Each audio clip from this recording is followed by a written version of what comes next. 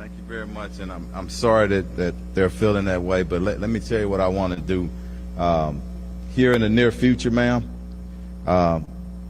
you're a community leader out there. Let's get together on a little town hall just like we're doing here today.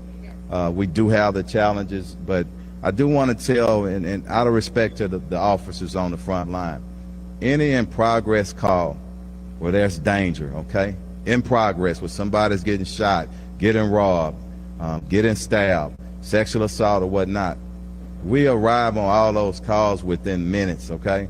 So I'm not using excuses, but it is frustrating. And it tears down your confidence in the police department when something is happening. It's important to you. And I want you to know that all calls are important to us, but we have to prioritize because there's so many calls with less units. But I do want to get with you. Let's set up a meeting here real soon, and let's talk face to face. Yeah. I understand that, but it seems like every time, because I myself have made calls, talk to in person, we invite law enforcement. Let me do this. Let me do this, okay? I think out of the box. Yep, I don't disagree with you, but I want to address what you're bringing up today in front of everybody. Give me some specifics, okay? Get with the commander. If we just talking in terms, you just general, and I don't have the specifics, what day I called and whatnot, that's what I can look at and address, okay? Let's set that up soon. Thank you. Okay? Good morning. Thank you so much for being here. The House has been addressed. And I'd like to thank Officer Miles, Commander Dale, Commander Bryant, miss you so much, and Sergeant McDaniel. This is Northeast. My question is this: how can we stop citizens from dropping off pets in other neighborhoods and running? Because that's how the stray dogs come about, because I've taken pictures and called in the license plates. And how can you hire citizens to operate the front desk at the stations? Because I grew up in Cashman Garden and we had the small stations where citizens were working at the front desk. I know things have changed. I know HIPAA has came in, things have done. And also, how can we get the officers in the elementary schools to be friends with them, to let them know, don't be afraid to talk to me. Don't be afraid to say anything to me, because I took my grandchildren to PIP, Northeast PIP, and they love Northeast PIP. They really do. That's my question on that. And thank you so much for having us here today. Thank you very much. Let me address the most important thing, and thank you for bringing up our kids. Everybody that's sitting here, well and able-bodied, sound mind, when you were a kid, when you were a teenager, somebody worked with you in a positive way. And we simply have to do that in our communities here in Houston. So I do want our officers in those schools most, and a lot of times we concentrate on middle school and high schools because that's where most of our problems are. But can we just be a little bit more proactive and preventive in our measures and what we're doing in our strategies? That's what I want us to do. We do need to get into those schools more. And if you talk to the commanders and other people in my leadership, I'm very strong on that. So I want us to do a better job. Dropping off dogs is a problem, okay? If you got an address or whatnot, we don't regulate the dogs. It's animal control. And you think we short-staffed, they are tremendously short-staffed, but people need to be responsible. But if you see somebody dropping it off, I look at it just like you dropping off a kid. It's not responsible, and we need to do something about it. So get that information to us and let us address it in partnership with animal control, okay? Yeah. It's my friend. Good morning. I'm going to tell you up front that I do have a voice disorder. And right now I need to see my voice doctor. So I apologize if you have some trouble understanding me.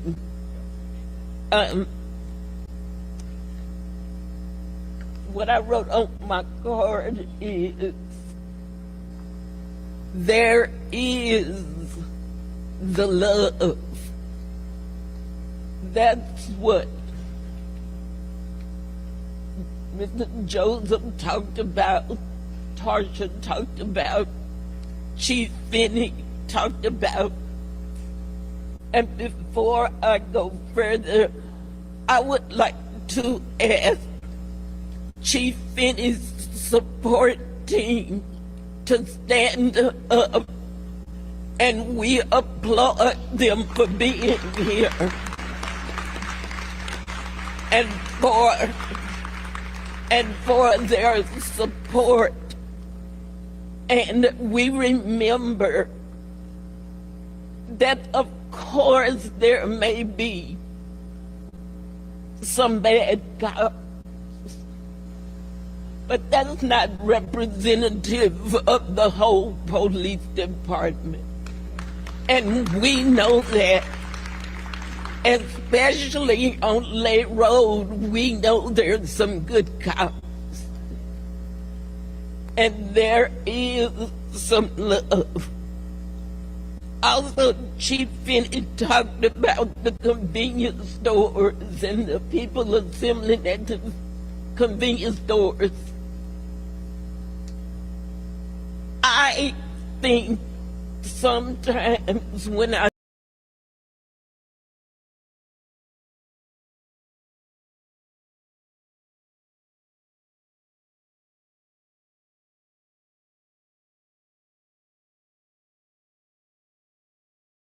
use that crowd to protect them from robbers.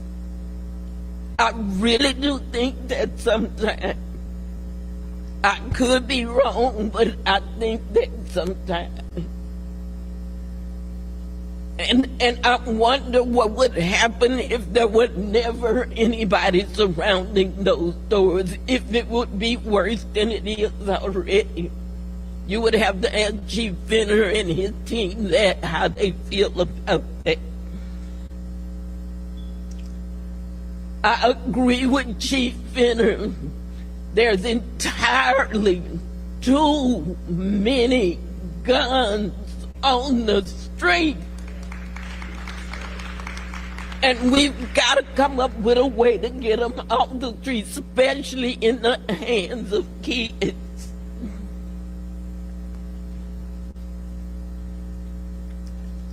I was with Chief Finner last week. I called him out of the room. I said, "Sir, I want to tell you something." And I said to him, "We're members of the same church. I love you. And I want you to know you're on the prayer list daily. We're praying for you." Miss Tarsa Jackson, who bawled me out the minute I came in here today, I'm not saying that because I'm mad at her. I'm not saying that because she's mad at me. She's not. She loves me too. And I love her too. And I left PJ a message on his phone just yesterday, and I said, "PJ, I just called you to tell you I love you. And I love Tarsha. And I love Mary." Ask him, didn't I say that? We've got to love one another. We've got to think positive. We've got to put more positive into our spirit and in our walk, in our talk, and what we do and how we do it. One last thing, and I'm going to sit down. My husband died last year, the 29th of August. Just a little while ago was a year since his death. I told Chief Finney, I had to tell Chief Finney because I never, in an environment with the fire department or the ambulance attendants, I told him there were 8 people in my house trying to save my husband's life. And I told him I would like to honor them how hard they work to save my husband's life. We spend so much time talking about the bad things people do. Thank you.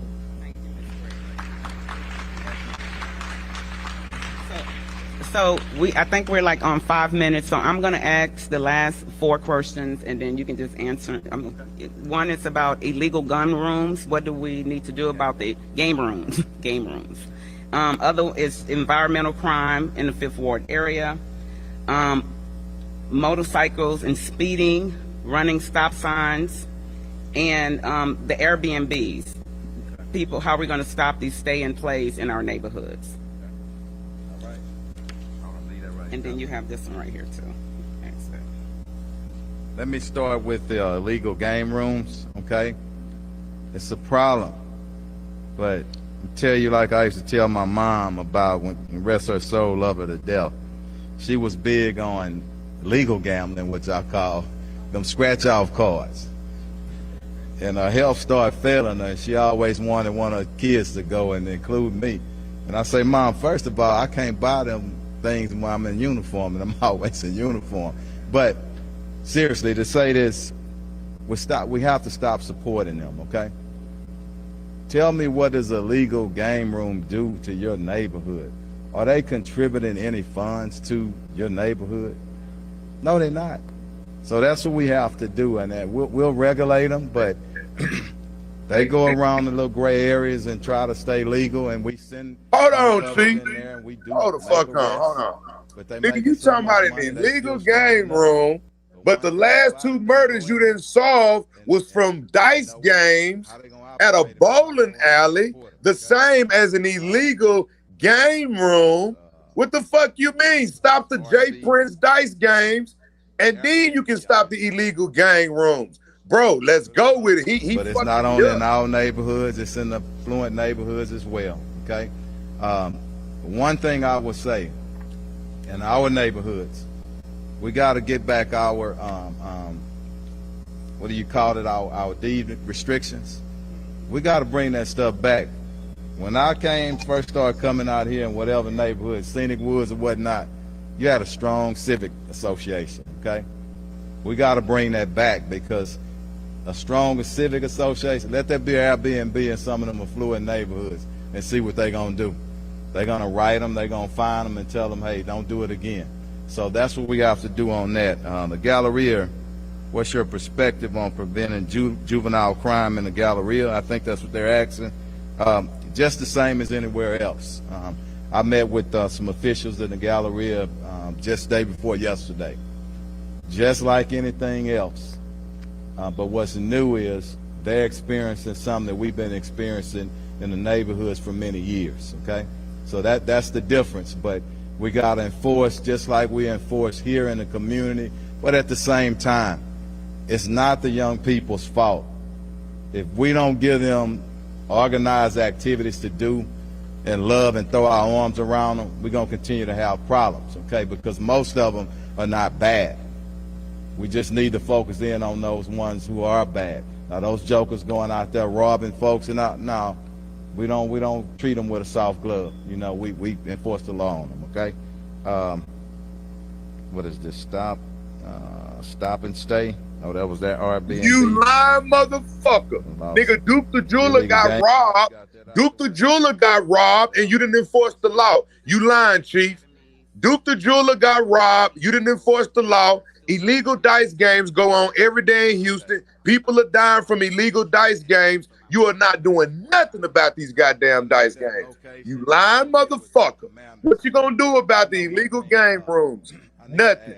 All right, because the people that you in bed with, those are the ones that are having these illegal game rooms. Question on that, please stand up, Sarge, so they can see you.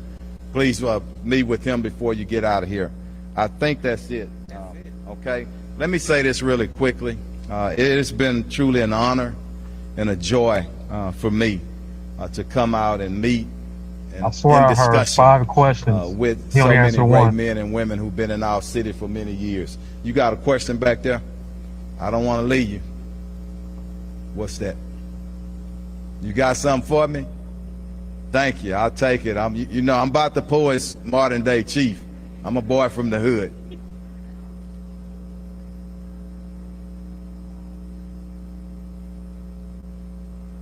I can't hear. You want to come up? See the motorcycles and the music and all that? Okay. Thank you. Look, let me say something, because those are those dirt bikes, ATVs, motorcycles who are thinking they taking over our neighborhoods. I'm gonna tell you the challenge. I would like if I could just say, hey, you know what, roll some cars up there and chase them and whatnot. But if you know, in the process of pursuing, and somebody stop in front of us and we have an accident and we roll over somebody and they die, y'all know what the narrative's gonna be. HPD just ran over some innocent kids or whatnot. So we are working on a plan citywide on that. That's a problem not only in this community, throughout our city, throughout the nation, but we're gonna work on a plan. We're not gonna allow them to take over our streets, okay? But look, thank y'all for being here. Thanks for coming out. It's been an honor for me. Thank you.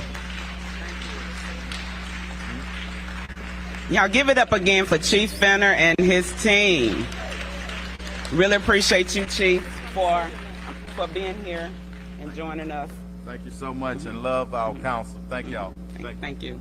And then I also want to recognize some of our elected officials who's here. I see that we got Commissioner Ellis. I didn't acknowledge them. They have a table back there in the back. And then we have Judge Bates. I want to give her a second to...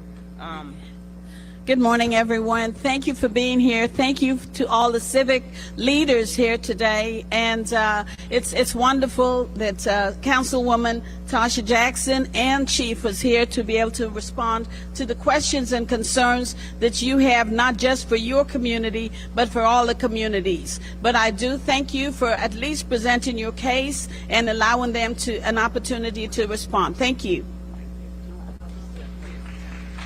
And I want to give my colleague an opportunity just to say a few words. Thank you so much, Councilmember Jackson. Listen, a lot of things that came up today, stray dogs, trucks, and 18-wheelers and stuff in the neighborhoods, the metal fencing, all those fall under the purview of regulatory and neighborhood affairs. It's the committee I chair, so we're looking at all those issues. Wanted to let you know that. So please, contact Councilmember Jackson, contact me, and let me know more about specifics. And we're really looking at ordinance changes to improve those areas. Thanks, everybody. Thank you. And we have a few minutes left, and I have some other cards that people asked some questions, and I felt that it's, I know that Chief had to leave, but I want to spend a little time to answer some of the questions that are on this card. So we have Ms. Jewel Maddox. She said, in our community, beautifying. All right, now listen to her closely, gang. This is the woman that's going to be in the meeting with us today with the chief. She is actually going to be sitting beside the chief in the meeting today. Listen to what she has to say. She already knows what's going on with the chief. Let's see what these questions are about today on this meeting. No, that's not what it is. Well, come on up and clarify. I saw flooding. Trucking companies. Okay. Oh, coming into the area. Oh, yeah. That's a big problem. Here you go. Okay. My question is our community benefiting in any way from all the trucks and the truck businesses and the truck business attachments? Is our community benefiting in any way? They're tearing up our roads, they're locking up the traffic, and are we getting and service stations? Right. There's a new service station, especially along Tidwell, that's coming up. Just seems like every other month. Yeah. So and that is a problem. Service stations and trucking companies popping up in our neighborhood is a big issue.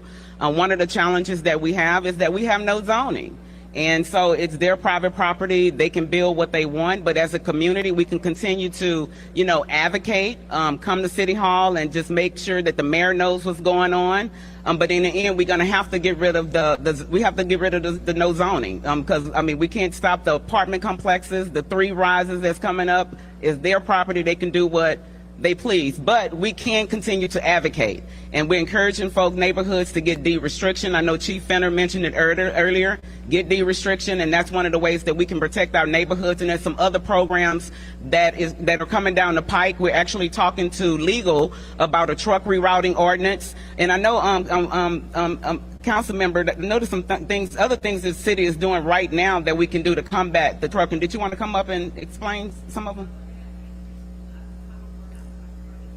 Can you come explain that? Because I know we're increasing the amount of the fee for trucks that's in our neighborhood. So we have some measures in place, but we just need to, utilize them. So go ahead. Yeah, we had a meeting on the commercial vehicles in the neighborhoods and the trucks in the neighborhoods, and I have a memo on the mayor's desk with like 20 recommendations. I know for sure he's agreed to up the fines to make it a lot, make it more painful for them to get fined, because right now our fine's only like $60. So some of that's in the works. There's also some things we're going to do. Somebody mentioned parking in yards too at the state legislature this coming session. We've got a list of things we want to conquer there. We don't want these vehicles in y'all's neighborhood. It ruins the aesthetics and brings down the quality of life. Yep.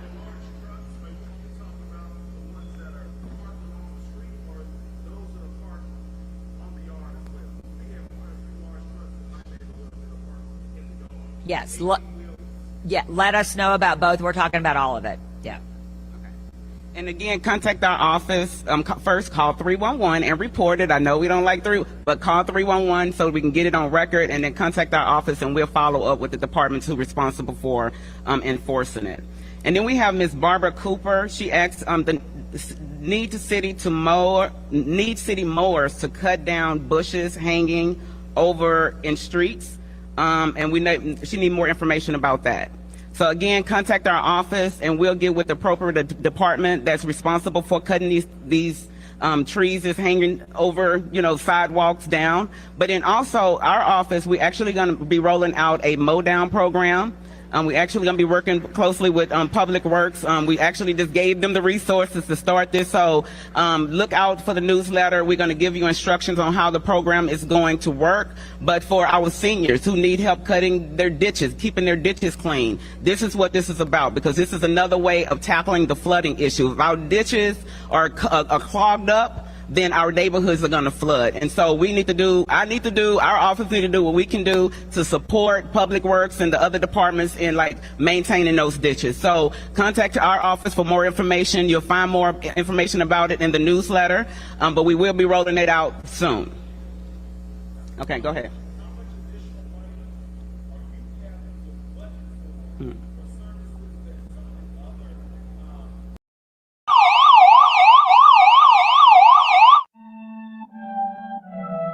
What's up, paperwork party? Gang, gang, gang, gang. It's paperwork party, paperwork gang, gang, gang. Hit the like button. Let's go. When you come in, let go. Hit the like button. Hit the like button. Hit the like button. My likes should match my views. Right, man. Hit the like button. Hit the like button. Hit the like button. My likes. So when you come in, hit the like button. What's up? My likes should match my views. Hit the share button. My likes should match my views. Hit the notification. Let go. Let go. My likes should match my views. Come on, y'all. Yeah. My likes should match my views. Let go. Hit the like button. Hit the like button. Yeah. Hit the like button. My likes should match my views. Hit the like button. Hit the like button. Come on. Hit the like button. My likes should match my views. Let go. Let go. My likes should match my views. Let's go. My likes should match my views. My likes should match my views. Let go. Let go. My likes should match my views. Hit the like button. What's up, paperwork gang? Gang, gang, gang. Yeah. Hit the like button when you come in. Hit the like, share, man. Notification, man. Cash out. Let's go, y'all. Hit the cash out. Hit the cash out. Hit the cash out, or get your ass out. Let go. Hit the cash out. Hit the cash out. Hit the cash out, or get your ass out. Let go. Hit the cash out. Hit the cash out. Hit the cash out, or get your ass out. Hit the cash out. Hit the cash out. Hit the cash out, or get your ass out. Come on, y'all. Or get your ass out. Hit the cash out, man. Or get your ass out. Go on and just get out, man. Come on. or get your ass out. Donate to the channel or get your ass out. Get the cash out. Get the cash out. Get the cash out or get your ass out.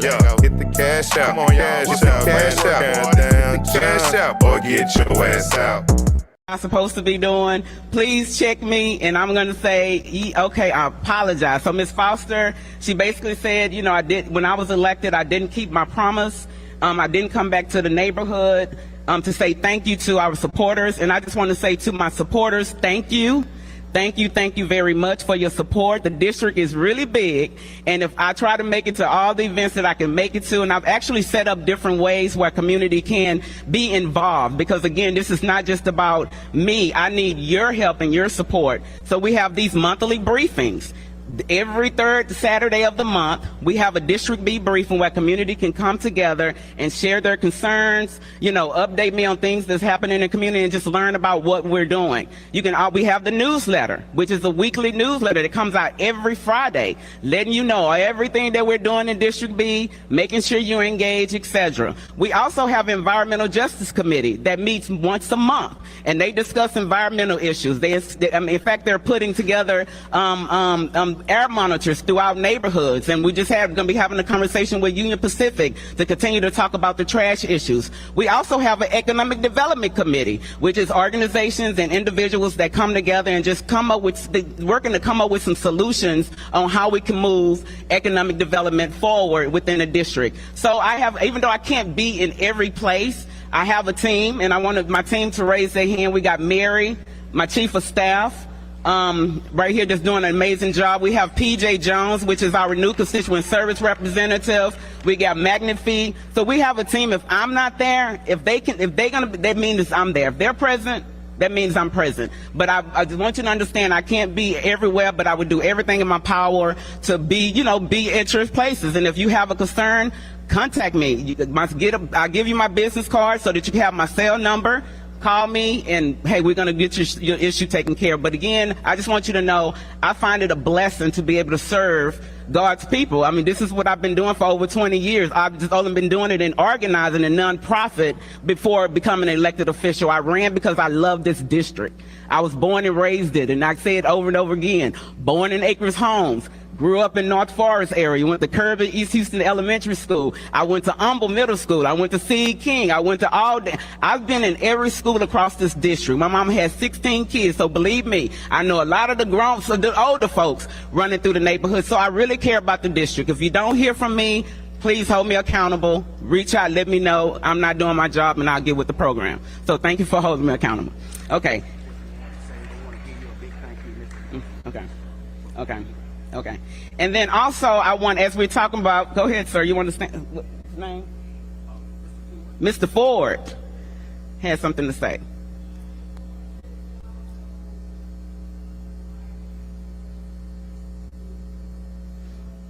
I wish we can.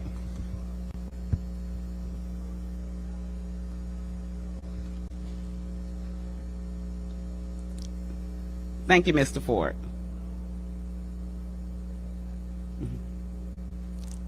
At the top office, I've been there a long time. I was an Acorn member too. I've been in the community a long time. So thank you for your support. And again, if we're not taking care of business, we're not doing our job, please call us and hold us accountable. Let me know. I'm okay with that. I know you will. Thank you. But then I also want to take a time to just update you on upcoming initiatives that we got rolling out. As we're talking about crime in our district, we can't tackle crime and we can't tackle, the issues of illegal dumping if we don't address poverty. In our district, we have approximately 38% of our households are making under $25,000 a year or less. That means we have a lot of people living in poverty. We have 68% of our households are renters. And so we'll be rolling out an initiative within the next 2 weeks is a comprehensive approach to addressing poverty, is addressing public safety, and improving the quality of life of the residents in District B. This initiative is focusing on workforce development, where we're going to be training and hiring community resource navigators, and we're going to anchor these navigators across the district. So in your neighborhood, if you're in Acres Homes, if you're in Greenspoint, if you're in Fifth Ward, any neighborhood, you'll have access to a navigator, community resource navigator that you can connect to, and that navigator is going to connect you to the resources that's available, that's out there. Because what I'm learning is there's a lot of resources available, but we just don't know how to access them. And so this initiative is going to make sure that we're able to access this. We're also going to be working with our nonprofit organizations. In order for us to really move our communities forward, when I was growing up, it was the community holding us accountable. It wasn't police, it was our community making sure that we had things to eat, our nonprofit organizations. And so we're going to be supporting our nonprofit organizations, giving them the coaching that they need on how to run a nonprofit organization, how to fundraise, where the resources at, how to get your board in order, so that we can sustain the work that we're doing within our neighborhoods. We can't always rely on government to do what we're supposed to be doing. And so what I'm going to be doing over the next, we've identified a total of 35 organizations that we have been vetting over the past year. And these organizations, they do a variety of projects, whether it's after school programming, entertainment, whatever that improves our community. We're going to work with them to build them up so that they can work with you all and not have, you won't have to rely on the government. And then lastly, as we talked about public safety, Chief Fenner mentioned the Mayor's One Safe Houston. We will be rolling out our community, what is called Credible Messengers initiative. And so these are paid mentors that will actually be responsible for going out into the community and working with our at-risk youth and our young adults that's on the wrong track. As we talk about grocery stores, these convenience stores and all this activity, our Credible Messengers, as they lauder in at the convenience stores, our Credible Messengers are going to go post up at the convenience stores with some pamphlets and let folks know, hey, you need a job? Here's a job for you. Hey, you need some training? Here's some training for you. Again, people need to know how to access the resources, and right now folks don't think it's no other option. And we want to show people there's other options than crime. You don't have to stand on this corner and sell drugs. We can get you a job at Union Pacific making $70,000, $80,000 a year. We have to get our people into some jobs if we're going to address a lot of the issues. So I encourage you all to, check out the newsletter. We'll be launching this initiative on October the 1st. In 2 weeks at HCC Lone Star, we're going to have a total of 50 plus companies, ready to hire people on the spot at HCC Lone Star. And every month after that, we will have a community resource fair.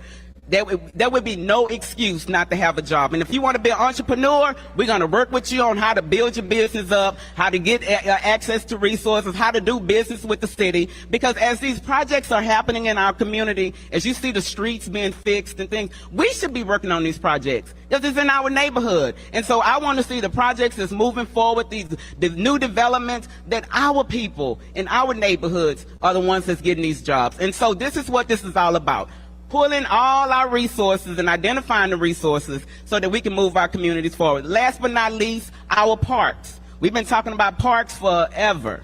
And just know the parks are part of the Be Successful. We did a tour with the Parks Department over the past 6 months. We've got a listing and the pricing of what it costs, because at the end of the day, the city, they just have enough resources to do the bare minimum. We have to raise the money to do what we want to get our parks up to standards, because they have been neglected. And just let me know, I want you to know that the mayor knows this. The mayor has put his part of his 50-50 initiative, part of his Love Our Parks initiative. He had put quite a few of our parks on this initiative so that we can get them moving forward. He just did some upgrades at Harbor Taylor Park, and of course it'll be more coming there. I had a conversation with the Astros Foundation, who has committed to take over our Smoky Jasper Park, which is exciting, because I went in there asking for a few dollars, and once they see what it costs to upgrade it over $2 million, they're gonna be like, oh wow, we should have gave it $200,000. But they committed. They made the commitment to sponsor it. But then also our state representative, Sophronia Thompson, she did her advocacy push to get resources for our Tidwell pool.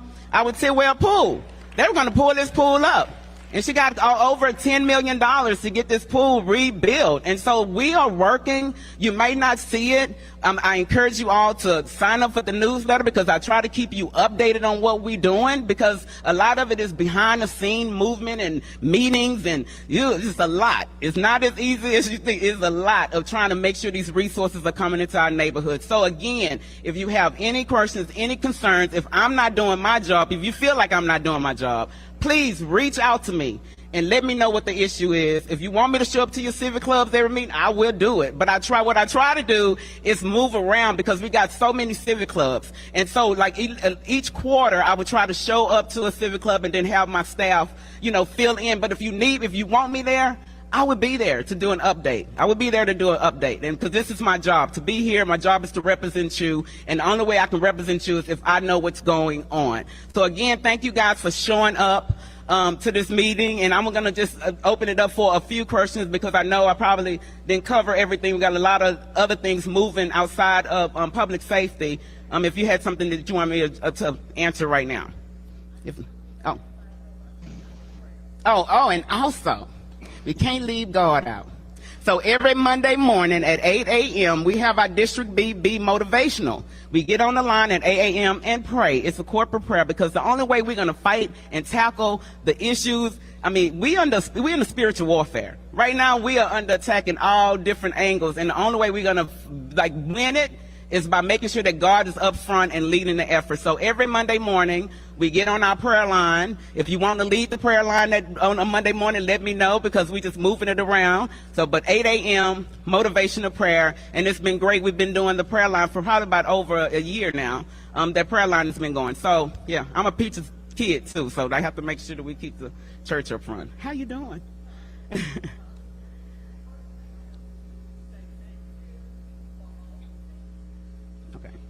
Paperwork. What's up? I think this is probably something that they running over again because she. Yeah, I was looking at that too. I'm trying to figure out because she said October the 1st. Yeah. Yeah, I was looking at that too.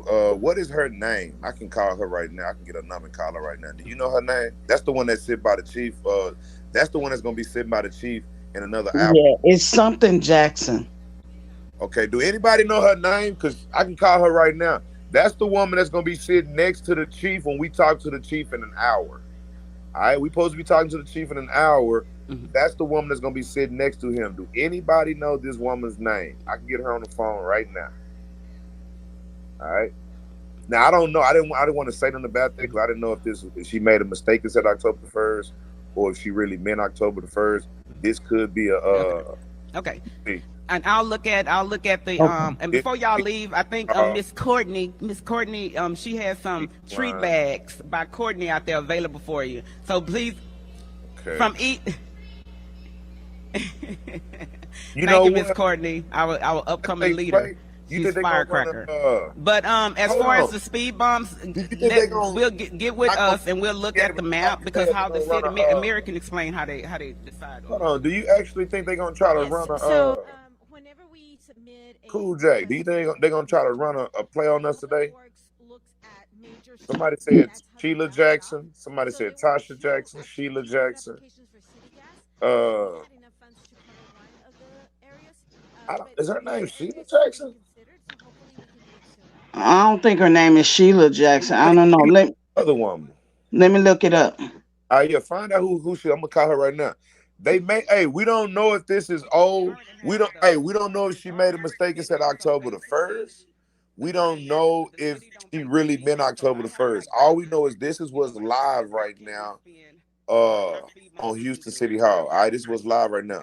Another thing we do know too is that she is supposed to be sitting next to the mayor today.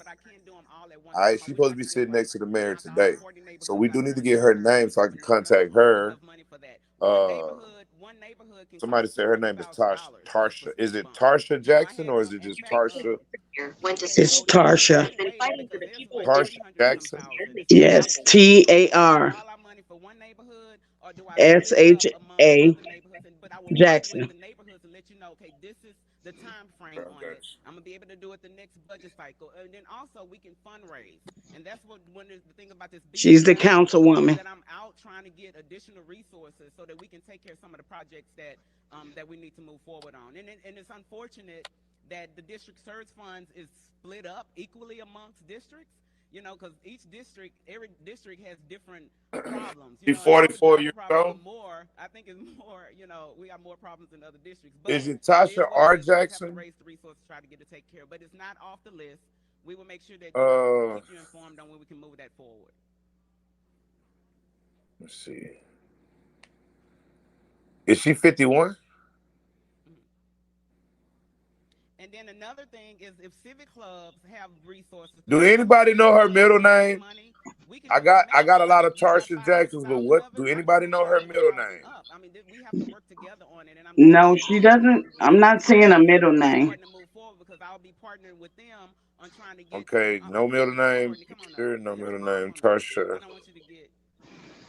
That's something. I'm checking. All right, is she in her 50s or is she in her 40s? Hey, gang, is she in her 50s or 40s? I know, I was just saying 50s. I was just saying that was a way that we can. She in her 50s, y'all? We can figure out a way to partner. Let me know, gang. Is she in her 50s or 40s? We just have to wait until. Is she 44 or 48? Somebody say 50s. And the new budget is coming 50s. Up in 51. 51?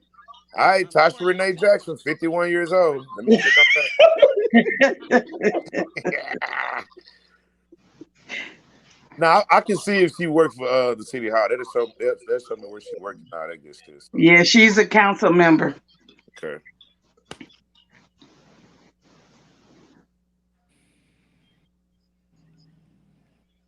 She has yeah, there's her. Texas Organizing Project, City of Houston, Texas Families and Incarcerated Youth. Yes, this is her. Yeah, because she has 2 sons. Okay, her got her picture too. This is definitely her. I got her. Hey, everybody mute up. Everybody mute up. We about to call Miss Tasha. Let me type her name in real quick before I call her.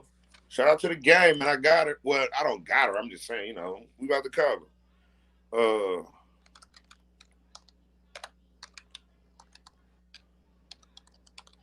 Tarsha Jackson. I'm gonna say City Hall. All right, cool. All right, let's call Tarsha, gang. Let's see why she lying. Or do she know what's going on? All right, let's see.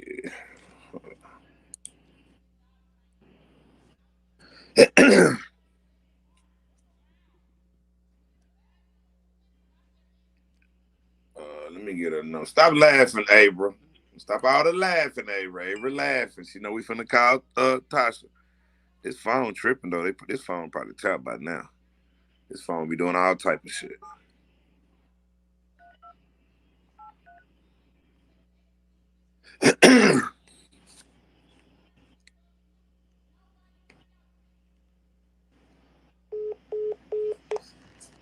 All righty. Call that one back. Damn, is she watching the damn show? Hold on, let me. Right. She must be watching the damn show. Hold on. Okay. Let me see. Here goes some more. Hold on. Thank you, Courtney. What Courtney say? She got a cell number. Look for her cell number. Oh, and just FYI, the Credible Messenger program is actually. Oh, that's her talking. Now I'm looking for her shit. February. Meeting with. They say she up there lying. Procurement department, and so that's what's been the They whole. say she up there lying. Have to get paid. And so the city has a process of dispersing those dollars, and so that's. Let me see. Okay, so here goes some. It's damn near 10 numbers, right? That we just had a tour with the you know, she's a black woman. She got. I appreciate you for bringing that to my. Got a shitload of numbers. Let me see if this one gonna work though. The person you have dialed is not able to receive calls at this time. To start working on some of these parks. And then Councilmember Alcorn, I think you gave $30,000 of your your funds. Yeah, I'm I not appreciate cute you that doing because that. she So loud. I understand your I'm trying to call frustration. her and she You know loud. that I'm doing everything I can to advocate to make sure that the resources are You ain't advocating nothing. not equitably, not equally, but equitably. Appreciate that. Detection 33, man. Gang, gang. All right, so let's try to. She's sweating. This may be. I don't know why she's sweating like that, man. All right, let's see. Hold on, gang. Let's try this one.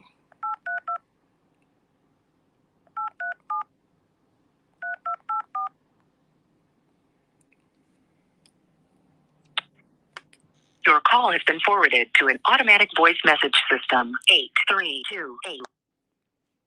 Let's go to the next one.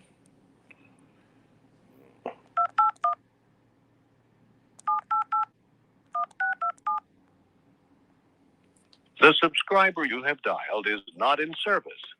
If you feel you've received this message. Okay, I think this other one's a good one right here. I think this one right here is a good one right here.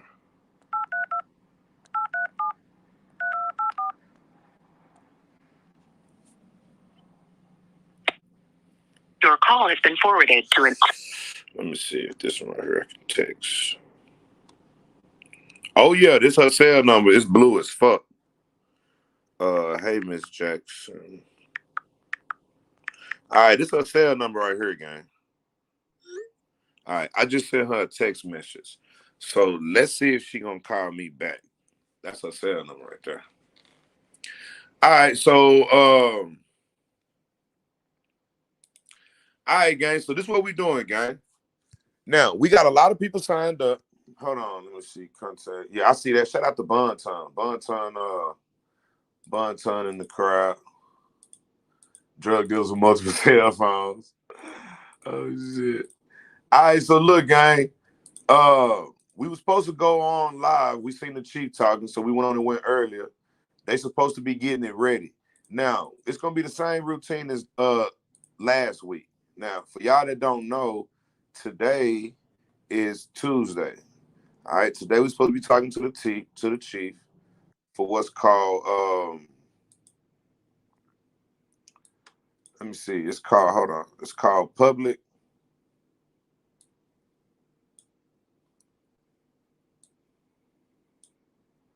It's called Tuesday Public Sessions. All right. So Tuesday Public Sessions is today. Shout out to the gang. We supposed to be talking to the chief today. Now, she could have slipped up and said October the 1st on that video earlier. Maybe that was a throwback. You see what I'm saying? Now, that's what I wanted to ask the panel. Do you think that what do you think they're going to try today? Because they already tried something last week. What are they going to try today in order to throw us off? Because they got to try something. Last week, they took our minutes away. This week, what are they going to try? Because right now, we see they playing reruns. Are they finna play a rerun from us? What's up? I think that probably really wasn't no rerun, but it could have been.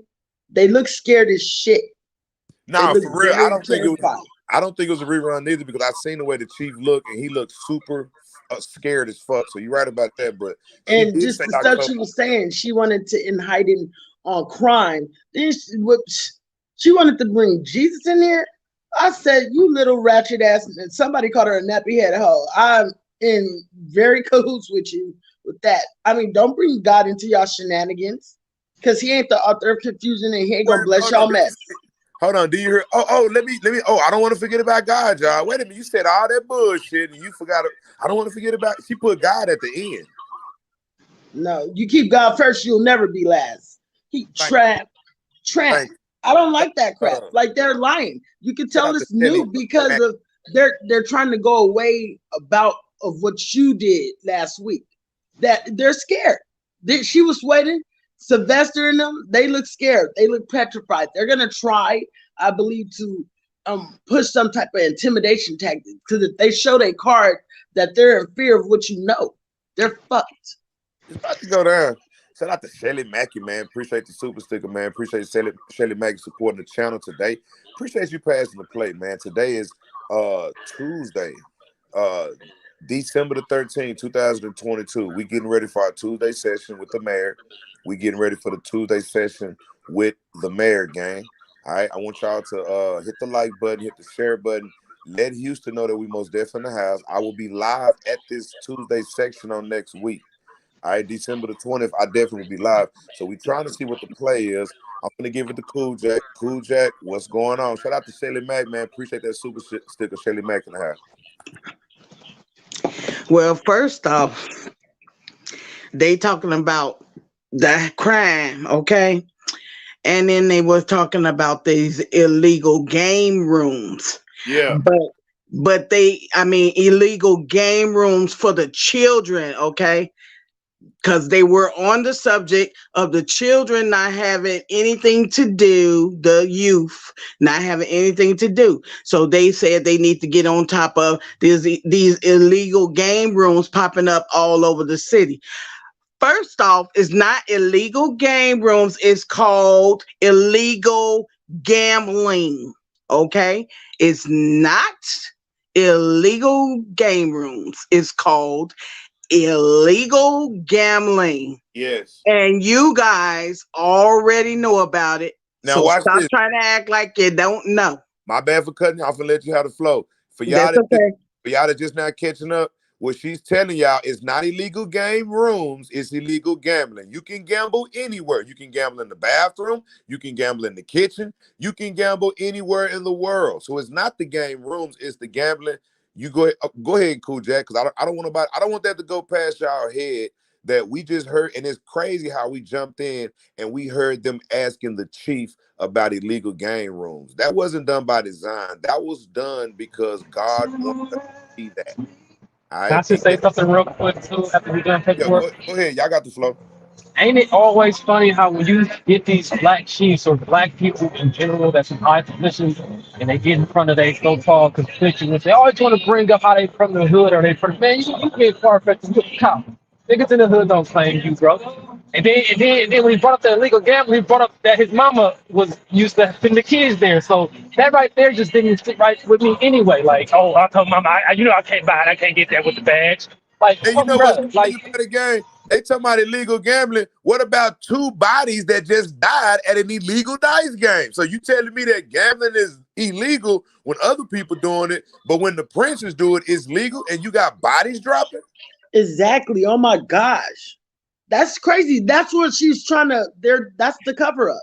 They want to generalize that statement, but they're not dealing with the issue at hand. You got famous people getting their snot box rocked, getting killed because you guys are setting it up and because you guys illegally tied in with some fake mob people. You know what I'm saying? No way. That was new. That was not an old rerun at all. And what's crazy about it? It came up about the illegal gambling, and like you said, April, they act like they can say, "Oh, we talked about that at the meeting." Yeah, you didn't hear nothing about it, y'all. It came up, and it's crazy because we're not the only one talking about it. Houston is actually coming to the meetings asking about it, so it's a problem.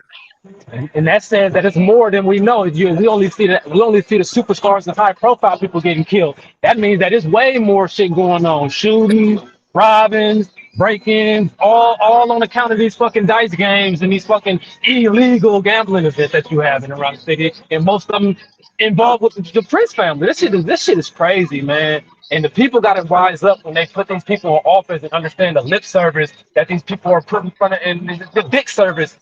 And that all this clapping and shit for what? Why you got these constituents clapping, giving y'all pats on the back when y'all ain't did shit? Exactly. That's what I'm saying. They do a little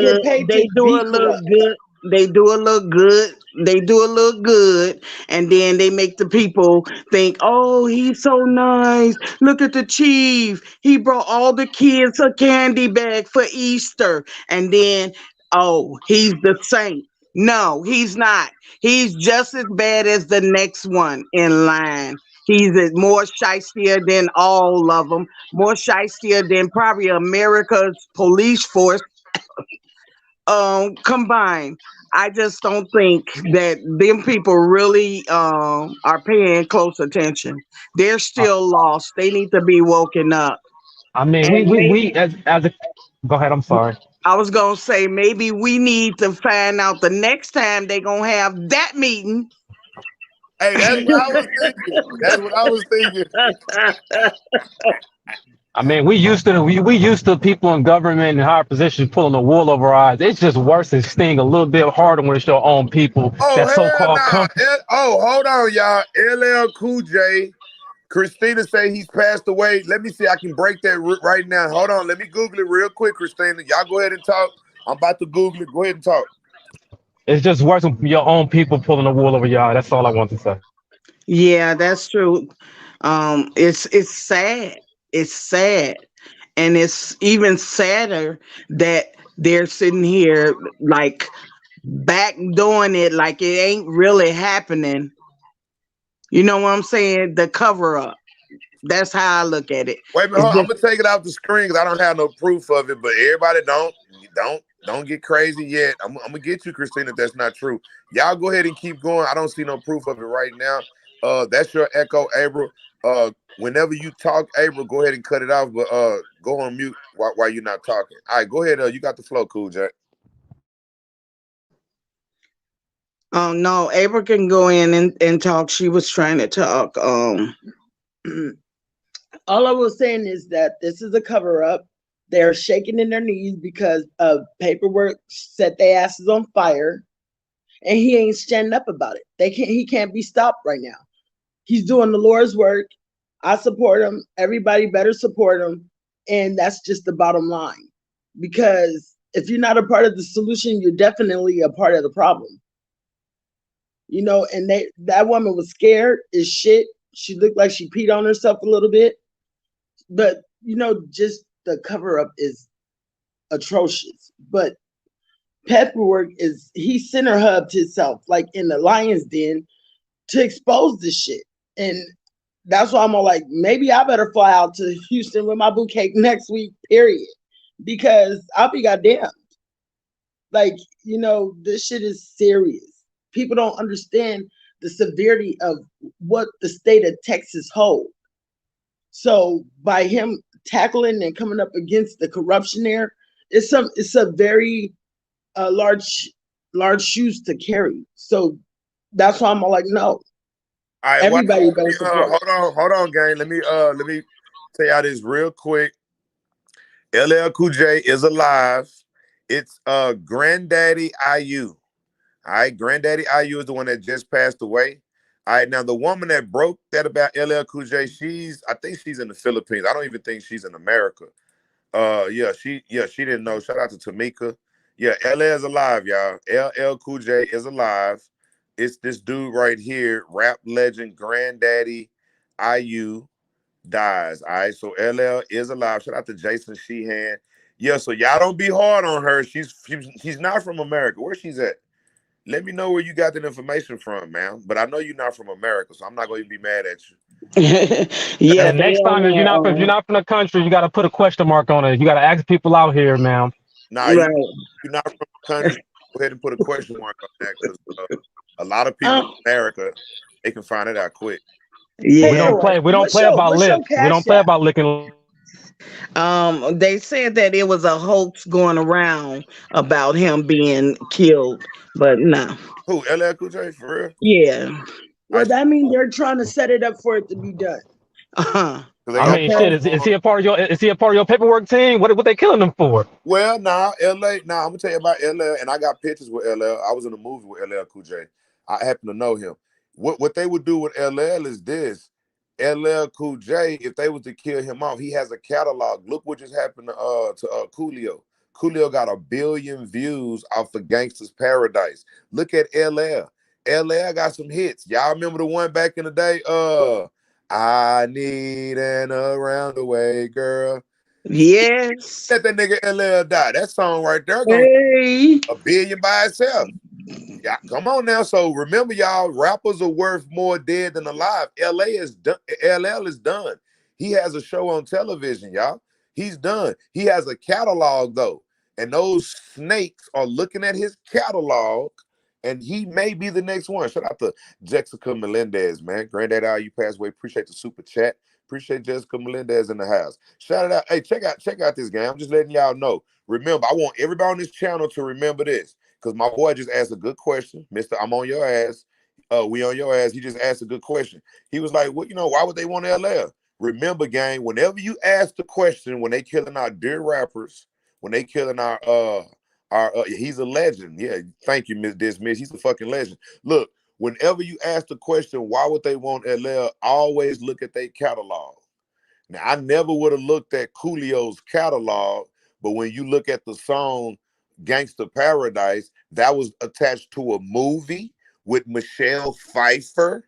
Oh, fuck yeah, that hoe got 1 billion views when he died the next day. All right, and whoever holds the key to those got all that money, because he's dead. He can't get that money. So they actually will kill off LL because LL has a catalog. He got Roundaway Girl. I'm bad. I need love. I need love.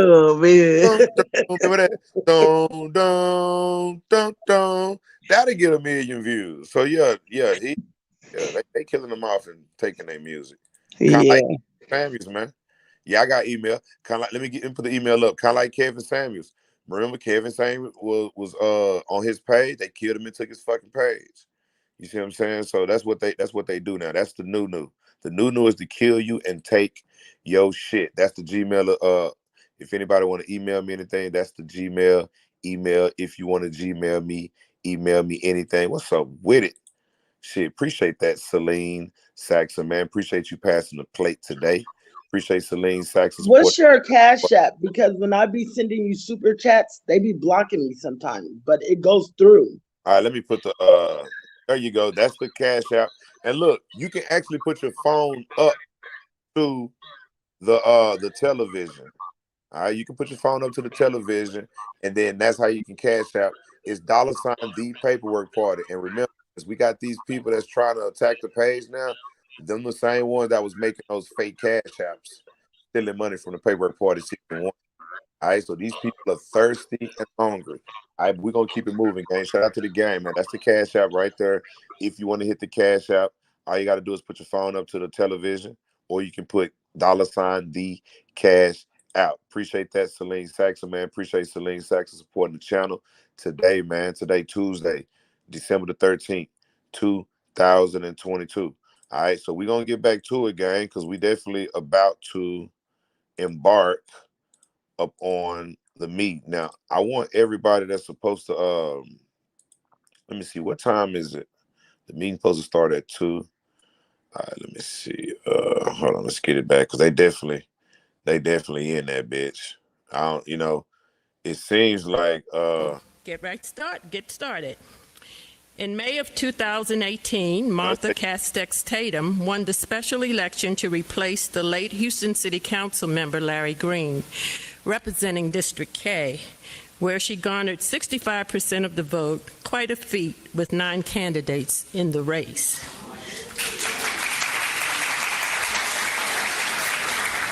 She spent her early years as a resident of District K, a graduate of Lamar High School. She went on to enroll in what is now Texas State University in St. Marcos, where she earned a bachelor's and master's. All right, so I just had to put Tina Marie in timeout. Tina Marie, the only reason I put you in timeout because you put the wrong Cash App up, man. Come on, Tina Marie. Why would you put the wrong Cash App up when I just put the correct one up? Let me put it back up, gang. Jesus Christ. Look, y'all, this is the real Cash App, all right? If you're gonna put a Cash App up in the comments to try to help the paperwork party, make sure you put the correct one. It's $the TH paperwork party, not $paperwork party. That's not it. That's the fake one. Tina Marie, why would you put the fake one up? Hold on, bro. I don't like that. Let's get the likes up, gang. We got 346 likes. Let's get the likes up to about 400. We need about 50 likes. Let's get the likes up to about 400. We need about 50 likes. All right, we need about 50 likes.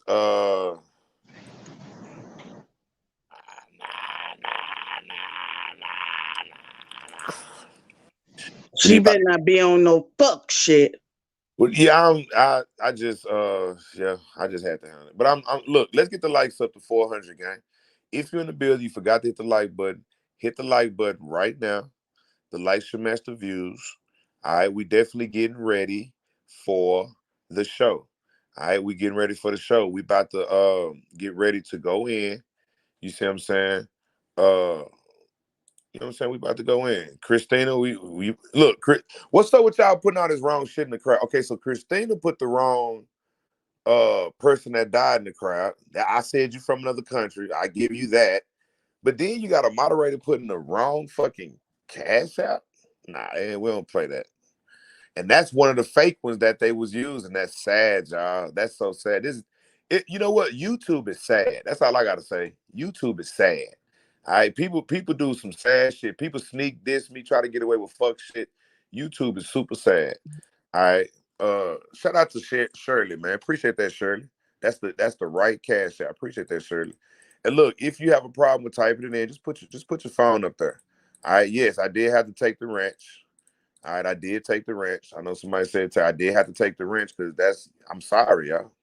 I'm sorry. I apologize. Maybe come to the clubhouse, Tina Marie, and talk to me. But I just had to take your wrench.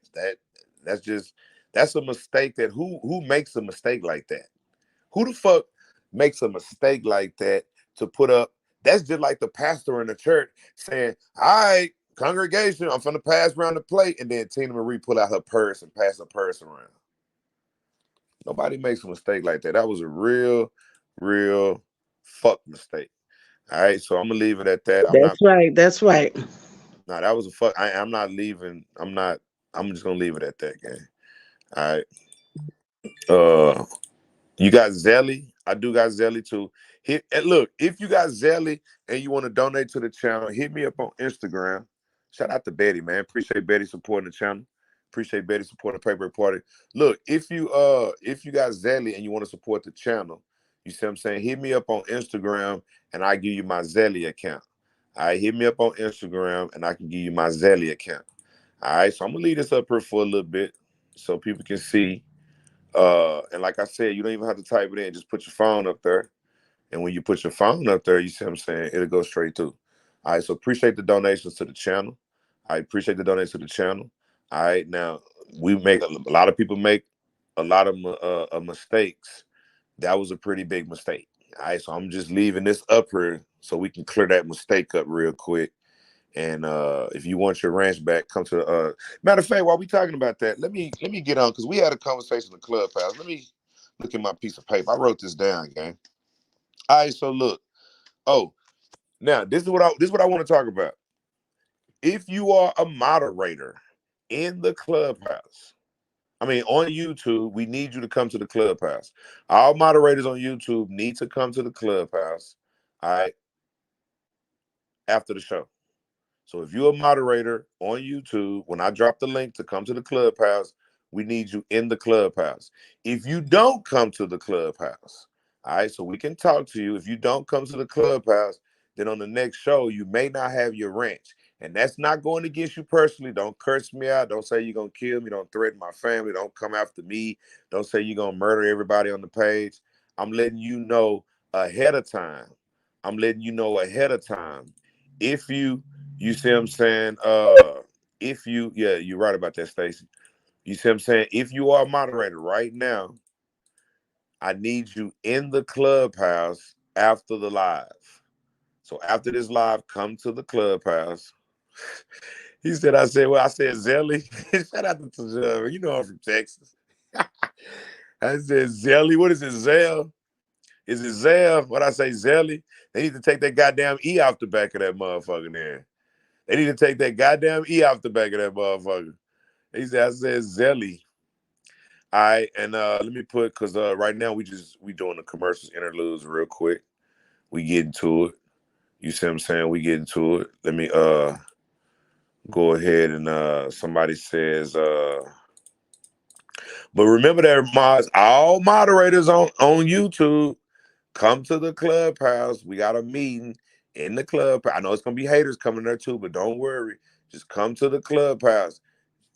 If your ranch is gone by the next show, that means you didn't come to the clubhouse. It is nothing personal. All right, we having a moderator meeting in the clubhouse. A moderator meeting in the clubhouse. All right, remember that, gang. All right, moderator meeting in the clubhouse. All right, and that's after the show. I'll remind y'all again after the show. Another thing too, gang. Another thing too. All right, another thing too on my list. We are opening the Discord room back up. All right, we open the Discord room back up.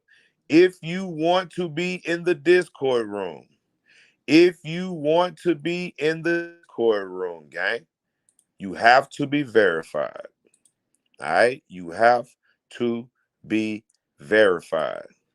All right, if you want to be in the Discord room, gotta be verified. Gotta be verified. I thought Zelly was some new shit. Shout out to Solo, man. Come on, y'all. Why y'all fuck with my accent, man? They need to take that E off the back. That E fucks me up. I think it's Zelly. It's Zell. Okay. I thought it was Zelly. What's the clubhouse? I give that up in a little bit. Once at the end of the show, we're gonna drop the clubhouse so you'll be able to see what the clubhouse is. All right, we'll drop it at the end of the show. I maybe open up a new one. I may keep the one that's already open. All right, may keep the one that's already open. All right. Now there's no sound on that because I'm talking. All right. Now, if you want to be a part of Discord, you have to be verified. Discord is a secret app. Actually, what we do on Discord, it's an app with different rooms. I will have a room that we can all go in and talk, a room to go study, a room for this. I control the Discord. All right. So when you do join the app, you'll have access to a certain room. So you may have access to a room someone else doesn't have access to, but we all literally gonna be meeting up in the same room. All right. So if you want to be in Discord, come to the clubhouse and get verified after the show. All right. We're gonna be opening up the Discord room. The Discord room will be open. It'll be a 24-hour room. We'll open up, and then we can also do lives on our in the Discord room. We can look at them, but it's basically gonna be just for us. All right, it's basically gonna be just for us, the verified people. You see what I'm saying? And the strike team. All right, because the strike team is gonna be in the Discord room too as well. All right, so if you want to be a part of the Discord room, my old ass trying to learn. I'm gonna go ahead and come to the clubhouse, Janita. Just get in the clubhouse. Download the app, and then hit the link once we send it to you. All right, just go ahead and download the app and send it when we send it. I'm 58 years old. I don't know how to do that shit. Look, we'll help y'all out. We'll help y'all out. All right, if you're 58 years old and you need help with the Discord and Clubhouse, we will help you out. Do not worry, we got you. All right, we got you on that. Just hit the email or hit one of the moderators that you know, one of the main moderators, and we'll help you get through that. All right, we'll help you get through that. Not certified, verified. All right, you have to be verified to get in the Discord room. You have to be verified. Last time we got moles in there. We got some moles in there last time. We got some bad apples in there last time, but we weeded them out. All right. So you have to be verified to get in the Discord room. All right, because the same program. Let me see. Posted through Cash App. Shout out to Shelly Mackey in the house, man. Yeah. Got you. I'll do that for you. All right. I'm 73 and all in. Shout out to Minnie Bell, man. Get the app for Clubhouse, Minnie Bell. Then get the app for Discord and holler at me. And when you come to the Clubhouse, we will show you how to get verified. All right. We'll show you how to get verified when we come to the Clubhouse. All right. We will show you how to get verified when you come to the Clubhouse. All right, so those are the two things on the list that I got was Discord and about the mods. All right, we love the mods, but we got to weed out the bad apples. Shout out to Jay Warren. We got to weed out the bad apples, and we definitely gonna do that. All right, and verified, Alex, we'll explain verification in the Clubhouse. So when you come to the Clubhouse, we will explain verification in the Clubhouse. I don't want to explain it right now because all they gonna do is just twist my words and run around the internet. Oh, there you go again, verifying people. Y'all know, yeah, y'all cause the problem, and then we verify the people, and then y'all say I'm verifying, I'm doing. Kiss my ass. Same playbook y'all did season 1, but we definitely in the house today. We don't give a fuck about the bullshit on the internet. Those people need Jesus. I emailed some things I did pertaining to the case letter. Shout out to Lorenz Yashili. And a lot of people that send me stuff on Instagram, I'm gonna start adding y'all to those folders, gang. We got the folders open up, TakeOff, Duke the Jeweler, Shanquilla. A lot of people are sending me shit. I'm just gonna add you to the folder because a lot of people need to see what y'all sending me. Because y'all sending me some good shit. All right, I just started back checking my emails. Y'all sending me some good shit. And I'm fresh off of fucking gummy burn. Like, knock my ass out. Knock me the fuck out. All right, so I'm definitely back checking the my Instagrams and emails and shit too. And you know that because you know I sent you an email. I sent you an email, so you know I'm back checking my emails and shit. I'm checking them. Keep sending it to me. I'm finna start throwing certain people in certain folders too, so we can get this shit going. All right, but we are definitely doing the verification process. All right, because we got a lot of bad apples that's already in here, and we got bad apples that's trying to get in. All right, so that's where we at right now. All right, so look, let me show. Somebody just asked me too about my Instagram. So let me go ahead and show real quick before we get back into it about the Instagram, because this is what I want y'all to do, gang. I want y'all, because I know y'all have already signed up. I know y'all have already signed up on the y'all have already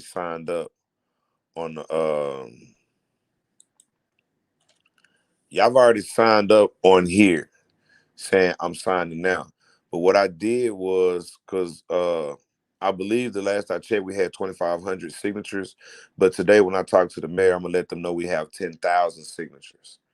All right, because that's my expectation. Since we've already reached 2,500 signatures, my expectation is 10,000. All right, so I know we're not gonna get 10,000 signatures or 2,500 on Instagram, but what I will tell you that I did post this morning, and it looks like that we've already got. It says I'm signing now. Let me like this one. CBB bot said I'm signing now.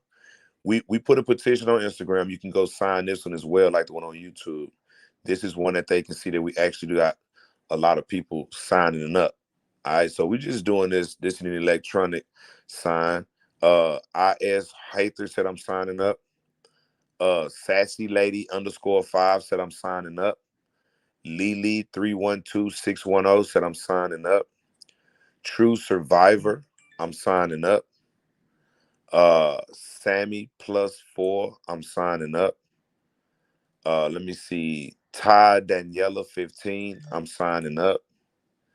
Ceci Leo, I'm signing up. Seaback Paper, can you check your email? Got you like that too. Killer Can, she said she's signing up. Anidra signing up. Peach Aquafina signing up. Looks like a few more people is signing up right now. Let me refresh the page. And I'll go back in there. All right. Let's get everybody on Instagram. All right. Until then 42, I'm signing up. Shelly Mackey, I'm signing up. K Diamond 31, I'm signing up. Let me see. Dynas DNYSS 77, I'm signing up. I Coat Way Brat, I'm signing up. Like it's a hidden message down here. Get your asses out of there. But you got to say I'm signing up. Let me go ahead and like that one too. But we're definitely signing up. So look, like I said, you can go to Instagram. And when you go to Instagram, you see what I'm saying? Go to the Instagram page and sign up. All right. We need to come in numbers, gang. We need to come in numbers. All right. Because it just got to stop happening. All right, so look now, a lot of people in the crowd too. Now, like I said, you can also keep putting it in the crowd because we do have a lot of people counting these. We've already counted about 2,500. I know we can get up to 10,000 every show. We are definitely counting all the I'm signing ups. I got people counting. All right, because I think we need about 10,000 signatures in order for him to resign. All right, we need about 10,000 signatures in order for him to resign. All right, and that goes along with the chief too. All right, 10,000. Matter of fact, let me type that in so people can know that we definitely need about 10,000 signatures. Send him to early retirement. Early retirement for, let's see, the mayor.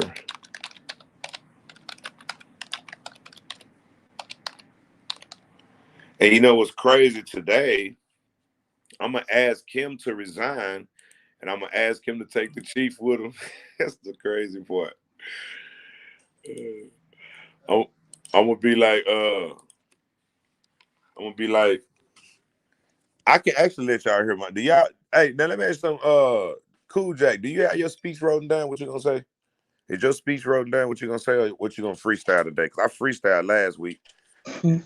Yeah, I have mine wrote down. Yeah, at least Ashley taught us that much, huh? Everybody done wrote their shit down. Ashley done taught everybody to write it down. I wrote mine down last week, but I had, for some reason, when he called my name, I was away from my page and I couldn't. So I just went on and started freestyling. Nah, I had my shit in front of me too, but I was freestyling I was freestyling.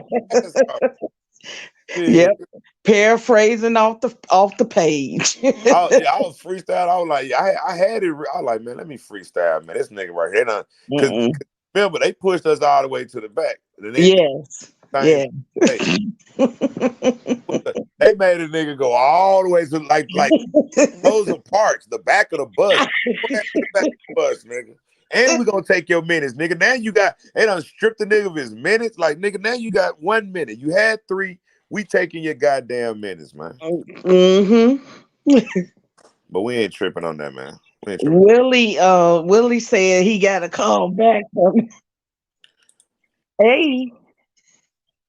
Most definitely. My internet wasn't trying to let me come on. My phone kept messing up. I think they fucking with me. They did not want me on today's live. You got it?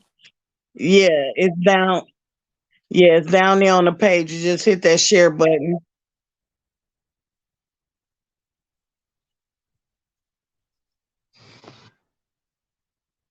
What you talking about? I missed it. What'd you say, Sammy? Oh, I was just saying you made it up. You said what? I was just saying you made it up here. Girl, barely. I was like, I've been fucking with my modem and everything for an hour, man. An hour straight. I'm like, you know what? Let me see this phone. I'm about to turn this hotspot on. I gotta be smarter. Mm-hmm. Yep. So I'm gonna have to go back and rewind it and see everything I missed. I'm shitty. I'm shitty. You said you had to write your stuff down. You ain't missed nothing but a good show. Shut up. That's the worst. Now hold on. Now you did to my earlier. Now Killer Can, when we was watching it, they said on there that what are you gonna do about the illegal gambling rooms? And they asked the chief, and the chief, hey, we gonna do this. We gonna open up programs. We shut the fuck up, nigga. And just like Cool Jack said, it's not the illegal gambling rooms, it's the illegal gambling, because you can gamble anywhere. What do you think about that? Now that's the part you missed. Damn. Yeah, what you gonna do about that illegal gambling that your people doing? Shit, they setting it up. The hell? That's what's up, though. I know y'all got this shit. Killer, that you shut up. Y'all give me the WT, mood. man. I'm gonna cry. WT. What you want to add to this, WT? Hey, WT, have you signed up for the resignation? No, I haven't signed up yet. All right, we got you. We need you to put I'm signing up. Put that in the comment. I'm signing up, and then go to Instagram and put I'm signing up on my Instagram page. Okay. That's how you sign up. I what you want to add to this, WT? Wow. It's back and forth, man. I mean, I'm getting tired of this back and forth. I'm ready to get down to the nitty gritty so I can see who the real capers are. Nah, they gotta hide them as much as they can hide the people that's involved with this murder. They gotta hide it. And now you see, WT, that the cover up came from the top. It's at the top. But you know, paperwork is always at the top. It take, especially when it's dealing with these celebrities and shit. It always takes, the mayor, the governors, the chiefs. It takes those type of people to take down people like TakeOff and all these other things because people on the lower level, they don't have the capacity to even figure this shit out. You know what I'm saying? And that's how we end up getting a hold of it because the lower levels ain't smart enough to even know how to cover their tracks or know how to cover up, certain things. Like I feel like I was So watching crazy something about with that. the whole I'm gonna Duke let you shit. talk, Killer, but you know what's so crazy about the Killer? You just said it. You said the lower level is not smart enough to even do this. It's always the top. But then it's funny, Killer, because the way they set it up, the people at the top always blaming the lower levels. Look at the people in the hood. They shooting them. They always blame them, but y'all the ones that hired them to do it.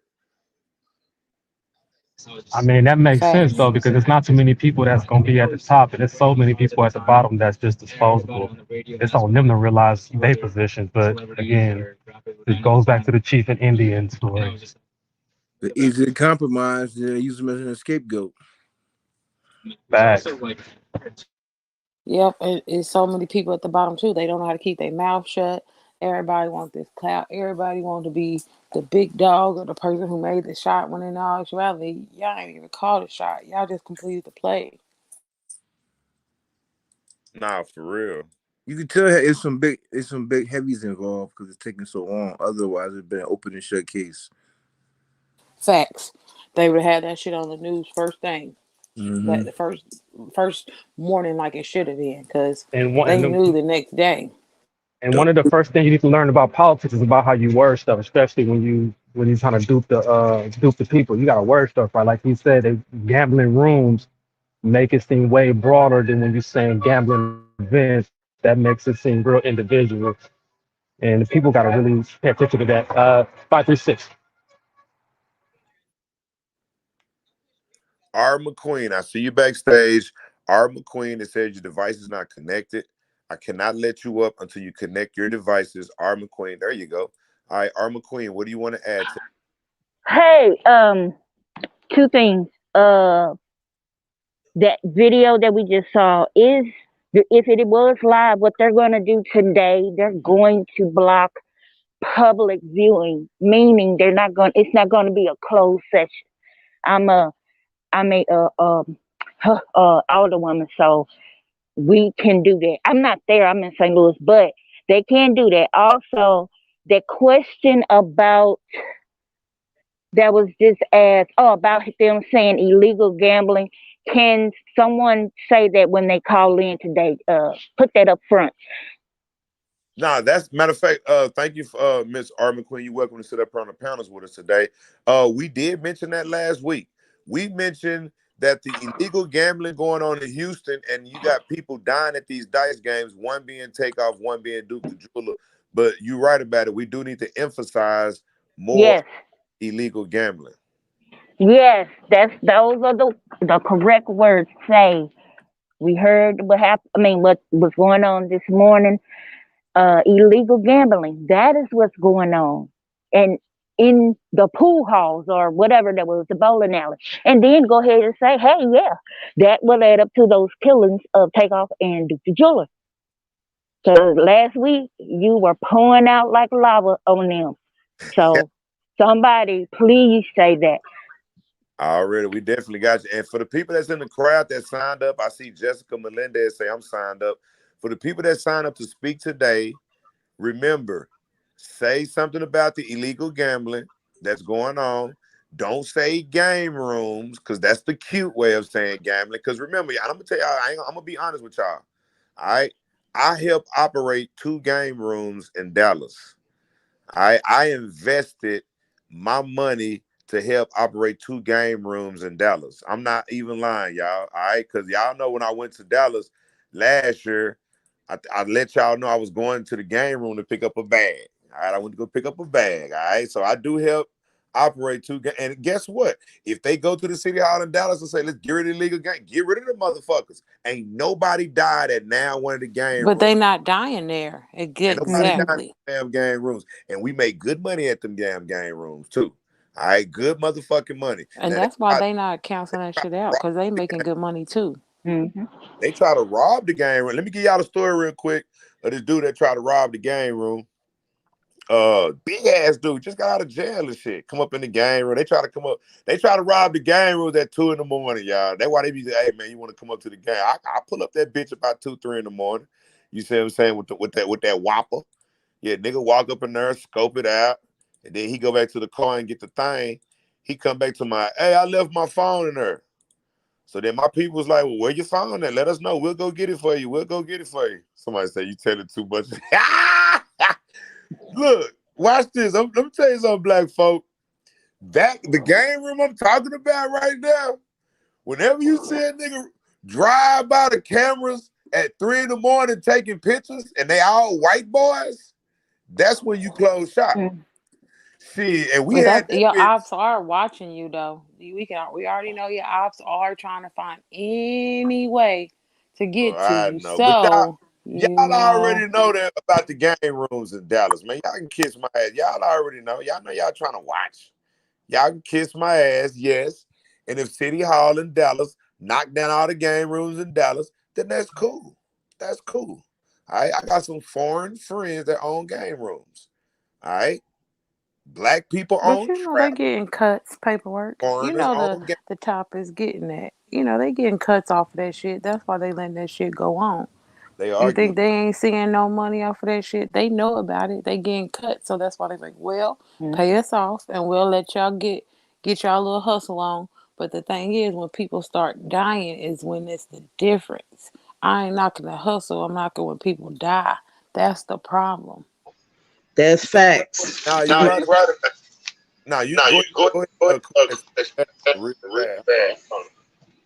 Somebody echoing. Who was that? Was that Cool Jack echoing? You go ahead and talk, Cool Jack. Probably. Killer, you always talking about my phone. You know, I just get off my phone. Okay. Nah, Cool Jack, that ain't your shit. That's Killer's phone. Yeah. That is Cool Jack. No, sir. Not this 13. Cool Jack. Cool Jack. Hold on. Come off of mute, Cool Jack. Come off of mute.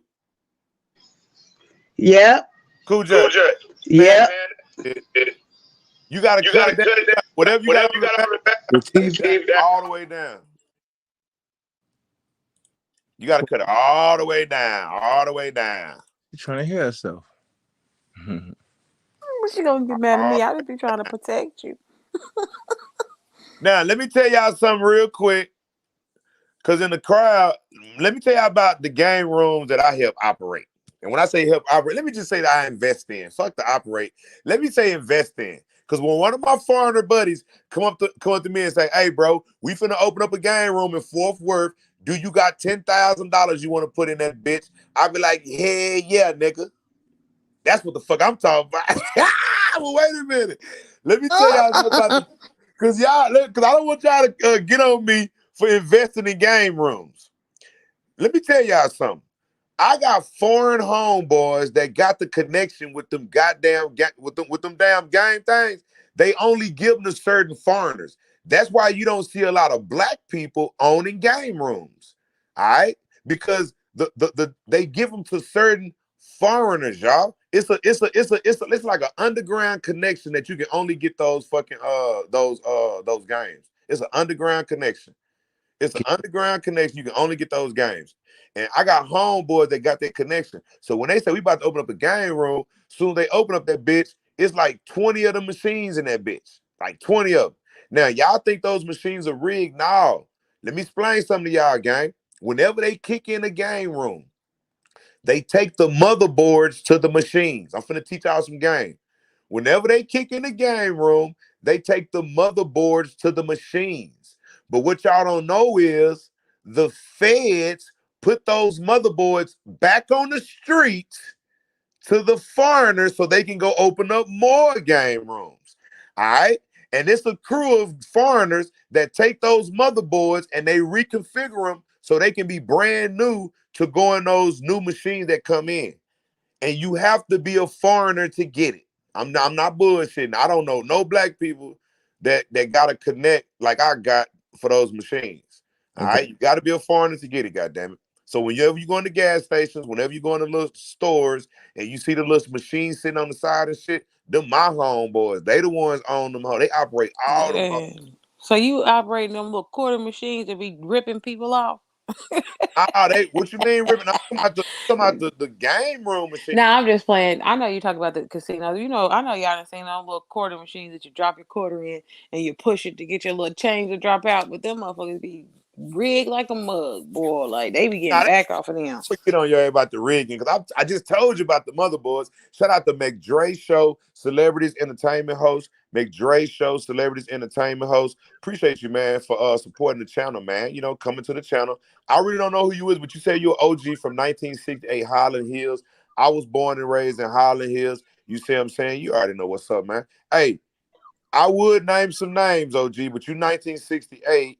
You see what I'm saying? But I know for a fact that you went to Wilma Hutchins High School, CS Wynn. You probably went to CS Wynn because that was a high school back in the day, CS Wynn. So, you know, you went to Wilma Hutchins High School, straight Highland Hills, you know, Happy Canyon, right out there across the street from Paul Quinn. It goes down, all right? And I still be over there in that area. You see what I'm saying? I got people over there. I got family over there in that area in Highland Hills. Shout out to my Highland Hills people, man. You know, I'm talking about everybody from Highland Hills. Everybody from Firewood Street to Happy Canyon to over there Leaning Oaks, Tioga, the pink apartments, the brown apartments. Come on, man. Come on, gang. Y'all know where the fuck I'm from? The pink and brown apartments. Yeah, all that shit he said. Shout out to them. Yeah, Yeah. Hey, I would name my all that shit. I would name my uncle Big OG. Yeah, because we know you from Fifth Ward. You was with the chief in them.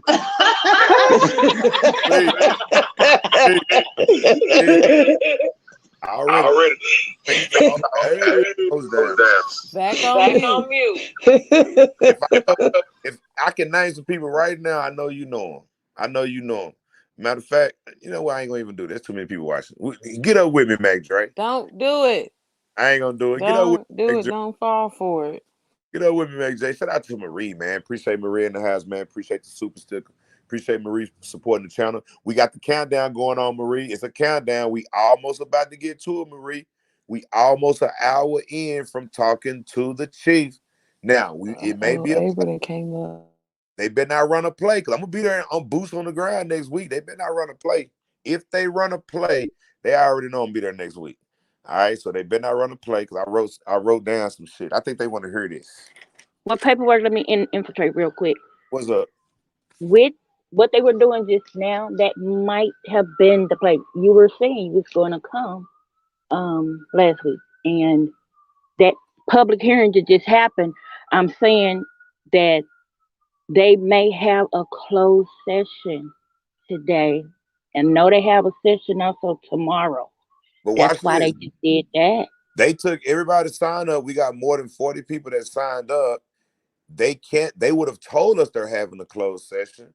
They have to tell us. They didn't tell us. So what's up? I was looking on their website. That's where I saw they having another meeting at 9 a.m. in the morning on Wednesday. And I'm like, yeah, but so we'll see if it's gonna be closed today, but just keep that in mind. Oh, trust me, I keep everything in mind. Shout out to Pedigree, man. Appreciate that. They know the apartments bought it. Yeah, it goes down. The pink apartments. Hey, it's called the Pinks, the Browns. Now, them some crazy ass apartments, gang. People getting shot. One of my homeboys died in the Pink apartments at a dice game. All Pink right, versus the brown. shout out to my boy, man. My boy. One of my good friends died at the dice game. And he won. He won $3,000 in the dice game. I had just seen him too. He won, and this happened probably about 8 years ago. All right, and I did solve his murder too, gang. Just to let y'all know, I went and got all the information and solved the murder. Because what happened was he died in the dice game in Highland Hills. I'm not gonna call his name, but if you know who I'm talking about, shout out to Singing Hills, man. Singing Hills now. What's up, Brandy? What you know about Singing Hills, man? It's definitely going down, man. Shout out to Singing Hills, man. Yeah, it's going. I would name some people in Singing Hills too. All right, right there by Glendale. You see what I'm saying? Glendale Park. It goes down in Singing Hills, man. Y'all know exactly what the fuck I'm talking about. All right, yeah. Highland Hills, the Browns, the Pinks, the Fish Place. Fish Place still rocking. Shout out to Margaret. Margaret know all about Highland Hills, where I was born and raised. You know what I'm talking about? But now my homeboy got killed at the dice game. He was at a dice game, and the nigga that killed him is one of Yellow Beezy hitters. All right, so Yellow Beezy got a few little niggas running around Highland Hills that be murdering niggas. But Yellow Beezy didn't have nothing to do with my homeboy. What happened was this nigga was at a dice game with this nigga, and he beat him, y'all. He won $3,000. And then he went to the car. This is where he fucked up at. He went to the car, he put the $3,000 in the car, and then he came back to the apartment. He should have just fucking left. All right. And then what they did was they went out and they put on masks. And this how they set up my homeboy, y'all. Two niggas went out the door. They said, all right, we gonna rob him, we gonna rob him, we gonna rob. Now we gonna rob, man. And then came at, let's get him, bro. He got all my money. So he said, all right, do this, man. Put on the mask. And when he come out, I want you to pull the gun out. And I want you to say, give me all the money you got. And then I'll walk him to the car and then we'll rob him like that. But you got to put the mask on. So then he made the other nigga put the mask on. So the other nigga put the mask on, right? So then they knocked on the door and when Kurt Tron came out, I said that nigga name. A lot of people already know who he is, though. He's an OG in Highland Hills. I know you know who he is, Mac Dre, my boy Kurt Tron. When Kurt came out the apartment, y'all, the nigga with the mask on said, give me all the money, And then Kurt Tron, he was like, he put his hands up and shit. But then guess what the other nigga did, gang? Guess what the other nigga did? The other nigga pulled his gun out, right? The nigga in the mask shot Kurt Tron. And guess what the other nigga did? Shot the nigga in the mask, bro.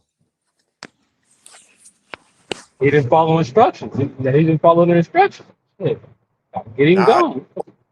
It was a double murder, bro. Now, let me tell you what the story was around Highland Hills. The story was Kurt Tron was at a dice game. He won the dice game, and a nigga shot him, and Kurt Tron shot him. They shot each other, and they both died. That was the story going around.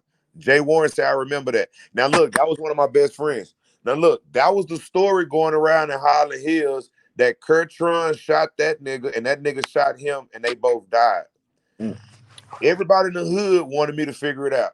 So what I did, I went and I got all the paperwork, and I put it together, and I got all the videos of the people that went in, because there was a lot of people in the apartments that actually went in. I got all the 911 calls, y'all. It is so fucking, matter of fact, I'm going to play it one day. I'm going to play all the 911 calls when one of my homeboys got killed, and it's going to fuck y'all up. Oh, my God, it's going to fuck y'all up. To hear people calling, hurry up and get out here. They land on the ground. It's brains everywhere. I'm going to let y'all hear this shit.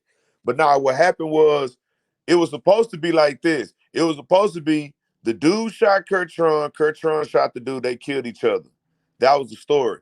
But once I figured it out and once I went through all the paperwork, you see what I'm saying? It all came down to this, that the guy shot dude that shot Kurt Tron, and he actually robbed both of them. He went in that dude's pockets, because that dude's head, his brains was all over the concrete. I got the photos, I got the pictures, I got the video. It's horrible, y'all. His brains was all over the concrete, and he robbed him, and then he robbed my boy Kurt Trump, and then he got up out of there.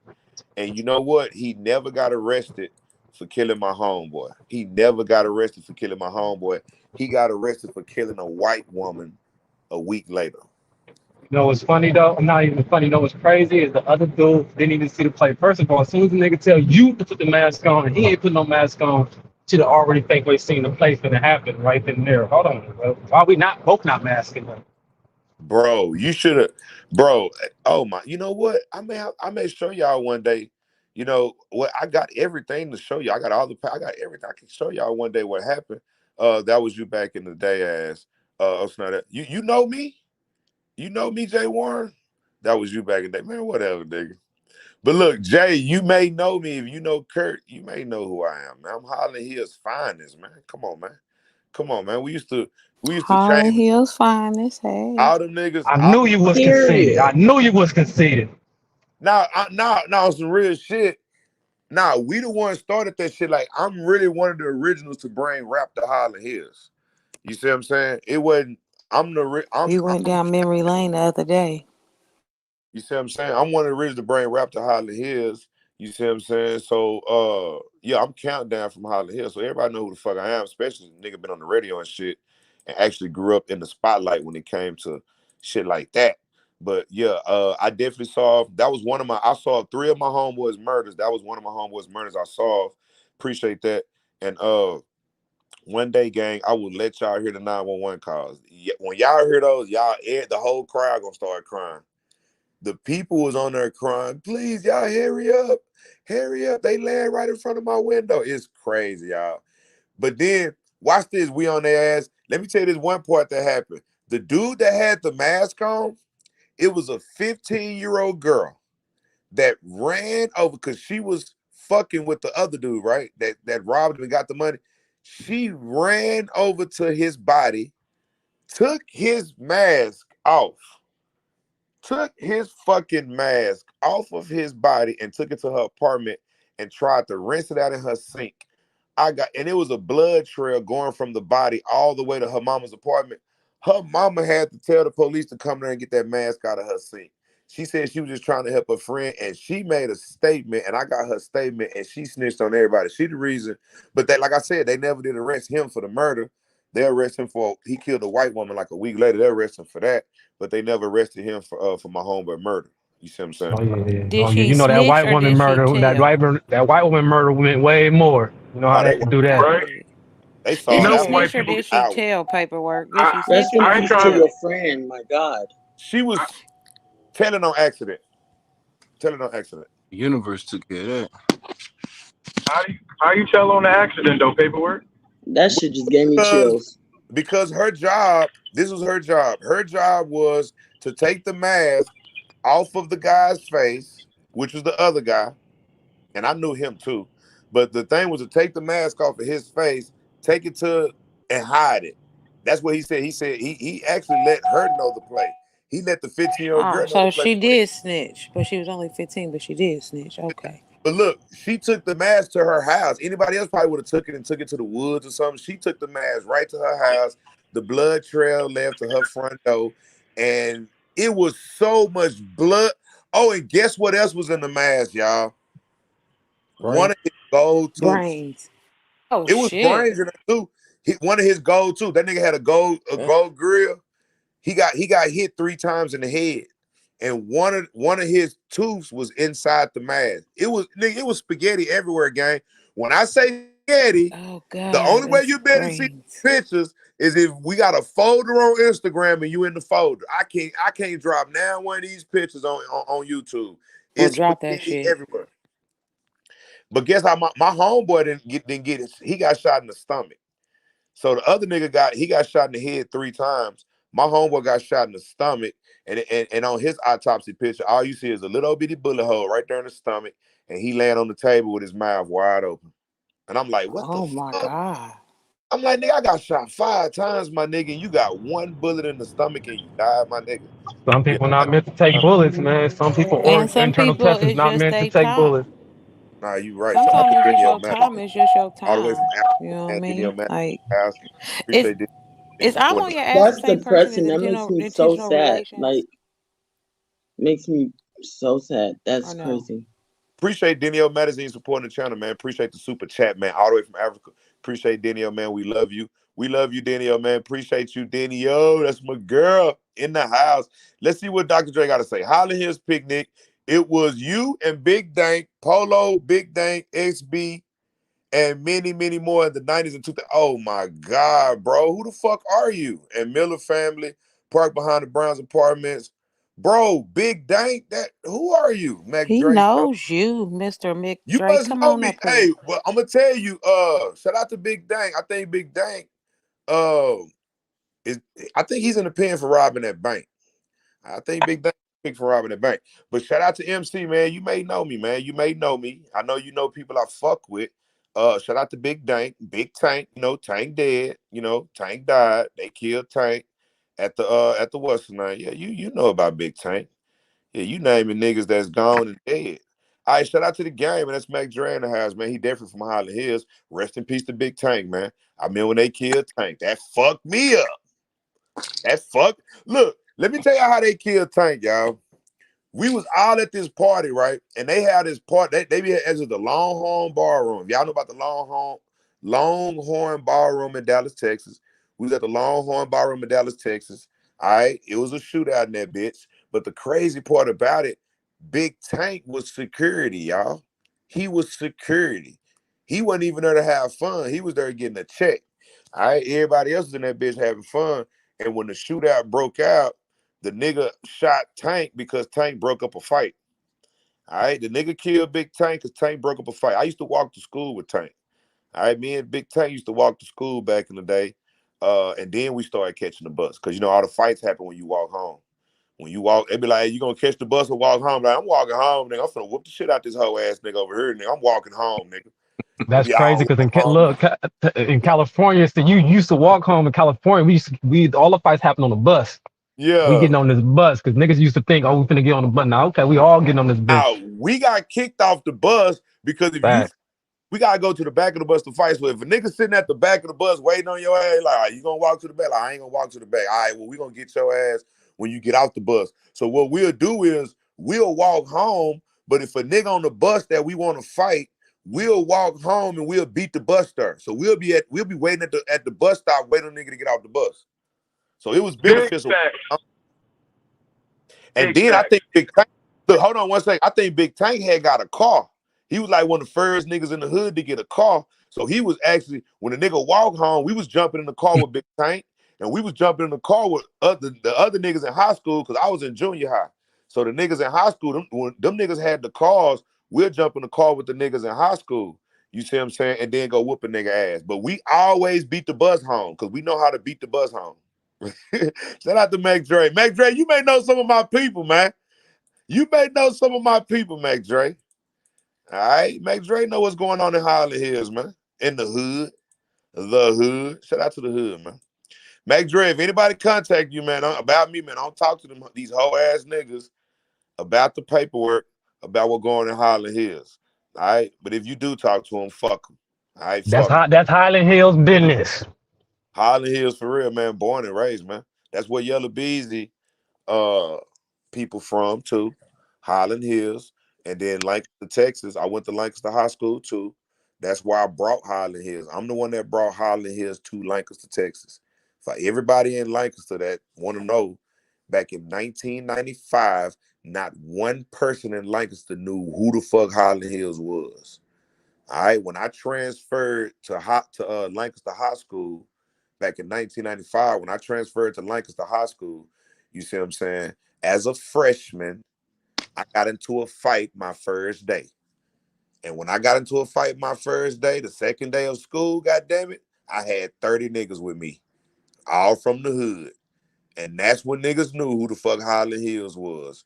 And from then on, you hear niggas every now and then say Highland Hills, but you better go back and ask them niggas. And I'm gonna tell you something. One of the niggas I got into it with is one of jprince right-hand man, y'all. It's a nigga in Lancaster, Texas that I got into it with my first day in Lancaster. We got into a fight and I whooped that ass, nigga. I whooped that ass, nigga. And the second day when I brought our niggas back, that nigga is cool as fuck with J Prince. And I'm not gonna call your name, nigga.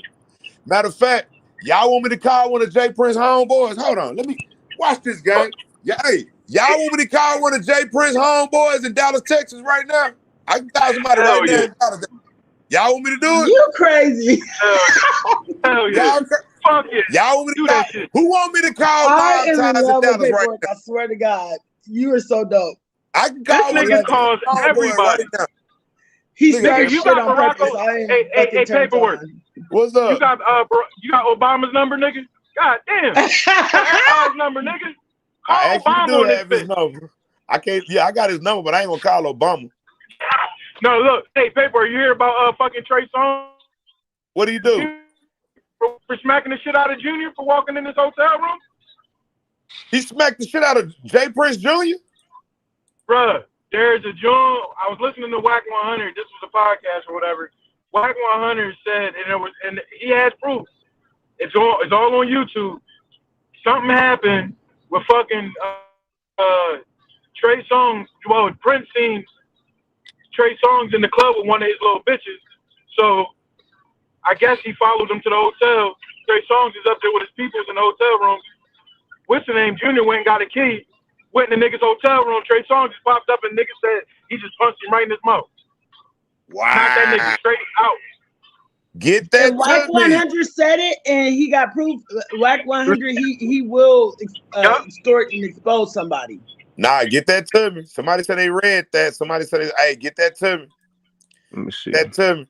All right, let me, who want, you know what? Let me call. Make sure you get Everybody mute up. I'm about to call one of J Prince's homeboys. Y'all crazy. I'm about to call one of, I'm finna call Mob Ties now. Ask him if Junior got knocked the fuck up by Trey Songz. You know what? That's my main question. Look, I'm finna call one of Mob Ties in Dallas, Texas. All right? I'm finna call one of them right now. I told y'all, I know some Mob Ties in Y'all Dallas. ain't gonna play with me this morning. All right? I'm finna call him. And I'm gonna ask him, tell him he needs to, okay, I'm gonna ask him, do he check in when he go to Houston? Matter of fact, let me ask him all that shit. Hey, y'all push mute. Everybody on the panel push mute. I'm about to call one of my homeboys now. If I mute me a little bit, because we done did some dirt together, gang. I'm finna call a goon. I'm about to call a goon. This is a goon. This ain't no regular ass nigga I'm about to call. This is a goon. We done did dirt. All right? And this nigga I'm finna call, y'all probably done seen him in pictures with J Prince. It's damn near 1,000 pictures floating around with this nigga and J Prince. All right? So I'm finna call a goon. All right? I'm finna call a goon. All right? So look, and we done did dirt together. All right? We done did some dirt together. So if you mute up real quick, the phone and cut off. It's just I don't want y'all to hear certain shit. All right? So let me call one of my homies, man. Let me call my nigga. Let's see. Hold on. Let me see.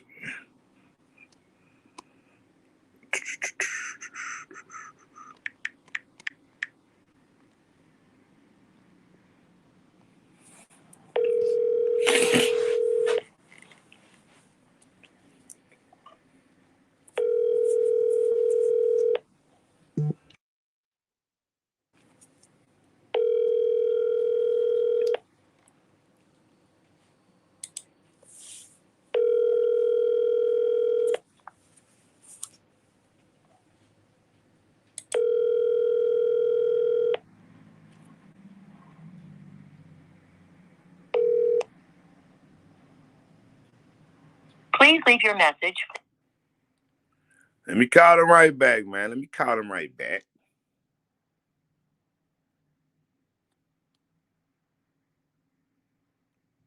Yeah, this phone right here, something been happening to this damn phone ever since I called the chief.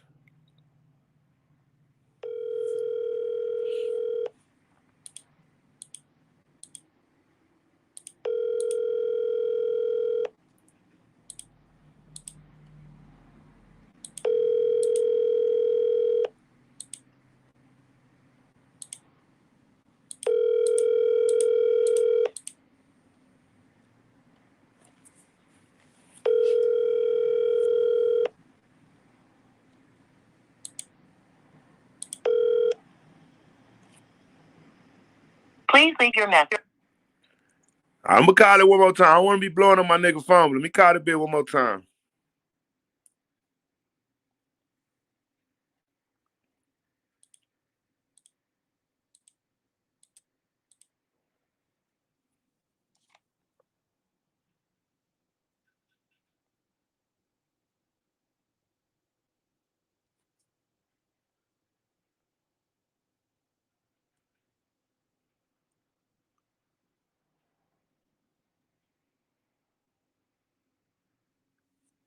Hold on.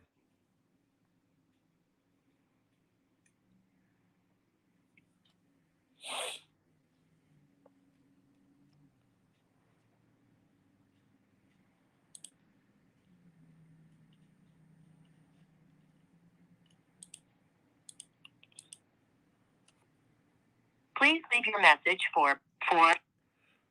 Hold on 1 second. Hey, I'm gonna let y'all talk. Let me let his phone rest for a minute and I'll call him back.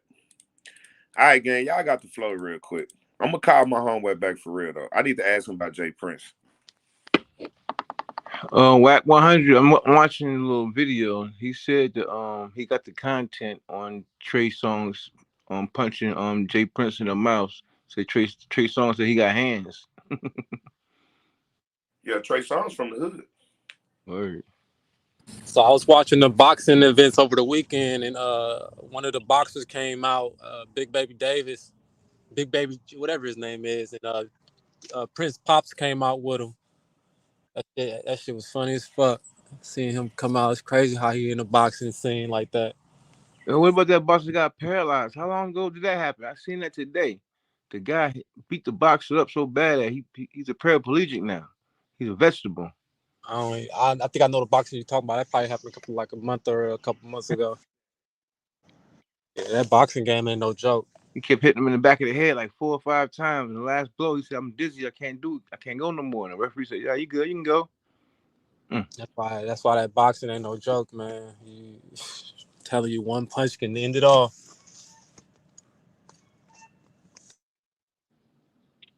Already, gang. All right, y'all get a conversation going on real quick. We about to get to go into this. What's the name? I gotta go do something. I'll be right back. Y'all got the flow real quick.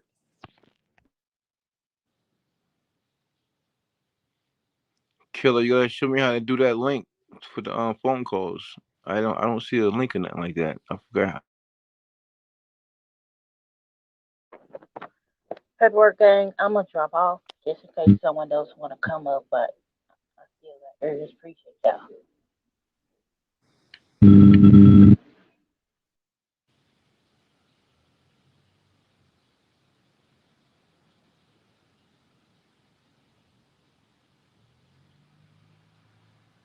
Hey, Killer, did you watch the videos?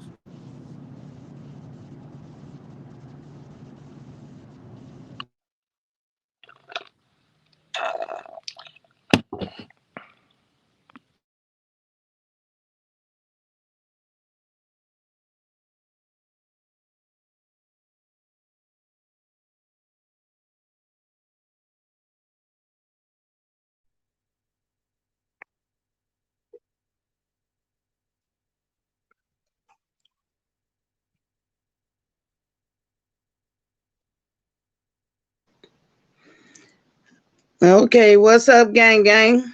What we doing? Paperwork state.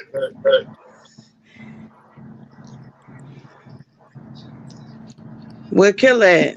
She disappeared? I have no clue. I just asked her a question. I don't see her.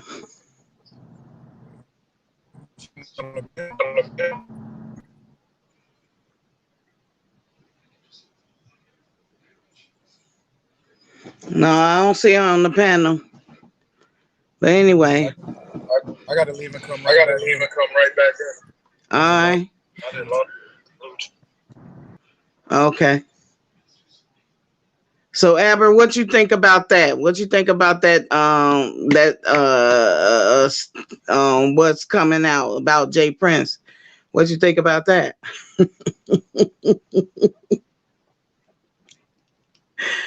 Oh, I'm hoping it's so real. I hope somebody find it. Find that scoop, cause that I'm so fed up with that family till it ain't funny.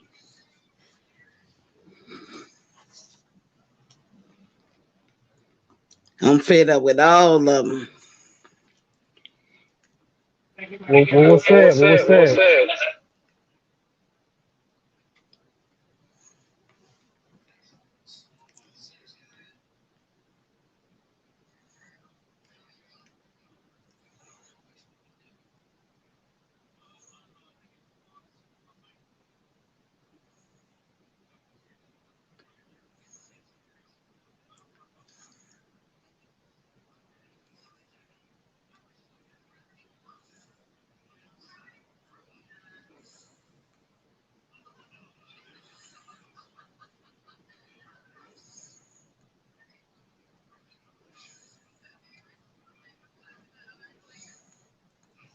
Well, I can't wait until the meeting starts up, because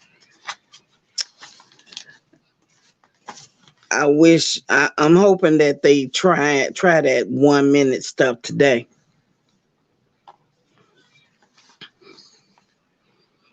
I got my page sitting right in front of me. I got the phone number on lock. So as soon as they say go, I'm going.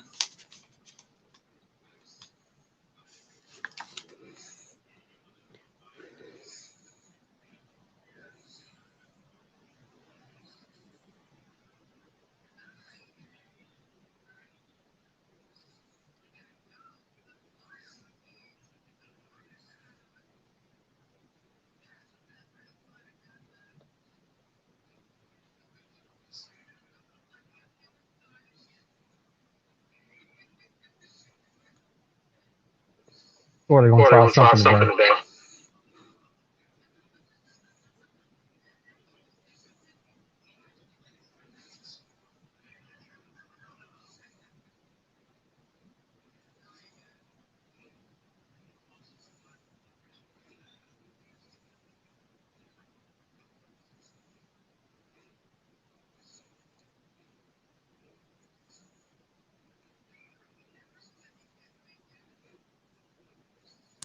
Come on, y'all. Talk, man. Talk. All right. I'll be right back.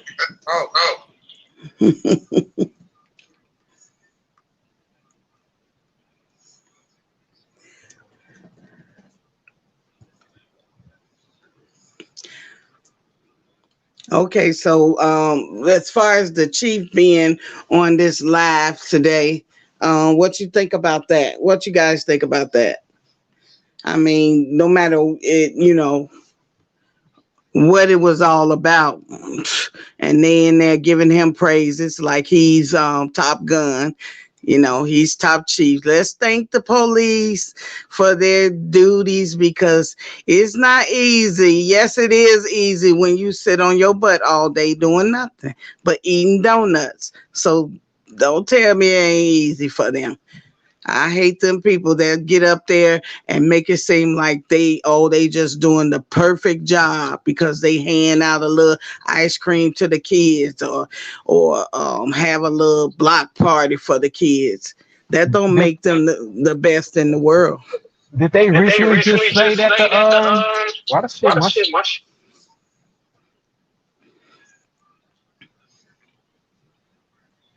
I got an echo still? You don't have echo. So did they recently just announce that the chief was gonna be there this time? No, they didn't. They didn't even say anything about him being on the. You talking about when we talked to the mayor? The mayor. Mm-hmm. Yeah. No, they didn't say anything about him being there. We really don't care. We wants to get to the mayor because the mayor is over the chief. So if we take it to the mayor, then the mayor has to get on top of the chief about whatever ain't going right. We just want to know some things. That's all we want to know.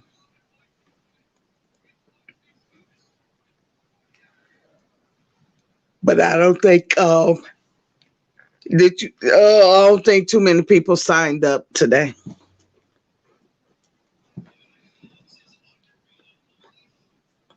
So hopefully I'll be able to get my 3 minutes in.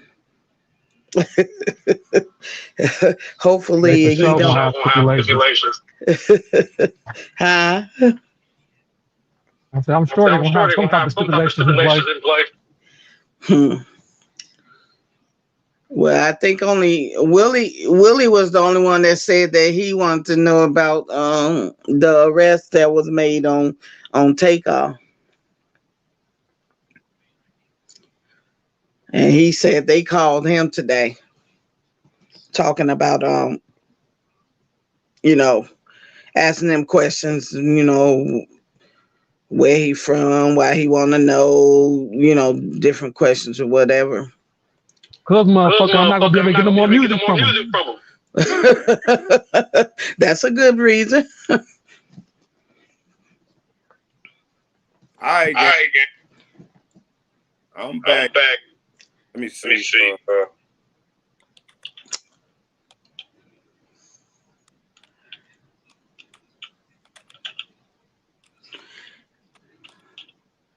All right, gang. So yeah. Who was that with the echo? That's you with the echo. That's me. No, it ain't. See, somebody just muted up. All right, so look. Hold on, let me show y'all this. So y'all know where I was at. Cause I've been doing this a whole year. All right. And check it out, gang. I've been doing this a whole fucking year. All right. I just took a shit for the first time on my live, man. Give me a hand, y'all. Congratulate me, man. Congratulate me, please. I need a hand. I just took a shit for the first time in 1 year. That felt good. It felt great. Come on, paperwork. I was trying to tell y'all, talk. I'm in this motherfucker trying to take a shit. Look, I've never had to leave a live game, but today I had to go take a shit. Now watch this. Watch this, gang. It's ironic that today is the first day. I've been doing this a whole year, 1 whole year. Today, my first day I had to leave a live to go take a shit. A good one too, y'all. My bowels moved. When I say moved, my shit moved. It wasn't no strain and no, when I sat down, come on, gang. Now, let me explain something to y'all because I want y'all to know how good I feel right now because I just dropped a load. Now, y'all know I walk every morning. I'm trying to lose 10 pounds.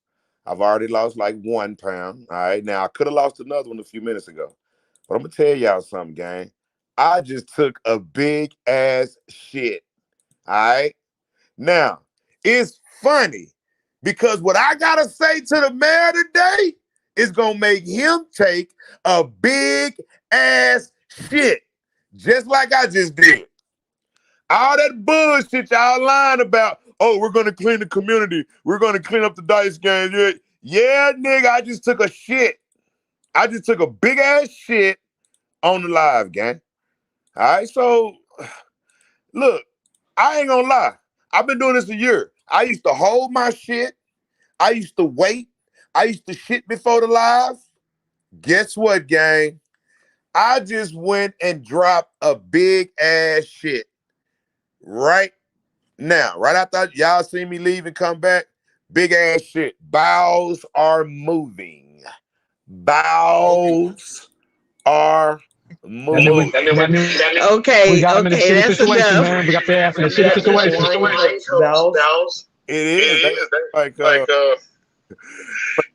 now. So, hey, hold on. Hey, Derek say I'm allowed to shit because they've been shitting all week. The chief been shitting, his wife's been shitting, the mayor, everybody been shitting but me. Man, these niggas, they been shitting all week, y'all. I just took a Somebody said you might need some of them lemon dip. Nah, I had to run on the other side for that one, so I don't smell it. It's on the way on the other side.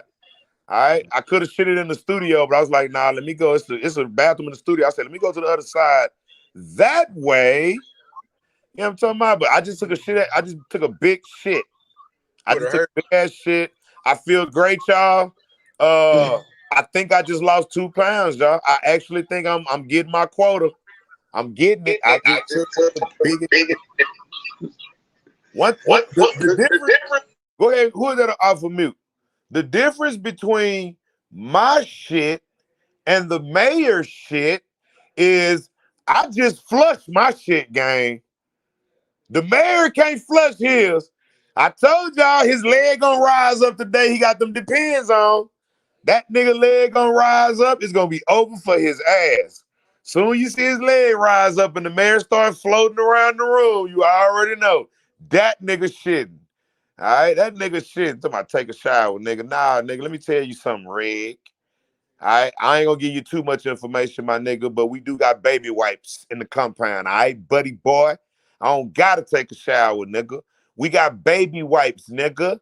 All right. I don't use that old what's not what you be using, nigga. When your hand get caught up in there, you trying to use the tissue paper and that bitch roll up, and then you got a piece of tissue paper in your ass. All right. And then you get another piece of tissue paper to try to run up there and get the other one that's stuck up your ass, and that hoe gets stuck. And then you get another piece. Let me go get these other 2 pieces stuck up my ass. Let me get this one. You nasty as fuck, Reg. You use regular toilet tissue, nigga. You stick it in your ass, it gets stuck. Because if you don't wipe it good, it's going to roll up right there in your ass. You get another piece of tissue paper to try to get that one out. That one gets stuck. Now, nigga, I've been using baby wipes since the military. I ain't going to bullshit y'all. We've been using. Yeah, because I don't got to take a shower right after. I take 2 showers a day, but I don't take a shower after. Look, when I take my shit, baby wipe, okay? If you can wipe a baby's ass with a baby wipe and they be smelling all good and brand new, how about you put a baby wipe on your ass and stop using that dry ass tissue paper that gets stuck right there? And don't let me get on your ass. Itching all day ass nigga. That's what I'm saying, bro. I swear to God, baby wipes change a nigga life. No disrespect, but most men don't know how to wipe their butt. Shout out to Bree. Shout out to Bree. Look, y'all need to contact Bree if you want to learn how to wipe your ass. She's a professional ass wiper. All right, shout out to Bree, man. Bree got her degree in wiping ass. She graduated from the Ass Wiping School of North Carolina. Shout out to Bree. She's been wiping people's ass for years. She's one of the top nurses at the hospital in North Carolina where they do ass wiping for a living. Wipe, wipe, wipe, wipe, wipe. Bree wipes ass every day. Bree has wiped more than 50 ass this week. Shout out to Bree for sticking your hand in all those people's asses. Shout out to Bree, man. Shout out to Bree. Nah, Bree, don't be trying to talk about stop now. You the one said that you gonna try to teach everybody how to wipe everybody's ass. We know you pulling in 50 asses a day, sliding your whole goddamn hand down the crack of somebody's ass. She put a whole hand in that bitch. Come on, Bree. You Bree. Ass wiping, you Bree. Graduated from ass wiping. I'm telling you. Hey, look at Bree's left hand. She's real bright, but her left hand is brown as fuck. She one of them light-skinned women with them brown ass left hands. She wiped too much ass, y'all. All right, now I only wipe my ass. That's the only ass I was taught to wipe. But Bree, oh nah. Bree said, I'm gonna teach you niggas how to wipe ass, nigga. I wipe 50 asses a day. I roll them over, wipe them, clean them, do whatever the fuck. Shout out to Bree, man. We got some professional ass wipers in this motherfucker, y'all. All right, Bree, we need you at the city hall right now, Bree. We about to go into the city hall, Bree. We need you for the mayor. We need Bree. Bree, please, we need boots on the ground at city hall right now. The mayor is about to shit his drawers. All right. The mayor's about to shit his draws, gang. Matter of fact, let's move the screen over there. Everybody that's supposed to be calling in, I want y'all to go ahead and get ready to call in here in a minute. The people that's supposed to call in to the mayors, I want you to get ready to call in a minute. Get your spot. You see what I'm saying? It's about to go down. All right. They doing all these old lagging commercials. They trying to, they trying their best not to, bitch. I don't give a fuck how many commercials y'all do. You nigga gonna have to get to the program. Y'all gonna have to get to the program. Matter of fact, let me go ahead and let me dial the number.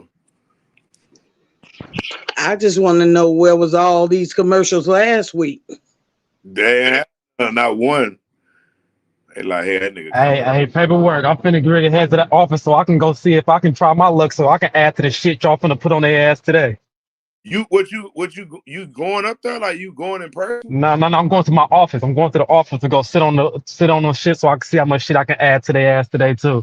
Oh my God. Now let me tell you something, motherfucker. You look, nigga, you nasty, okay? When shit is beautiful, okay? My shit don't stink. Okay, nigga? You nasty. Y'all heard him. He about to go take a shit. Go get him. Nah, I'm fucking with you. All right, man. He about to go take a shit. That's a little bit too much information, but go do what you do. All right. Now this shit, you started this shit. This is my third time shitting on the live, nigga. You probably shit every time you come to the damn live, nigga. This is my third time ever leaving. Go take a shit and come back. All right, but we with you. We on your ass. We are with you. All right, so check this out, gang. I'm definitely. Let me call and get in this. Let me go. Let me get my position in, man. These people, man. Let me see. Welcome to the audio conferencing center. Please enter a conference ID followed by pound.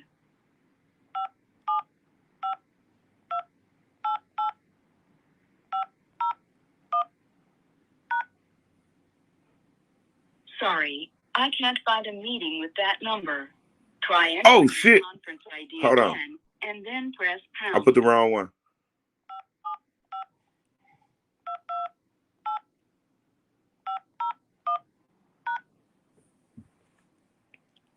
If you're the meeting organizer, press star now.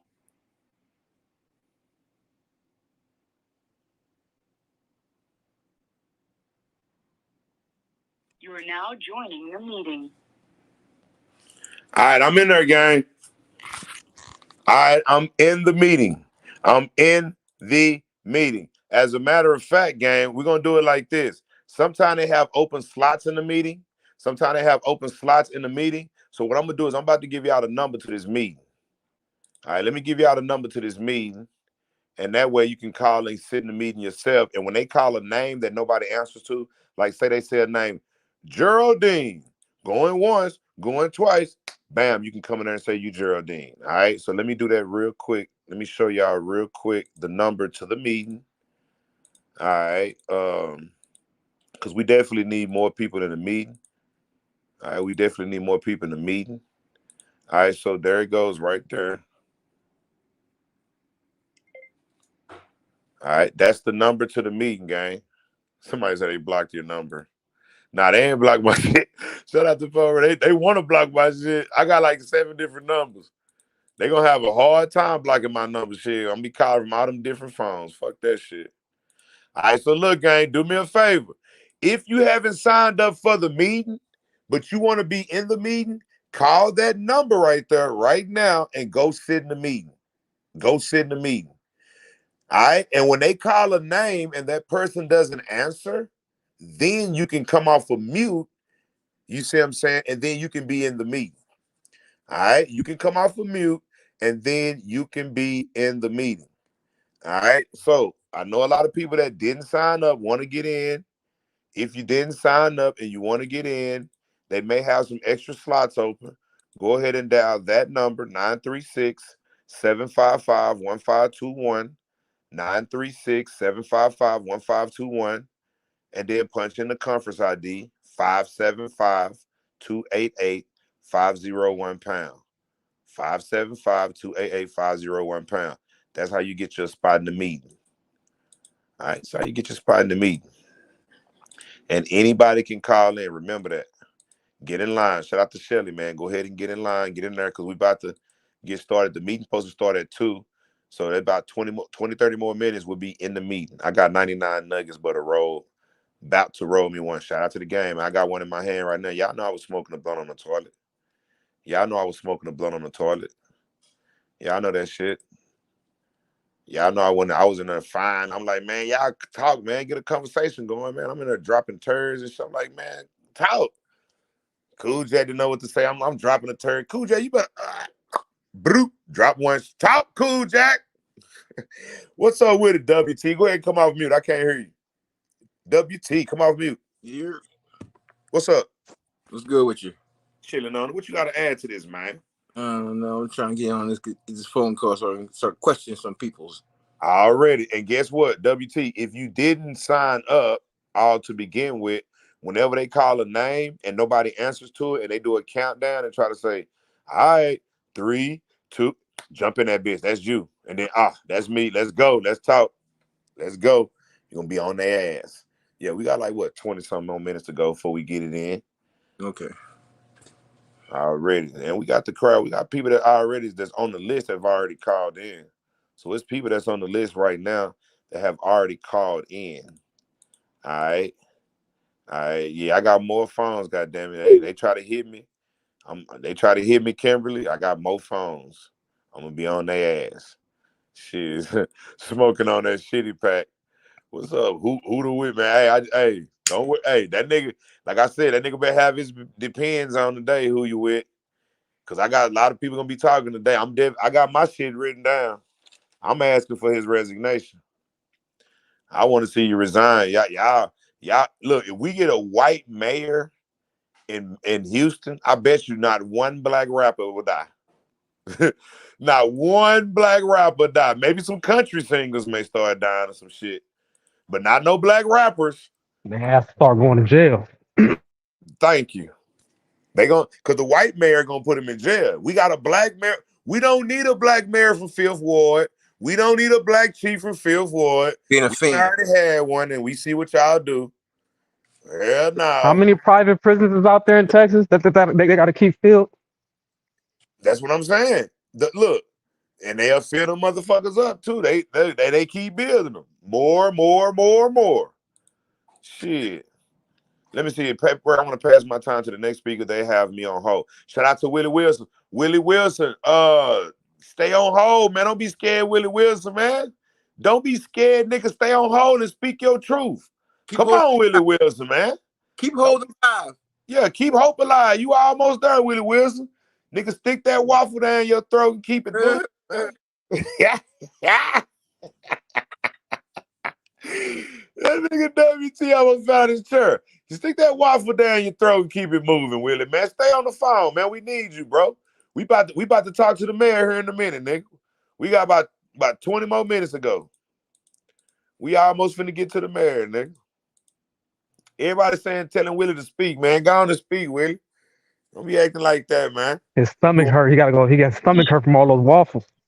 Yeah, Willie, you ain't got to do nothing but say, Mayor, what's up with all this these dice games going on around your city? Yeah, ain't nigga, that illegal? Just be real. Be like, ain't man, what's up with all these? You ain't got nothing but time, so you might as well hold on, bro. Be like, Mary, what's up with all these stale ass waffles y'all be delivering on these ugly ass 18 wheelers down the road? We want new 18-wheelers in Houston. We want better waffles, and we want to make sure that every biscuit-eating motherfucker have a fresh biscuit every morning, right out the freezer, right in the microwave, and right in your damn car.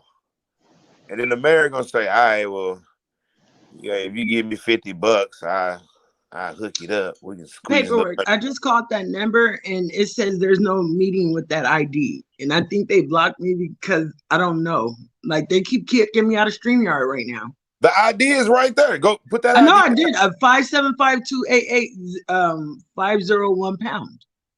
And what did they say? Hey, I'm gonna call. Let me show you. They fucking up my day right now. I swear to God.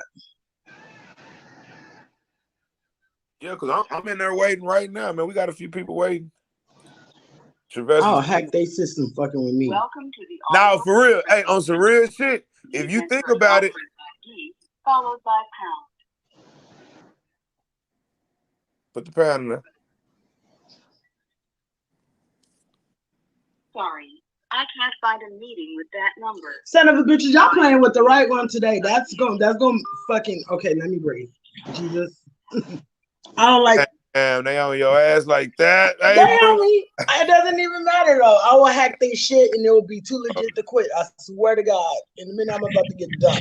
Is anybody else that can't get in other than A-Roll? They just maybe so. Did you call in last week or something? Did they block your number? Yes. Yes. Did you curse? They may have blocked your number. You cursed them out. I kind of cussed them out, but Jesus knows my heart. Keep trying. Shout out to Carolyn, man. What's up, Carolyn? All the way from London. Everybody mute up real quick. What's up, Carolyn, man? I miss you, okay? I miss Carolyn, man. Hey, Carolyn, hit the link. Hit the link and come up to the platform, man. We want to check on you. Everybody, this is Mattress Giant. All right, y'all remember Mattress Giant from season 1? This is Mattress Giant, y'all. Everybody say what's up to Mattress Giant. What's up, Mattress Giant? Hey, it's going down, man. Shout out to my girl, Carl, man. Carl went through a rough season with us. She went through a rough season with us. But Mattress Giant, we love you. All right, we love you, Mattress Giant. She did a lot to help us out on the Dolph case. All right, she did a lot. And we gave her the name Mattress Giant. The reason we gave her the name Mattress Giant because when we met her, she was laying on the mattress. And every show she did, she was on the mattress. All right, shout out to Mattress Giant, man. Hey, y'all know we miss Mattress Giant all the way from London. We used to be on the live and she'll come in, land on that mattress. Yeah.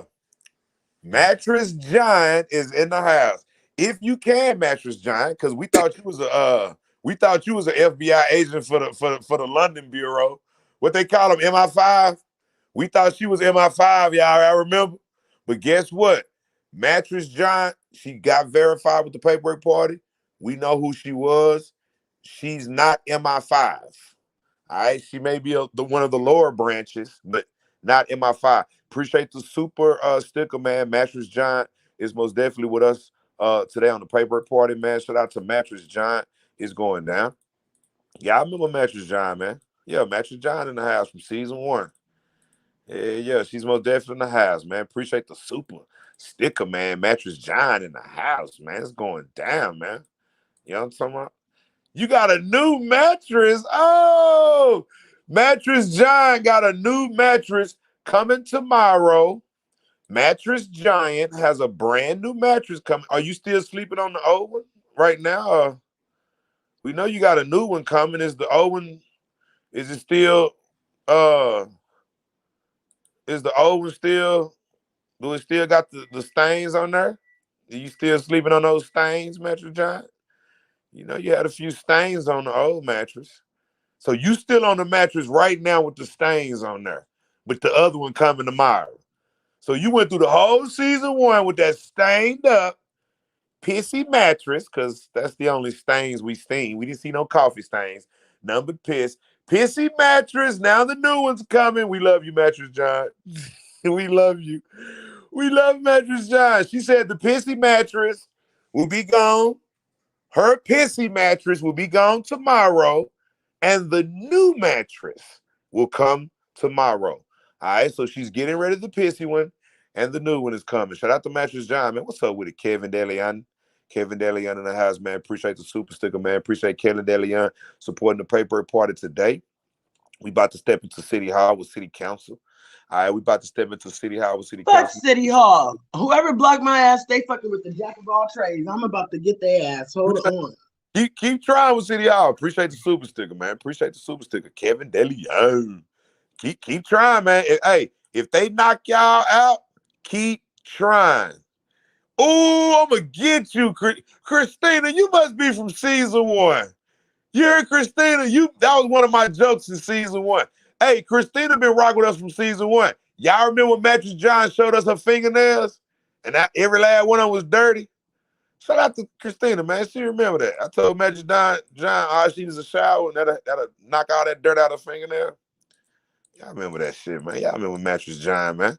We love Mattress John. That was my girl, man. Mattress John. We need to see you, Mattress John. Before we get started, you need to bring your ass up here. The link pinned to the top. I know you may. Wait a minute, hold on. Let me see. See if you have gone ones I flagged before I was blocked. Who blocked you? Who blocked Mattress Giant? All right. Come on up here to the panel, Mattress John.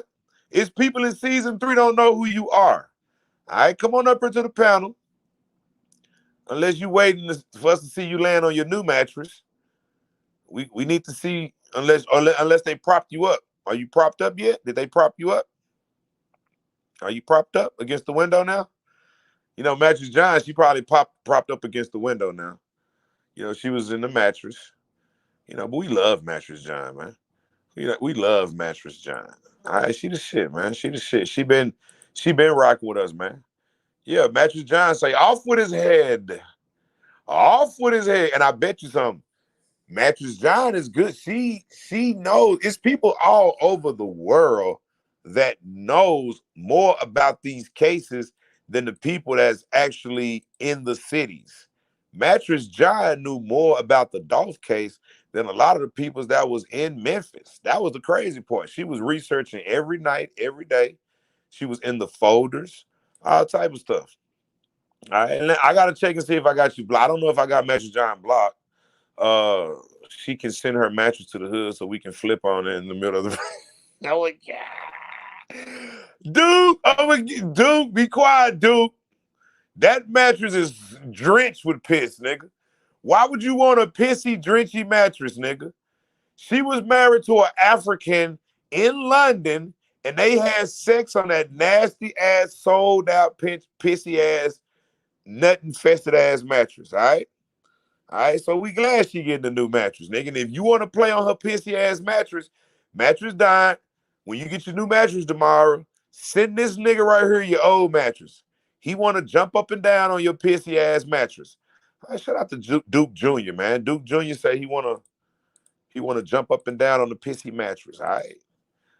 Let me see the new one. Remember, yeah, we need to see the new mattress though. She probably got a headboard this time. That way they can prop her up on the headboard and she can actually sit up and watch the show instead of being laying down. Because, you know, she got a big cleavage, too. All right, so when she lay down on the cleavage, it's like she's laying on two comforters. So the headboard is to prop her up. Shout out to Mattress John, man. Y'all going to see a brand new Mattress John propped up on the headboard. When her new headboard come tomorrow, she going to be propped up on the headboard, ready to go. All right. Propped up and ready to go. That nigga say you got a hazmat suit. You gonna be jumping up and down on her mattress on a hazmat suit? All right, hey, you gotta have a hazmat suit when you fucking with her mattress, man. Come on. Y'all know Mattress John never got up to go use the restroom. Y'all know that shit. Y'all know Mattress John just, you know, did what she had to do and kept it moving. Come on, gang. Y'all know Mattress John, you see what I'm saying? She had to be in a certain position in order to fart. Y'all remember that live when her whole phone fell off the bed? Y'all remember that, man. Let's go, gang. We gonna keep it moving. Y'all, we love Mattress John, man. Y'all better get off my girl. Y'all better get off my girl. You crazy. Jumping up and down on a wet sponge. What you mean a wet sponge, man? Shout out to Zai, man. Zai in the house before we get started. What you want to add to this, Zai? We about to get started, man. What you want to add to this, man? We can't hear you, man. Can you hear me now? Yeah, we can hear you now. What's up, Zai? What's up, bro? It's pronounced Z. What's up, Z? Yeah, what's up, bro? I just want to say I've been watching you for a minute. You feel me? And I just like what you've been doing. We can't. Now we can't hear you now. Go ahead and talk right now. I've been watching your show for a minute, and the one that I liked it the most is how you caught up with the key. Hey, hold it to your ear. Hold it to your ear so I can hear you. Yeah, keep holding it. Can you hear me better? That's perfect. That's perfect. There you go. All right. I've been watching your episodes for a minute. The one that I like the most is the one how you caught up with the chief, and I think you pretty much got it in the bag. Just got to keep applying that pressure. Already. And you know what? You're right about that, bro. I appreciate that. You're 100% correct, because even though we shadow ban on this channel, the chief, bro, that's epic. Don't you know, bro? That's the world supposed to know that shit. Yep. The whole world. But you know, the government don't want us to know a lot of things. And when you get to the level and the height that you're at, it's gonna be a lot of negative coming your way. Nah, so, you right. You right. You right, man. Shout out to my boy, man. That's my boy, Zod Kingdom, man. You welcome to sit on the platform. Zod Kingdom in the house, man. We definitely about to get to this thing real quick. We got Captain Keith, man. What you want to add to this? Captain Keith in the house. Boy, long time no see, man. Shout out to Captain Keith. What's up, gang? This my nigga. What it do, man? You know, we go a little way back. Niggas don't know. I already way back to the Mo 3Ks, man. Way back. We don't know, way back. Man, I like what you doing, man. You know, I be watching people there coming through. I like what you do, man. I already appreciate that, man. You know, I'm getting a lot of criticism right now, but you know, that go with the game, right? Hey, that go with the game. They on my ass, man. You know they on my ass. Man, you know we learning. We learning and we coming. Already. I'm gonna be in Houston next week, man. You gotta And you know I'm in Fort Worth. Yeah, I'm gonna be pushing through Austin, Houston, and I'm gonna push through Dallas. So when I hit Dallas, I may hit Fort Worth. Man, you know we gotta get together, man. Already, that's what's up. We gotta get together. Now they let me see. We just put the number up, Myers and Hurd. Somebody put the number in the code back up. I don't want to miss this. Somebody put the number in the code back up for Myers and Hurd Masonry. All right, put the number. So what I miss? What I miss? What's going on? What I miss? All right, so the mayor's about to talk. We're about to talk to the mayor. We all lined up to talk to the mayor. So right now, in about the next 15 minutes, the mayor will be coming up on the screen and we get to ask him questions. This is the Tuesday public session with the mayor for everybody that's just coming in, like Captain Keith. It started. Here we go, guys. Hey, is it true the mayor related to the family? Yeah, that is true. We just don't have to because that's one heck of a job. So I won't read this whole thing, but I'll get right to the meat of it.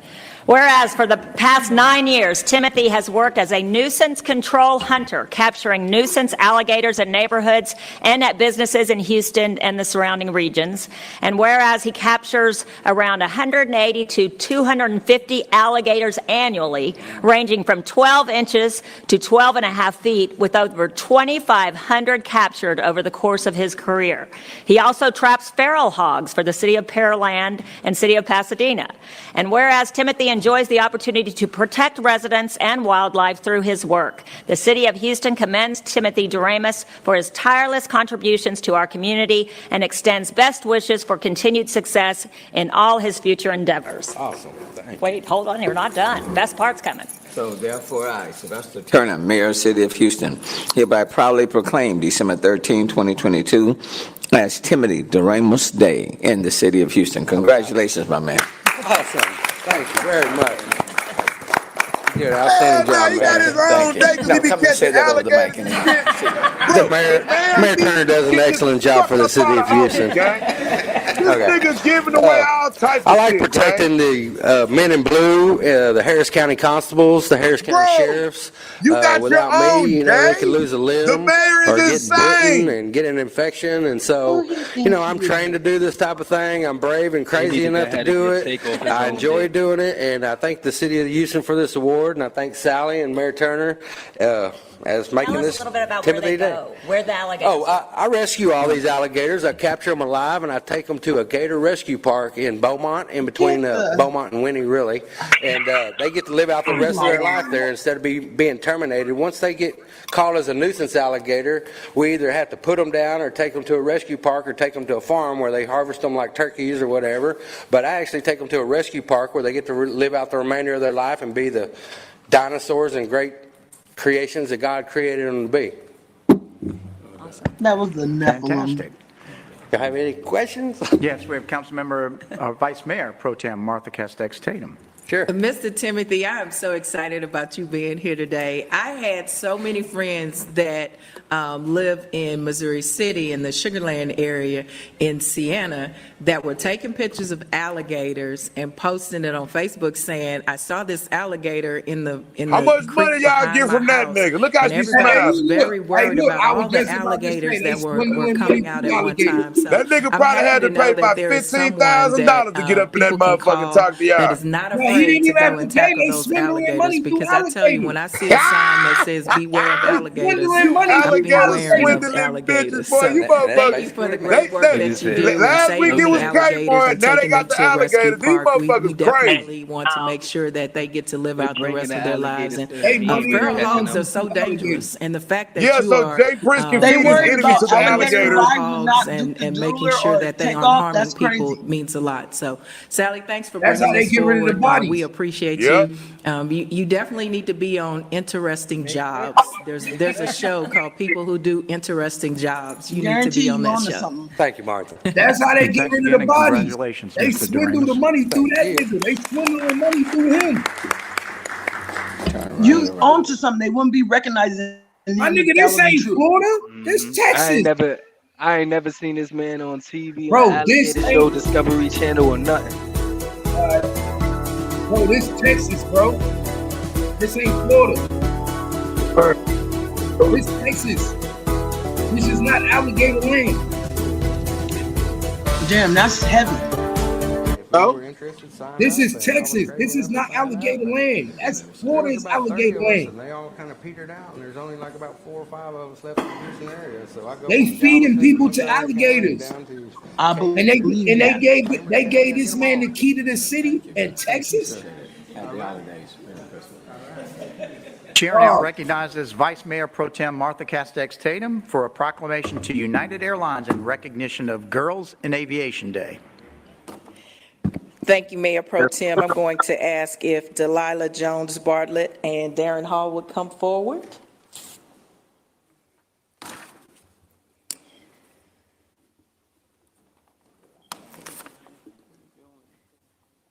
Mayor and Council, today I am pleased to present a proclamation to United Airlines in recognition of the United Airlines Girl in Aviation Day. This past September, I was thrilled to speak to a hangar filled with aspiring young girls seeking opportunities for their lives in United Airlines Girls in Aviation Day that we held at IAH.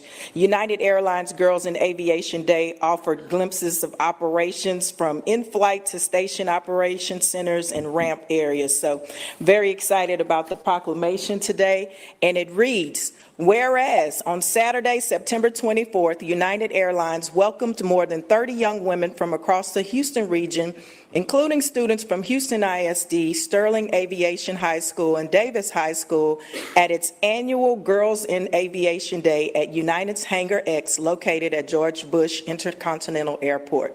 And whereas the event featured engaging interactive sessions, informative panel discussions with Vice Mayor Pro Tem Martha Castex Tatum, former NASA astronaut Kathleen Swain, United leaders and frontline employees, and an opportunity for the girls to board a 737 MAX 8 and learn more about the aircraft in a hands-on environment. Whereas created in 2015, Girls in Aviation Day was hosted in partnership with Women in Aviation International, a nonprofit organization dedicated to the encouragement and advancement of all women in aviation and aerospace career fields. Whereas Girls in Aviation Day is part of United's effort to close the gender gap by breaking down barriers and promoting inclusion. Earlier this year, United Airlines opened its very own flight training All this school, nigga do is hand out Aviate days. Academy, Hey, y'all, with the it's a goal delay of on this training video, but watch, he finna 5,000 get new this bitch a pilots date. by 2030, with at least half being women or people of color. Mayor?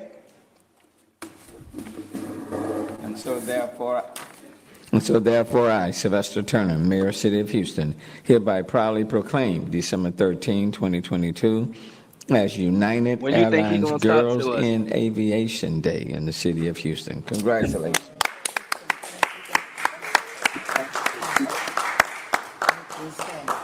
Thank you Damn, so hey, much, Jay Mayor, Prince got his own Mayor day Pro too. Tem, Vice Mayor Pro Tem, and council members. And special thank you I might to want to go to Vice Texas to Mayor get Pro my Tem own for day. You coming hear out me? and Yeah, supporting us on we that need day the and being paperwork so day. inspiring to the girls. Hey, At paperwork. United, we're super focused on creating opportunity here in the community. And as Yeah, Vice you Mayor didn't Pro get Tem spoke nothing. on, Why she didn't especially for just finish women putting her over that and big people ass of color, we're forehead? very How the focused fuck on she diversity miss and her inclusion. forehead? You may have All even that heard damn hair she earlier bought, today, if you've and been she out and forgot about, to I know you guys slide are that very shit busy, in her that forehead. we're ordering Nigga, How look the at 200 fuck additional your forehead aircraft. And what showing that like means that, is bitch? growth for But you got United all that also means goddamn growth hair. You opportunity paid and career $300 for opportunity that for the hair, folks but you left your in shiny Houston. forehead with all that cocoa butter on It's your not a forehead, small bitch. thing. My Hey, personal nigga, look at journey the is cat one in That that the ain't is, middle of $300 her head. hair. I That's believe, synthetic. very inspirational to the Look young at the women gap here in the in the middle of city her of head, bro. Houston, Look at that where you gap. can come in at Look an at that gap entry-level in the middle of her job head. and work a career to That's a She become a the bad. top bald 1% headed of the rat. Her organization. hair can't And so touch her back. we really want to continue to She's do that bald here for headed, the city bro. of She Yeah, got low Houston, key, look like and we look forward to continuing to partner to do so. Thanks again for having she us got here a big today. ass park, my nigga. She got a driveway on the I top do of her want to head. add, before I She let got a Darren Shut say a few driveway on up. words, top of her head. it was very inspirational for me to stand and watch these young girls in the hangar. And I had an opportunity to tell them that there were 10 women serving on city council, and they were all very intrigued by the fact that there are 10 women serving on Houston City Council. So we are a great representation of inclusion in the city of Houston. Darren? Bro, she do look like a bear. She look like a bear. I think they sisters, man. What's up with this shit? All the family members get deals. Look at the bitch in the red. Look at the bitch in the blue. The bitch in the blue look like that bird, like Winnie the Pooh. Be digging in their little honey bowl. Look at all that gray bullshit on her head. Let me be the fuck quiet. Bro, she got a driveway on her head, bro. Look at that driveway. That is going to. Our CEO talked to the mayor about that last week, and just want to thank you all for your support. Opportunity for young ladies. My daughter's room. And thank you to United Airlines in all of these initiatives. You know, we had two great announcements today. The first one was the number of planes that United is purchasing, and the second one was Collins Aerospace, who has been awarded the contract for the spacesuits from NASA. So if people are looking for what's the next iteration of the city of Houston, look no further than aviation and aeronautics, because that is going to take us to the next century and beyond. So not only opportunities for young ladies, my daughter's roommate in college, who is a friend that she grew up with since she was 3 years old, has a degree from University of Texas in aeronautical engineering and now works in the Dallas-Fort Worth area. So great opportunities for young ladies and young men to do many fantastic things in the field of aeronautics and aviation. So thank you for being here, and thank you, Vice Mayor Pro Tem, for honoring these young ladies.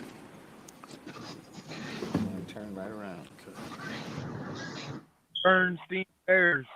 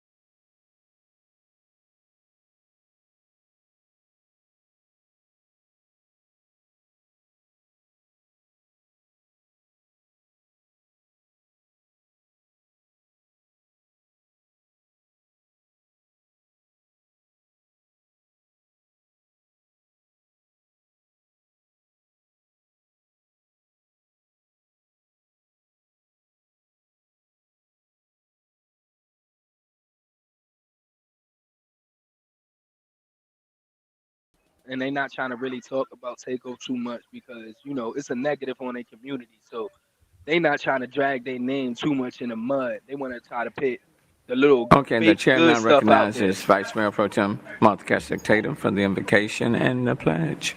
Thank you, Mayor.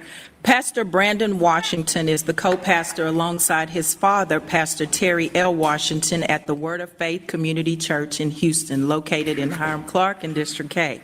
Pastor Brandon Washington is a graduate of Hightower High School. He attended the College of Biblical Studies in Houston. Since the age of 22, Pastor Brandon Washington has been committed to serving and providing for the Hiram Clark community. Twice each month, Pastor Brandon hosts food distributions of fresh produce, and once per month, he hosts grocery pop-up shops, allowing community members to select vegan and organic food products. Pastor Brandon is also active in the local schools in District K. He received the key to Peterson Elementary School on July 21st, 2022, for his outstanding, relentless, and selfless services to the students. Pastor Brandon loves his community and his family. He's married to Tamika Washington. They are the proud parents of 4 children, Sydney, Cadence, Cortland, and Blake. Today, Pastor Brandon is joined by Deacon Terrell Prothal Jr. Now I would ask if Pastor Brandon Washington would join us at the podium and provide our invocation for us today. Thank you so much for being here, Pastor. Thank you. And to our mayor and to our city council members, thank you so much for inviting me here on today. Let's pray. Heavenly Father, on behalf of all of us, we say thank you. We thank you for allowing us to see this day. We thank you for our health and strength that you have given our leaders, strength that they need to carry on day by day. Father, we invite your presence here on today. Give our leaders courage and wisdom so that they can make the right choices and the right decisions that will make our city even greater than what it is. Father, we lay out the agenda before you. We ask that you let every ear be a listening ear and let every heart be a compassionate heart. I pray now for our mayor, continue to hold him up. Continue to strengthen him. Continue to lead him as he so faithfully leads this city. I pray for our city council members. Continue to give them vision and innovative ideas that will allow our city to be an example to other cities across this great country. Father, I pray now for Houstonians. Let those who are filled with anger and hatred be filled with joy. Yes. Let those who are hopeless be filled with hope. Let those who are searching for peace, may they find peace in you. We thank you and we love you, not only because we believe by faith that you will answer our prayers. We love you because you first loved us. In Jesus' name we pray. Amen. Amen. Amen. Please rise. Y'all know who that is? Bro, that nigga was accused of molesting his niece. Why is he even up there? That dude right there was accused of molesting his niece. Remember when I said they need little fake positives. Mayor Turner? To counter in the negative. Here. Councilman Jackson? Here. But why is he up there? He's a pedophile. Councilman Martin? He's a pedophile. Councilman Thomas? Present. Councilman Huffman? I feel you. But he must have Councilman done something Cisneros? positive to where they could Councilman Gallegos? sweep under the other stuff that he done. Councilman You know how the government works, bro. Councilman Castex Tatum? Here. Councilman Knox? Here. Councilman Robinson? Councilman Kubash? Councilman Plummer? And Councilman Alcorn. Here. Need a motion to adopt the minutes of September 13th and 14th and September 27th and 28th. Castex Tatum move. Alcorn second. Been moved and seconded on the adoption of the minutes. Any objection, carries none. The minutes are adopted. For the council members who are joining us virtually, if you have to leave the meeting, please type that in the chat window, and then you can proceed to hang up. Please state your name. These are the council members. State your name when making or seconding an item. For those joining virtually, if you would like to speak, please type that in the chat window. We'll be monitoring that and we'll call on you. Please remember that you must be visible on camera while you are speaking. Now, for the public speakers, let me remind all of you, in order to be recognized as a public speaker today, You had to sign up with the city secretary's office by 3 p.m. yesterday, and we will call your name in the order that you signed up. When your name is called, if you are here in person, please step up to the podium and stand right behind one of those mics. If you're calling in, press *6 to unmute yourself. And if you're appearing on camera, click on the microphone icon and the camera icon. You will then have the 1, 2, or 3 minutes for which you have been assigned to speak. And when you hear the bell ring, that means that your time has expired and you must come to an immediate stop. And you may only speak when recognized.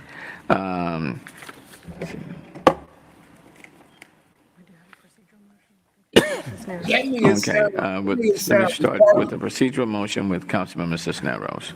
Thank you, Mayor. I move to suspend the rules to add Rosa Guzman to the end of the 3-minute non-agenda list of public speakers. That's a wig. Look at that wig. Hey, look at that wig. Then have the 1, 2, or 3 minutes for which you decide to speak. And you hear the bell ring. That means that your time. Okay, it's been moved and seconded to add the name again? Rosa Guzman. Rosa Guzman to the end of the 3-minute list. It's been moved. Any objection? Chair is none. Motion is granted. Councilmember Jackson for procedural motion. Thank you, Mayor. I move to suspend the rules to move Mr. Fred Woods to the top of the non-agenda 3-minute list behind Bernice Davis. Thomas, second. Been moved and seconded. Any objection? Any objection to the motion? Hearing none. Motion is granted. Any other procedural motions? Mayor Pro Tem Martin. Yes, Mayor, I move to add Mr. Jacob Clemenchitz on the bottom of the 1-minute list, previous 1-minute list. Thomas, seconds. Been moved and seconded. Any objection to the motion? Chair is none. Motion is granted. Any other procedural motions? Any others? Okay. With that being done, Madam Secretary, will you proceed to call the speakers list? Donna Rickenbacker. Donna Rickenbacker. Donna is here. To be followed by Alex Wayne. Good afternoon, Mayor Turner, council Donna. members. My name is Donna Rickenbacker. I'm the developer of OST Lofts. It's on the agenda, and I'm just here to take any questions that the council or any members of the public may have. Thank you, Mayor Turner. Thank you very much. There's a long list of questions, Donna. She answering the question? There's a long list of questions on this project. She was like, Hold on one second. she answering the question? Oh, I'm sorry. I read it wrong. Hey, look, she got all the answers, though. She got all the answers. You know Bro, everything. she look like a straight dope fiend. She look like a dope fiend. Next speaker. You know all they secrets. Alex Wayne. One person at a time. Yeah, my name is Alex What? Wang. I introduced her. She her owner and president for store. She will say everything. Yeah. Alex, wait. Hold on. Alex, you're going to have to speak. Yeah, the Three Uncle handmade store grand opening in this Sunday, December 18. She's the owner. She want to invite all. Is she going to speak? Yeah, she have the proclamation. What's her name? Jane Liang. Is there a motion to allow her to speak? Move to suspend the rules to allow our guest to speak. Second. Second. Any objection? Chair is none. Okay, so Alex, anything else you want to say? She just want to let all the mayor and the councilmen know what's this store. This, in China, there are 400 stores right now, first in USA. So this is a breakthrough for in Bel Air, in Chinatown. So first one. Okay. So they breaking the rules for this. You may speak. They breaking the rules. That's food stamps, baby. President. Oh, okay. You heard what they said? They said they about to break Good afternoon, Say Mayor. your name again. Jane Liang. You said Good that food afternoon, stamp. You know, Mayor and America, the we. City Council. My name is Jane Liang, President of Three Uncle Handmade Toast. On December 18, this coming Sunday, 11, Three Uncle Handmade Toast will celebrate the grand opening of its first USA flagship store in heart of the Chinatown. May I have honor to ask Mayor to present this proclamation for me? So Oh, you have it? Yes. Oh, well. Thank you so much.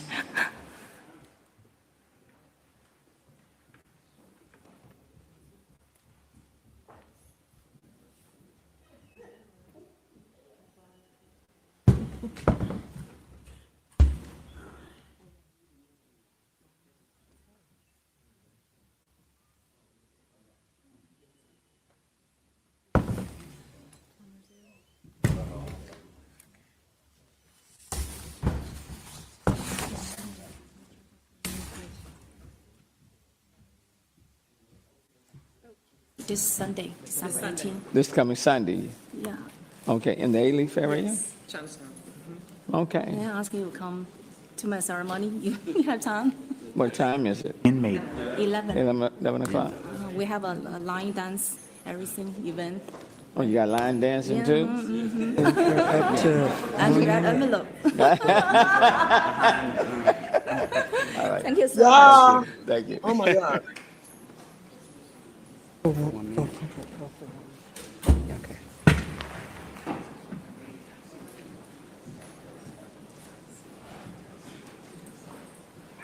Hey, y'all, that's food stamp baby cousin, y'all. They giving food stamp baby cousins. I thought that was a them baby donut mama. deals.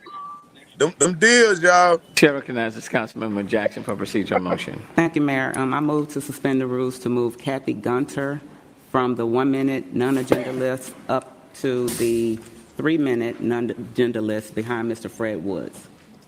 Second. For 1 minute. You've heard the motion has been seconded. Any objection? Chair is done. Motion is granted. I give a second. No, she told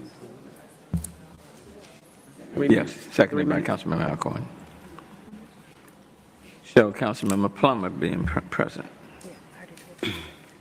Okay, next speaker. Bernice Davis. Bernice Davis is Bernice Davis. Bernice Davis is here. To be followed by Fred Woods.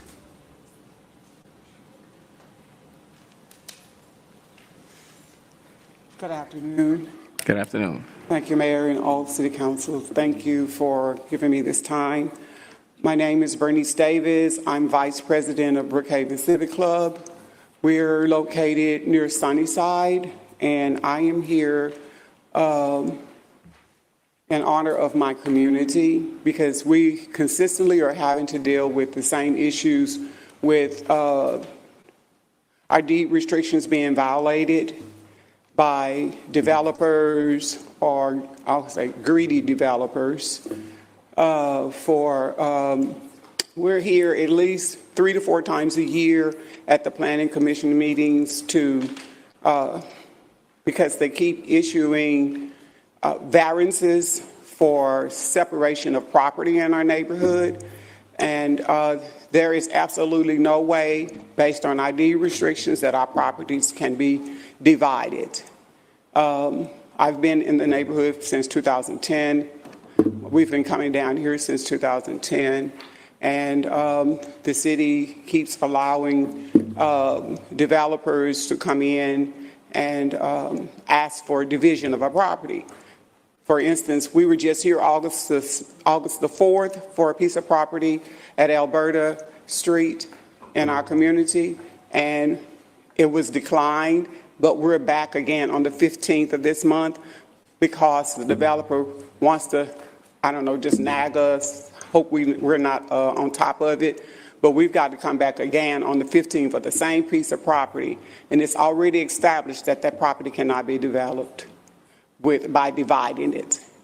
ID restrictions say that you must only build single residential individual homes. No apartments, no duplexes, no 3-story high-rises can be built.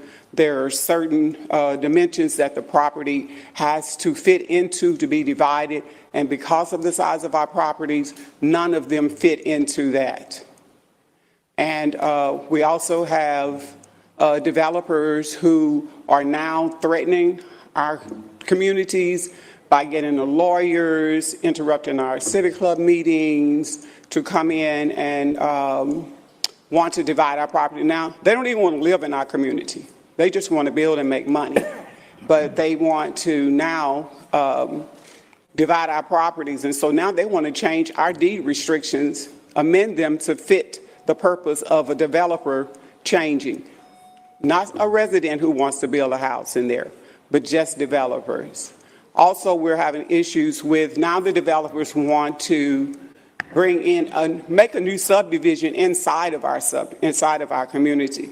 Our deed restrictions say that if anyone comes in, all property must fall under the same deed restriction that's written. So when we have someone come in here and they want to amend our deed restrictions, I'll let you finish. Go on. Then it's annoying. It takes our power away from our deed restrictions. Someone wants to put, just say the street is Alberta, they want Alberta Villa, which now says that they can make their own deed restrictions if they are a different subdivision, which then weakens what we have, which means gives other people the opportunity to come in and come right behind them. We have realtors who are now advertising our property, saying that you can divide our property, you can make as many on this one piece of land, you can build as many houses, when it's very real. Our deed restrictions are very strict, they're well written, and but I don't know why. We've addressed the realtors because I'm thinking that there is, you know, they have ownership to not be able to lie when they advertise about the property in our neighborhood. So what I'm here for today is to ask for assistance from our city council people, because this is not just happening in Brookhaven. This is happening all around us in our Black communities, where developers are going in trying to distort the value of our land. Everyone who moves into Brookhaven understands the rules and the deed restrictions and the size of our property, which is why we're there, because we like the way our community look. And so we're asking that we get some assistance. Also, the permitting department is issuing permits for people to build duplexes, after we've already been down here to fight about that. You cannot build a duplex, you cannot build an apartment in our neighborhood. I got it. And we're finding fake permits. We're literally having to police our neighborhood, take pictures of every permit for every piece of property, call in to see if it's real. I got it. Can they issue, let me just ask, can they issue a variance to get around their deed restrictions? Can they issue a variance to get around the deed restrictions? The planning commission, can they? Yeah, I think they can, Mayor, but I can make sure. Yeah, to get around your deed restrictions. I thought that was part of the variance process. I'm not familiar with it, but I will definitely find out. Let me just say, you know,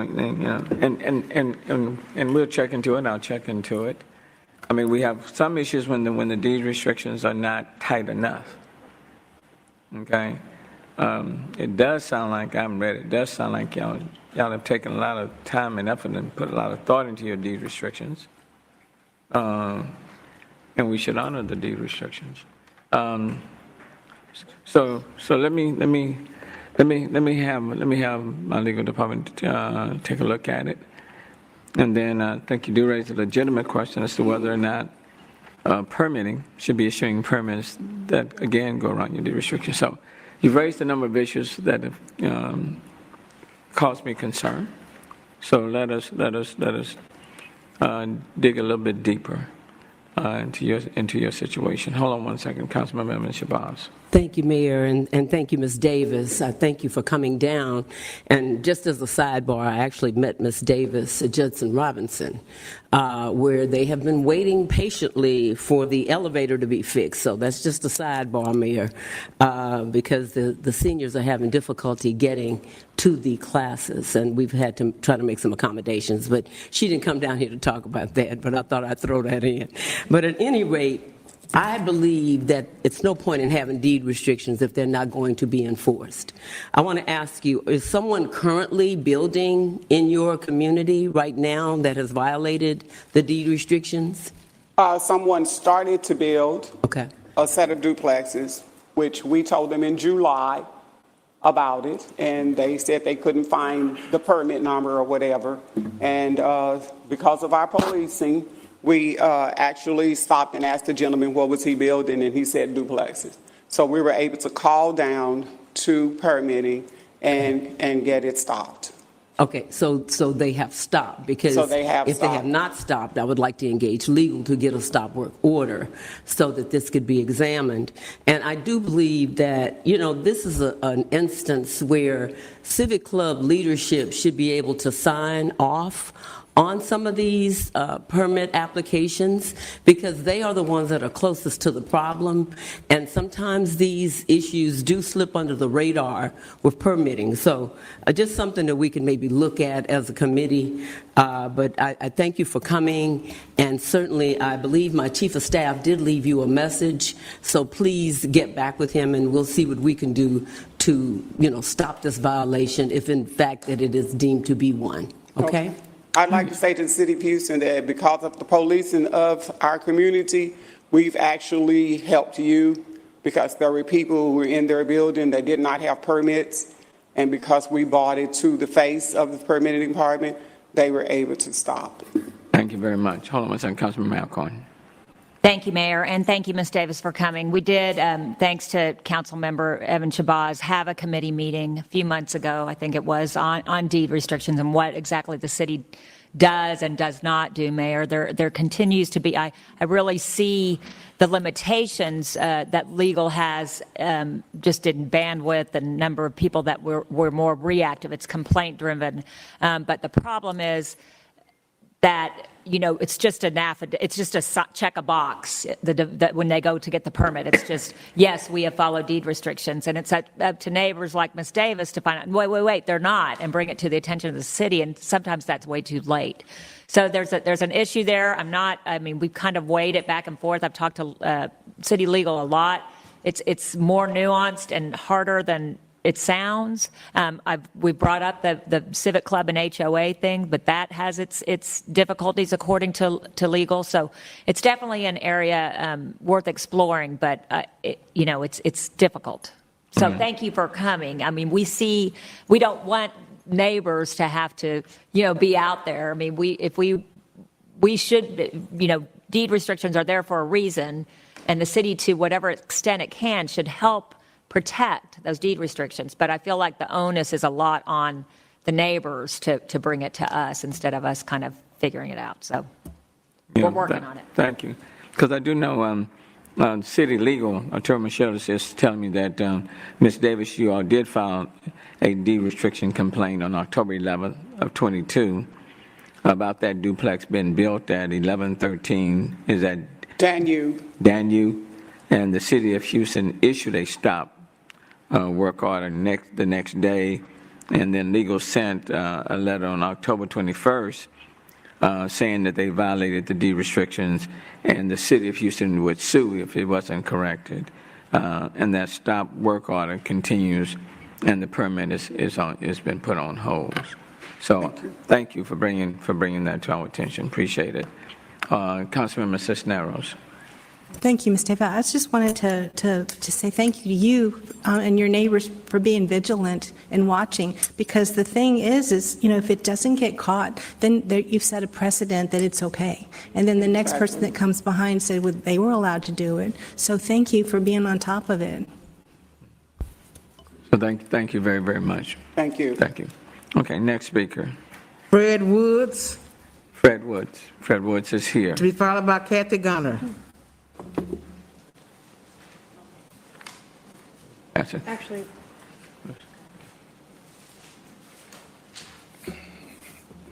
Happy holidays. Thank you. Thank you, Mayor and Council.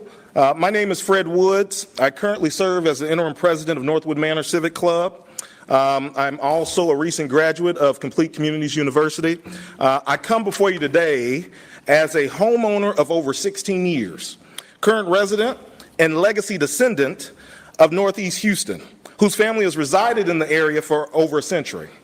I urge you to vote against, not even consider, awarding the current owner of the property located at 9929 Homestead Road, or as I refer to it, the old Kmart, any City of Houston funding, unless they are directly to support progressing the old Kmart into something usable that makes our community more complete. There's no shortage of developers capable of meeting the criteria to be awarded funding to develop affordable housing. One of the criteria mentions developers being in good standing with the City of Houston on all previous commitments. This criterion is only related to previous grants, loans, and loan commitments. But where is the moral and ethical standards? Where are the criteria concerning community input? What prevents a developer from being an actual slumlord, meeting the current criteria, and being awarded funding from the city? 2 weeks ago, community leaders stood before you seeking your support and holding this stakeholder accountable to the promises he already made, with no progress, no timeline, no follow-up meetings with the community or otherwise. One very well-known community leader and community advocate emphasized that we are a patient people. But how long are we to stay on this mountain? Are decades not long enough to see some progress? We should not support any developer actively practicing buy and hold strategies in our poorest communities. Now, there is a community forum. I passed out a flyer open to the public. Next Monday, December the 19th at 1 p.m. at Grace International Church, located at 5775 Little York Road, to discuss this topic. If you decide to come, make sure to pass by the old Kmart. I'm sure it will leave you with a lasting impression of the disparity we have lived with for far too long. Hopefully this will aid you when you make your decision. I thank you for your time, and I look forward to seeing you next Monday afternoon. Thank you, Mr. Woods. Appreciate it.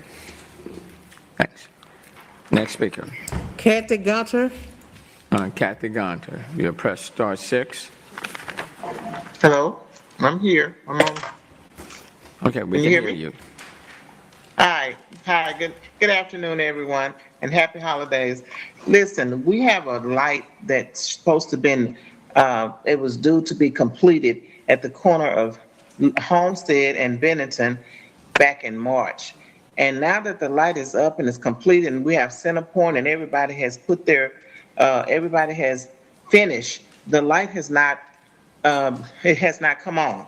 So I'm getting a lot of calls, and we've had multiple wrecks since October of this year. We've had accidents after accident, and somebody's going to get killed. And this is a matter of life and death. I don't understand why they're procrastinating. They gave us some reasons, but I talked to Sal. He called me and he said he could not give me an answer since I'm getting on the docket. Then let you give the answer.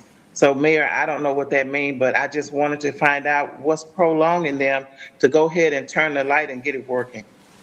Well, the note, Ms. Gunther, the note that they gave to me is that Houston Public Works reached out to you, and they notified you that the light would be activated in January. No, they didn't. They said they gave me some excuses as to what the reason why it had not been on, but what day in January? Well, because accidents are happening every week. Did they tell you that it would be activated in January? I think they reached out to Councilman Jackson's office and gave her some information. So they didn't reach out to me directly, no. Well, if they didn't reach out to you, then somebody is not telling me the truth. So let me find out who's not telling me the truth. Thank you. Okay. Councilmember Jackson. Thank you, Mayor. And from my understanding, I'll get with Mary, my chief of staff, to see if they did give us a date. But from my understanding, we were waiting on Centerpoint to turn the light on. And so that's the only information that I have at this point, but I'll follow up to see if they actually gave us a date. But I know we've been waiting on that light for quite some time. But it is up, thank God. It's up, and eventually it'll be turned on, and we can mitigate some of the accidents at that intersection. Thank you. Thank you, Kathy, for your leadership. Okay. All right. Thank you very much. Okay, next speaker. Jennifer Mohawk. Jennifer Mohawk, if you press star 6. Jennifer Mohawk. Jennifer Mohawk, star 6. Next speaker. Joe Torado. Joe Torado, if you press star 6. Joe. I'm here. Yes, sir. Computer, how you guys doing? You see me? Hello? Yes, we can hear you. Okay. Well, I was seeing you guys, but I don't see you now. So, hang on. Let me see. All right. So, this is hello everyone. Happy holidays. This is the third time I'm having to address council about and mayor about failure to respond in a timely manner to our property, to my property of 51 units with basically trespassers, and they're not just simply trespassers. There's one particular trespasser who I evicted back in August, who continues to come back to my property. I've got some really groovy pictures here of him. This is on the 10th. Here he is on the 4th. I've called several times, had to call 4 times in August to get him out. I've been calling repeatedly. I've had my tenants call to get this person off the property. And police say either they don't show up, they show up 2 hours later. I understand it's not quite life and death at this point, but what he does is he befriends what I call street kids or predators and leeches. And those people are a little bit rough. Even though they're young, they come on, they back talk. They bring drugs and beer, and they come at all sorts of hours. Here's Batman. He doesn't have a butler named Alfred, and he doesn't fight crime. He causes crime. This is a list of violations he did when he's on my property. This is the water bill.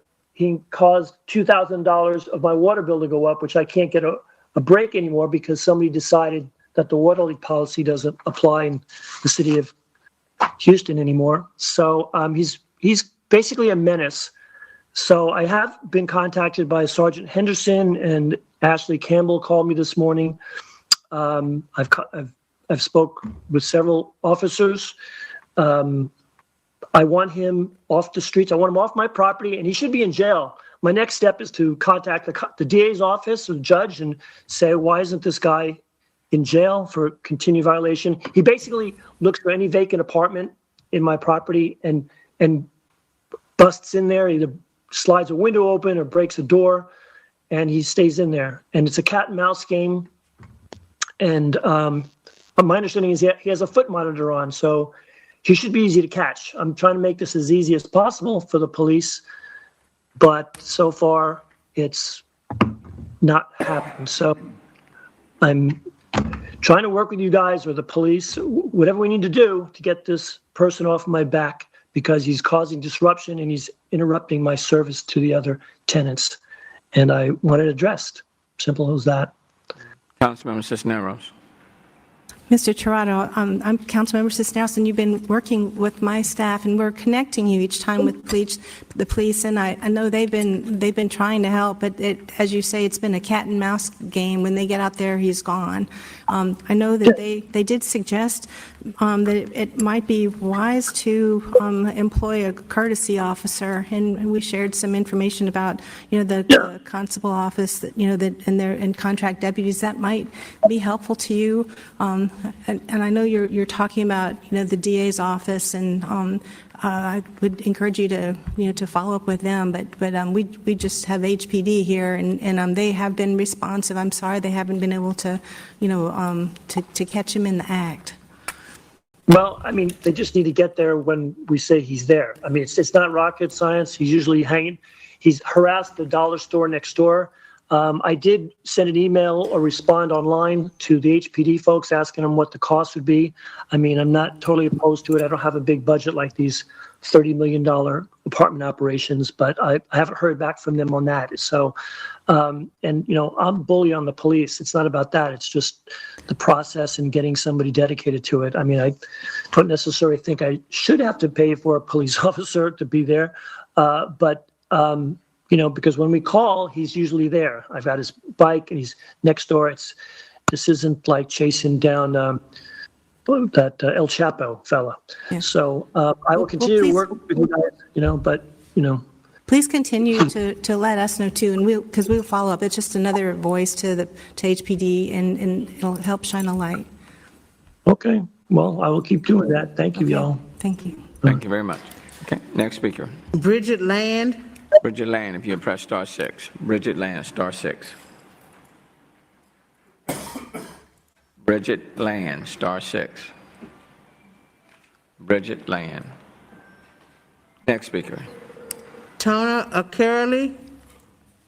Turner Carolee is here.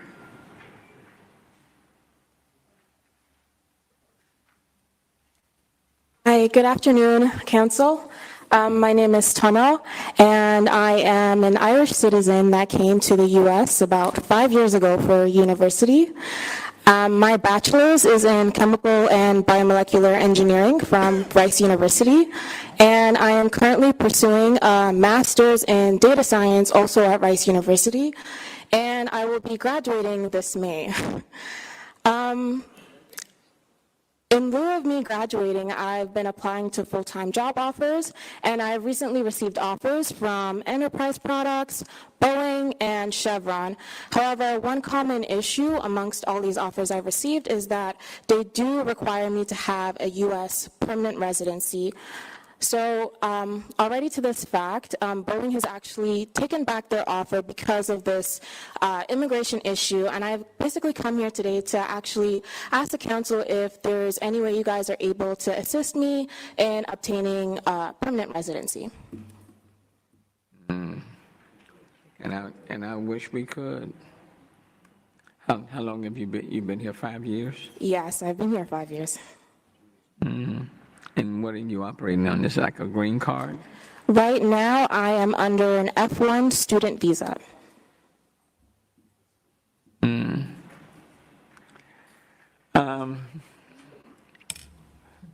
Maybe we can run to New York and help her. If y'all assist, maybe we can also connect her with one of the congressional representatives. Yeah. Rhonda right there. Yeah, we'll work with you, okay? Yes, thank you so much. Okay, you're more than welcome. Thank you. Thank you. Congrats to you. Yeah, big time. Yeah. All right, next speaker. Doug Smith. Doug, is Doug here? Is not here. James Sutherland. James Sutherland, is James here? James Sutherland. Next speaker. Forrest Stokes. Forrest Stokes. Forrest is here. To be followed by Deborah Elaine Allen.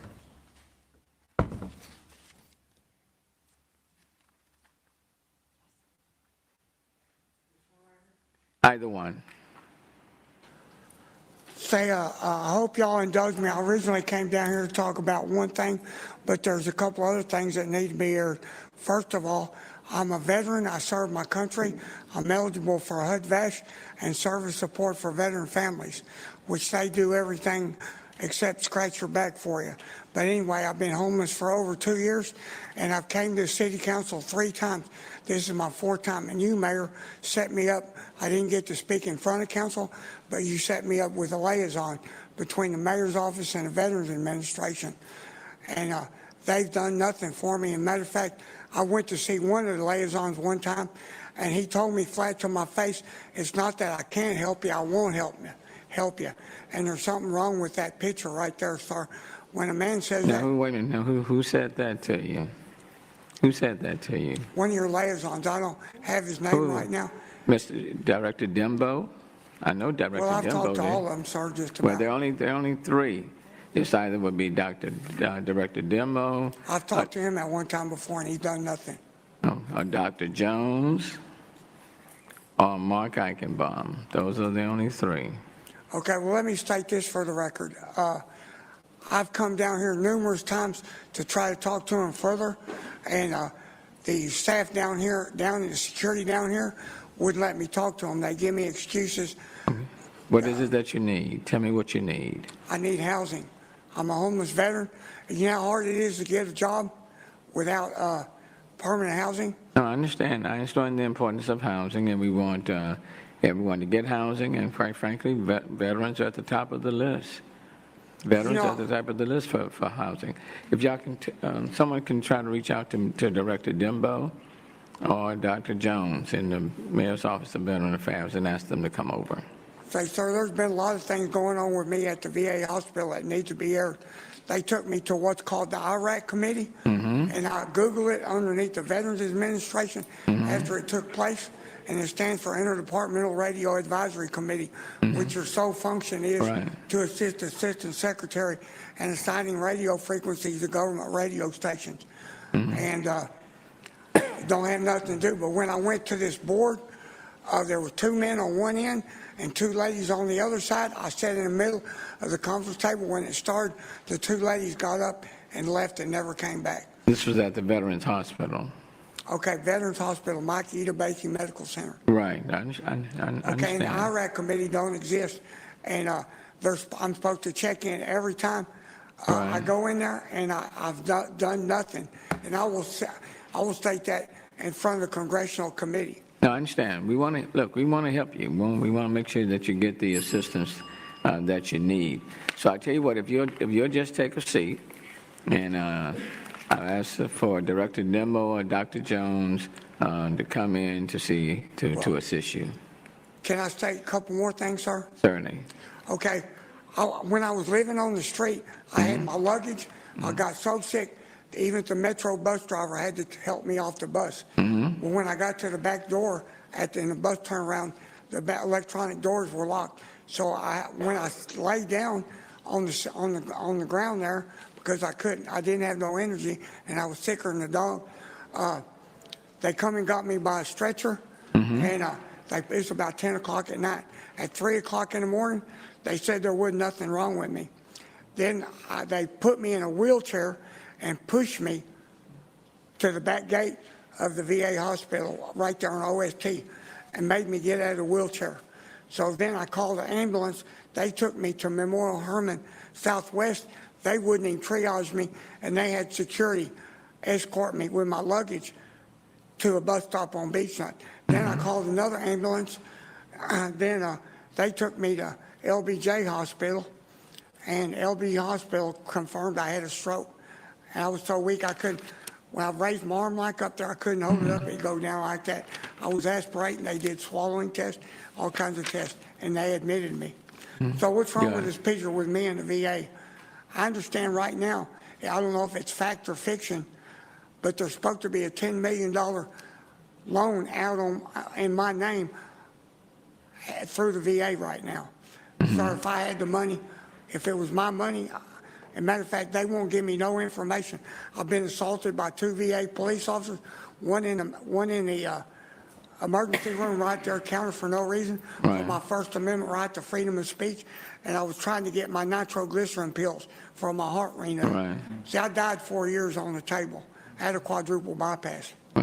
Okay. But anyway, this is not, I mean, this has been going on for the last 4 years. No, I understand. They don't want to help me with nothing. I went to the regional office, and they told me we can't do nothing about it. And then another person told me to go back inside and go to Clinic 4 where they do housing. And they still, and one time I was assaulted in Clinic 4 trying to get housing. Right. Well, let's see. I didn't create nothing, sir. Right. Well, let's try to help you out. And I tell you what, if you just go with that lady right there, Rhonda, and then we'll try to get one of the staff people to come down to assist you. Okay. Okay. Well, look, I'd like to bring up one more issue. Who would you say the Texas Constitution overrides legislative law? Wouldn't you say? Well, I'm not going to even get into that, but the Texas Constitution is. Well, sir, I can tell you It does oversee all of the Texas laws, the Texas Constitution. Everything has to be consistent with the Texas Constitution. Well, what I want, well, it does. I'm very knowledgeable in law. Matter of fact, I'll say I know more law than judges, district attorneys. Are you familiar with the supremacy clause? Well, I tell you what, we won't get into that today, okay? Let's see if we can help you. Well, the reason I was bringing this up, because I want to talk about taxpayers' money. Well, because I want to run for president. Well, okay, I understand all of that, but let's help you. So Dr. Jones is right there with the Mayor's Office of Veteran Affairs. She's a former Marine. Would you let me speak if I set another appointment? Well, you're free to come any Tuesday that you so desire, but let's help you. You're a veteran. I can show you right now where the judges are violating the law Well, in every city in the United States. I understand all that, but let's get you some. The supremacy clause in the Fifth Amendment to the United States Constitution. He doesn't.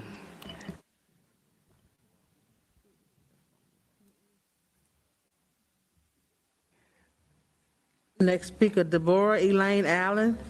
Deborah Elaine Allen. Deborah Elaine Allen, star 6. Next speaker. Lee Miller. Lee Miller is here.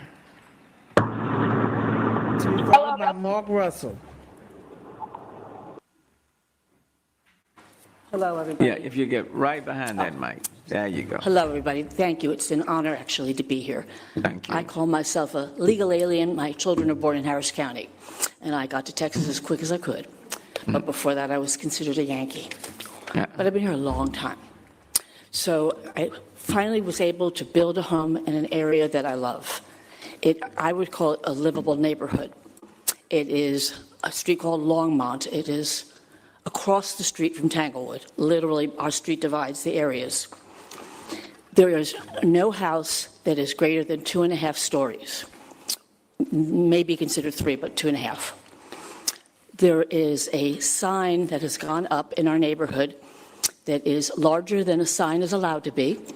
It is 15 feet tall by whatever width, advertising a home, multiple homes, that will be 7 stories high.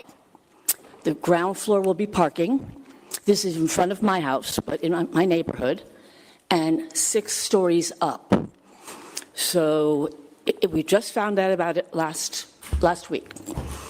A year ago, the November meeting of the City Planning Development had a sign out to come to the meeting. And my husband and I called and asked for it to be rescheduled. He was very ill. They gave us a one-time reschedule. He ended up going on dialysis. He is alive now, but it's been quite a challenge. So forever, in all different ways, we're trying to find out what was going to go on this single-family lot in front of my house. We share a common driveway. The new sign went up last week, and it's going to be a 7-story dwelling, multiple dwelling, right in front of my house. And it's a very quiet, livable, kind neighborhood of families and children and dogs. It will be an albatross for something that large to go up. My biggest nightmare was it was going to be a dental office. And that would be nice in comparison to what's going to go up next. So 3 years ago, when we built our home, by the time we got to the inspection of pervious and impervious by the city requested that we mandated that we make the driveway narrower behind our gate and the swimming pool smaller so that there was enough impervious. This dwelling that's proposed to be built will have no pervious. It is underneath of the whole building concrete for parking, 17 spots on a 12,000 square foot lot, and no change in the driveway. So it's scary to me. When we moved in, the federal government changed us from the right kind of floodplain to being in the floodplain. May I have a little longer? Your time has expired. I'll give you 1 minute. Okay. So there was flooding before on the lot in front of us, and around the corner, and it will start flooding again with this kind of a dwelling. So city planning meeting ruled in our favor before lunch. I drove down after lunch, and they changed their ruling. And they said they got new evidence and that there were people that called everybody that was ruled against and told them that they were going to lose. And suddenly, in an hour, and I have the actual original document that you get when you're handed it when you meet at the meeting, that says it ruled in my favor. And there is no information that could have been gotten in that 1 hour, nor do I believe that the city has the resources to call 190 some odd people, the ones that were not ruled in, and tell them to come up with new evidence. So it's rare to have the original, but I do. It's the one that is permanently attached. And I ask that everything be looked at and that the replatting not be allowed the way it is going to be proposed. Okay. Well, let me just say, I am certainly willing to take a look at it. I know on this note that I have, it says planning reports 5010 Longmont is a standard unrestricted reserve that went through the public hearing process, and legal made a determination that an unrestricted reserve is an allowed use for the site. But you're telling me that the staff initially disapproved of this project. Yes, it's right on this page. And then subsequently, in the hour between going to lunch and talking to the admin, who I know with first name basis, she said, it's been ruled in your favor. And then I said, can you email me a message? And I called back an hour later as I'm heading to the meeting. She said, can you hold a minute? And I held. She came back, she says, we've changed our mind. We've changed the ruling. I said, in an hour? She says, yes. The rule is we have to call everybody that it was ruled against, which I have a hard time believing, and that they brought new evidence. Well, they didn't bring new evidence because I told her of 2 different emails from me and my attorney with the evidence that allegedly was new. Okay, let me take a look. Let me take a look at it. Thank you, sir. Okay, 1 second, Councilman Robinson. Mayor, just having served on the Planning Commission body, Ms. Lieb, appreciate you being here. Thank you. And I think there may be some understandable confusion, not perhaps on your part, but needs to be clarified by the director. What we have as a document here in front of us is a fairly standard statement. Your item was number 140 on the list, the gout partial replat number 2, and in the column, where it says disapprove, that is staff's recommendation. So the well, that's not what I was told. I understand what might have been miscommunicated.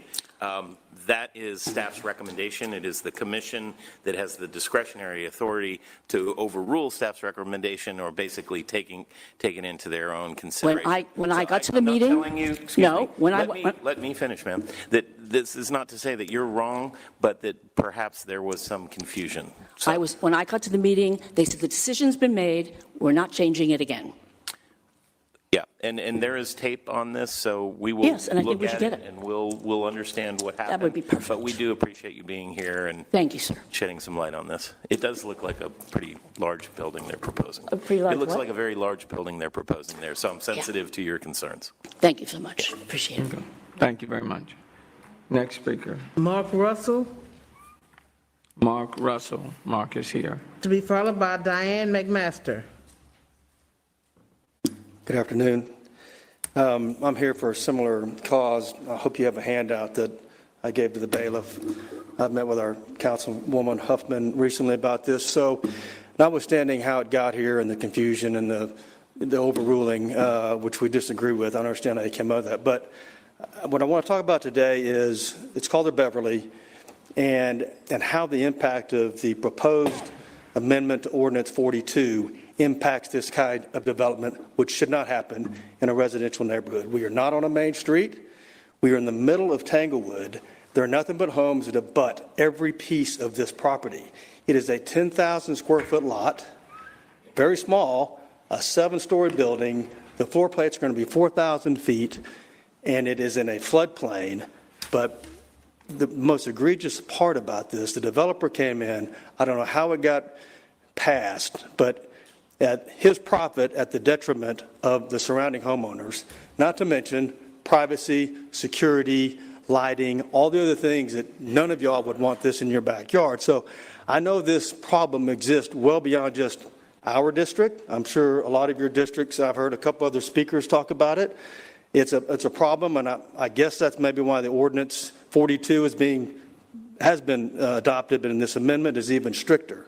So I'm here today really asking you, when that comes up for a vote here soon, I believe, that you support it, because it will probably eliminate this type of development, because the setbacks will not allow him to do this in such a small lot. Even in the current ordinance 42, he could chop off one floor and still do a 6-story building. So there's a way to get around it right now. So I'm really reaching out to the council that this ordinance 42 amendment gets passed, and that's really what I want your support for, and I'm hoping that happens. So I will be reaching out to the rest of the council and at-large members to go in more detail. I just want to point out 3 things. You see the building. I gave a handout. It is 7-story. It's rather obnoxious. It's going to be looking in all of our backyards. But there's another thing on there. There's a sign that she mentioned. I've been all over the ordinance and the sign ordinance people. It was not approved. That does not have a permit on it. This developer is does not care about following protocol or rules. I talked to Wesley Hall, I believe his name is, who's the head inspector. He had another guy come out. He's going to send him citations, which are really not going to be a big deal. He's going to leave it up there. So it does not beg well for us that stays up there. But I just want you to know that's the mentality of this developer. He's going to go around everything he can to build this in this neighborhood, and it's just a travesty. It shouldn't happen in any district where you're in the middle of a neighborhood. If we're on a main street, I understand it. That's the risk you take when you live on a main street, but we are not. And you buy a home in a residential neighborhood and you hope that you have some protection. Thank you. Thank you very much. Thank you. Okay. All right. Next speaker. Diane McMaster, Diane McMaster. to be followed by Diane Hobson.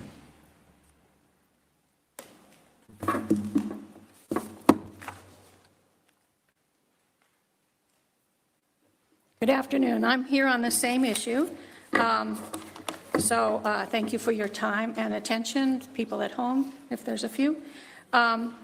First, let me start off by telling you a little bit about where I live. And I think this deserves all your attention for the reasons I'm going to talk about. So I live in a development that's next door to the proposed 7-story high-rise development at 5010 Longmont.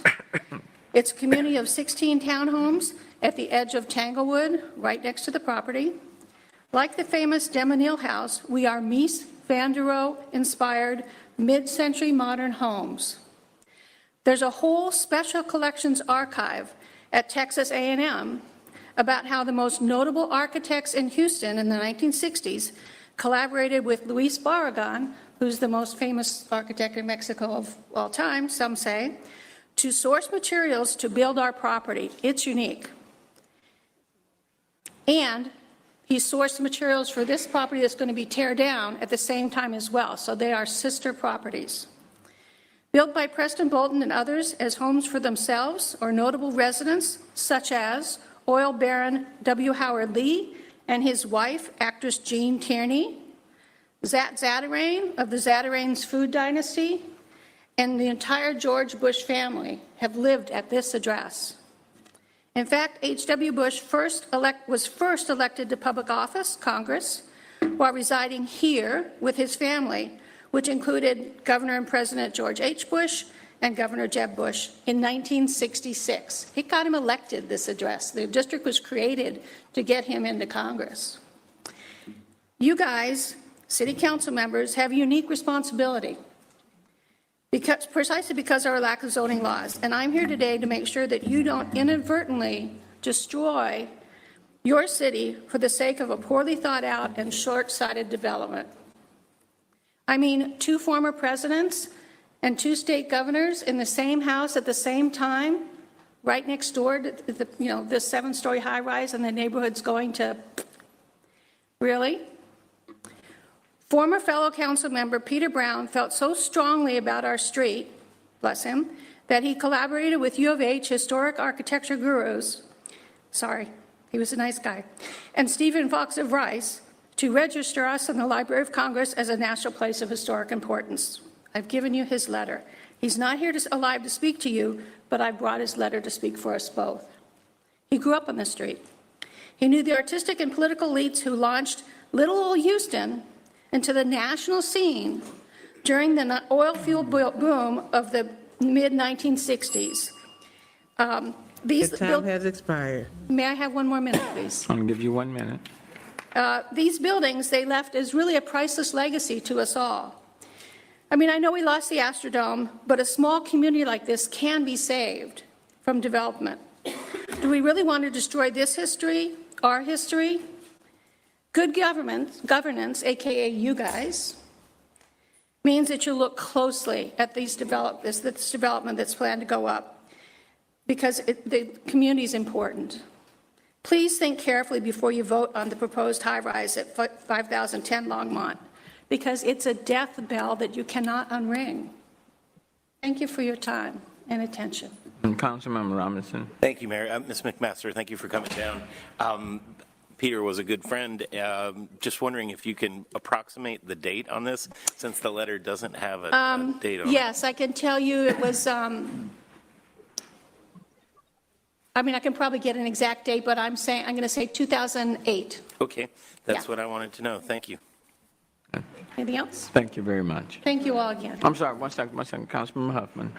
Thank you, Mayor. And thank you for coming and speaking today, and to all of the residents to tell us about your unique neighborhood. We had a great committee meeting this morning where we talked about the revisions to the ordinance about buffering, light pollution, all of those things, and it looks like it looks like really good changes. Because we're in a city that doesn't have zoning, good changes to make it a great place for everyone to live. So thank you. Yeah, it's not that we don't want development, but we want good development. So, and I know that Cisneros was involved in rehabbing, the architect husband, I believe, was involved in rehabbing one of the houses on our street recently. So, you know, people, it's a gem. Help us, you know, not lose it for Houston. Thank you. Thank you. Thank you very much. Next speaker, please. Diane Hobson. Diane Hobson, if you'll press star 6. Diane Hobson, star 6. Oh, she's here. You're here.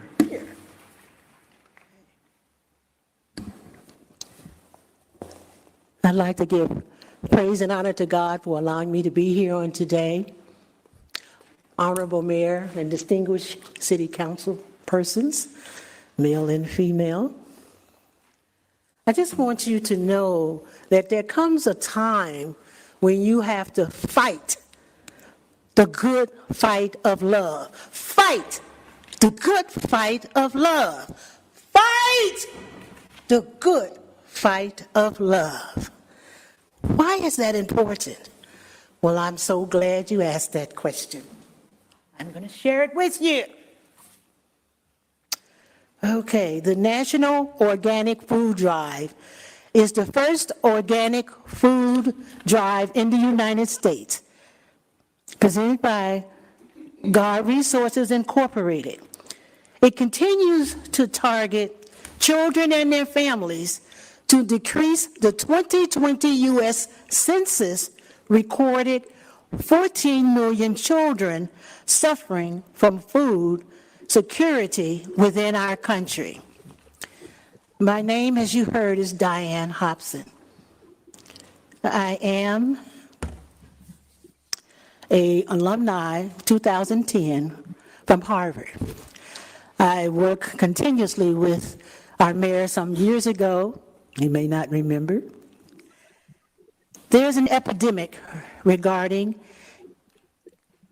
not only food insecurity, but obesity. It's my understanding that the city of Houston has put together a committee that deals with food. However, one of the things that we're trying to do is enlist support from each and every one of you so that we will have healthy food going to our families and our children. And you say, well, how important is that? It's important because children and their families in the area, they need nutrition that is healthy. And they can learn how to grow their own without pesticides going into their gardens. It's our responsibility to help communities to do that. The Department of Agriculture stands willing and ready to assist each of us who is interested in that. I know we have many concerns, not only throughout the city of Houston. We're traveling through many cities because this is a national, let me say it again, it's a national epidemic. If 14 million children, we should be ashamed of ourselves in the United States to have that. Even if it was 1 million children, we should be ashamed.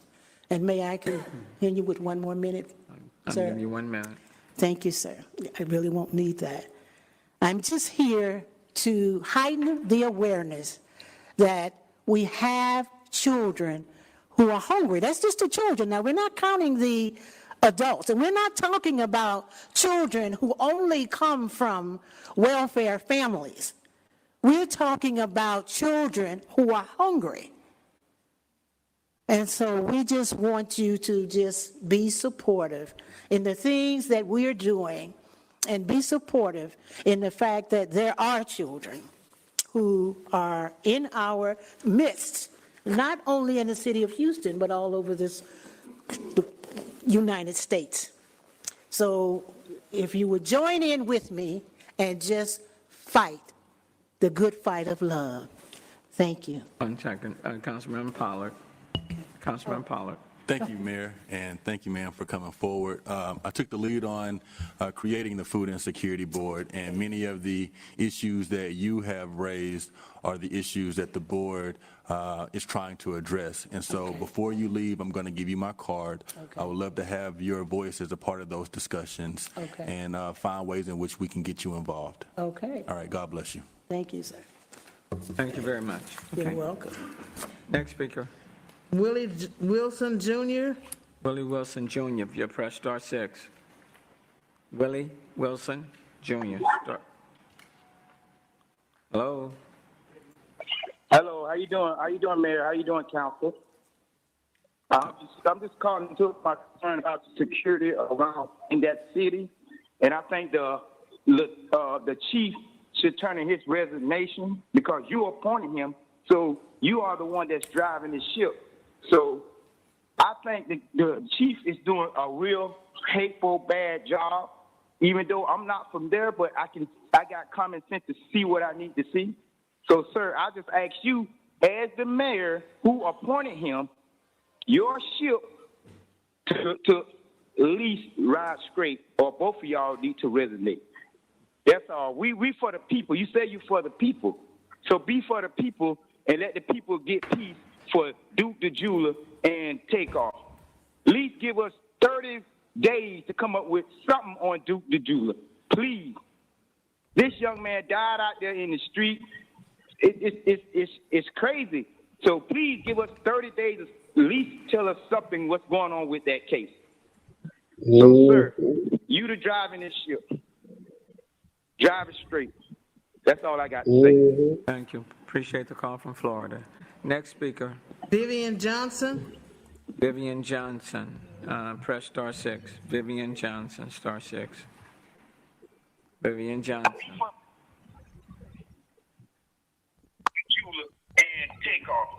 Please give us 30. Hello? Yes, we can hear you. Oh, We can hear you. okay. Good afternoon. I would like to know, Mayor, why it is there's been 100+ days since there has been any type of arrest for James Darwin Cross, and to this day, his autopsy report has still not been released, as well as why it is that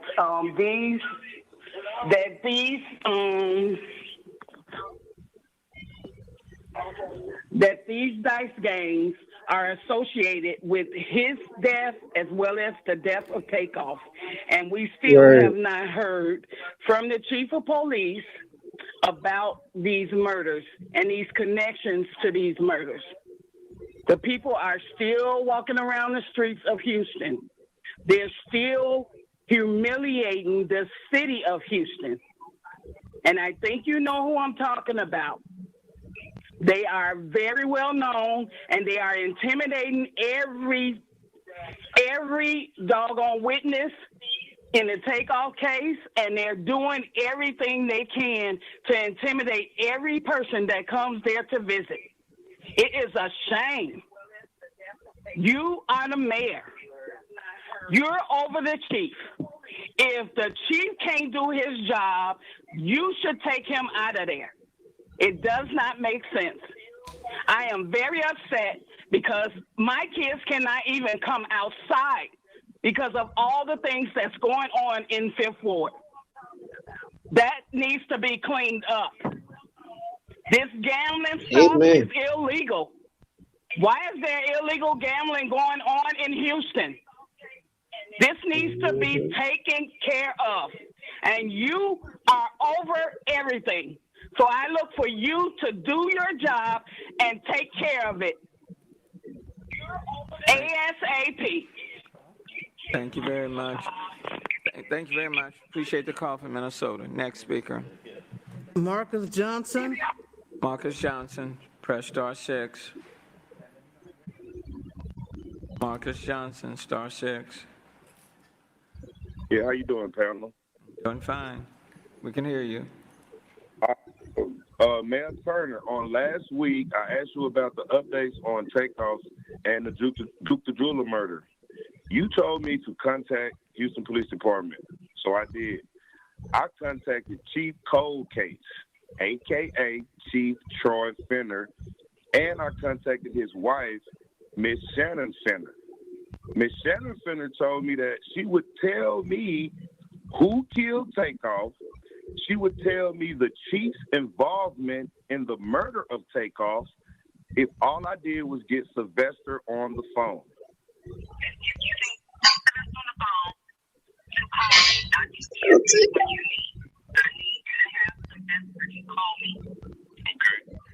I'm going to play it one more time. That's the chief's wife.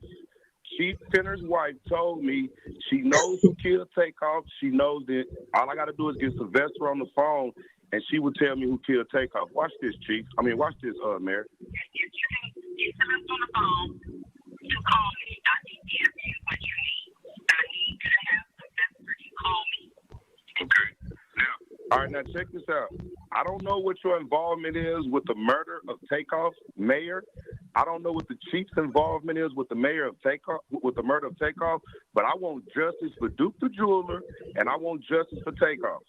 All right, now the chief's wife told me to get you on the phone that you know what's going on with these murders, and that she would tell us everything we needed to know. The way that jprince is involved, Michael Prince, all the princes, even the chief. Now, I called the chief. I talked to the chief on the phone, and he thought I was Michael Prince. He was trying to cover up the murder on the phone. That's the chief, somebody that you hired. So this is what I want you to do. If you cannot give us updates or tell us who killed TakeOff, who killed Duke the Jeweler, I want you to resign. I already have 8,000 signatures.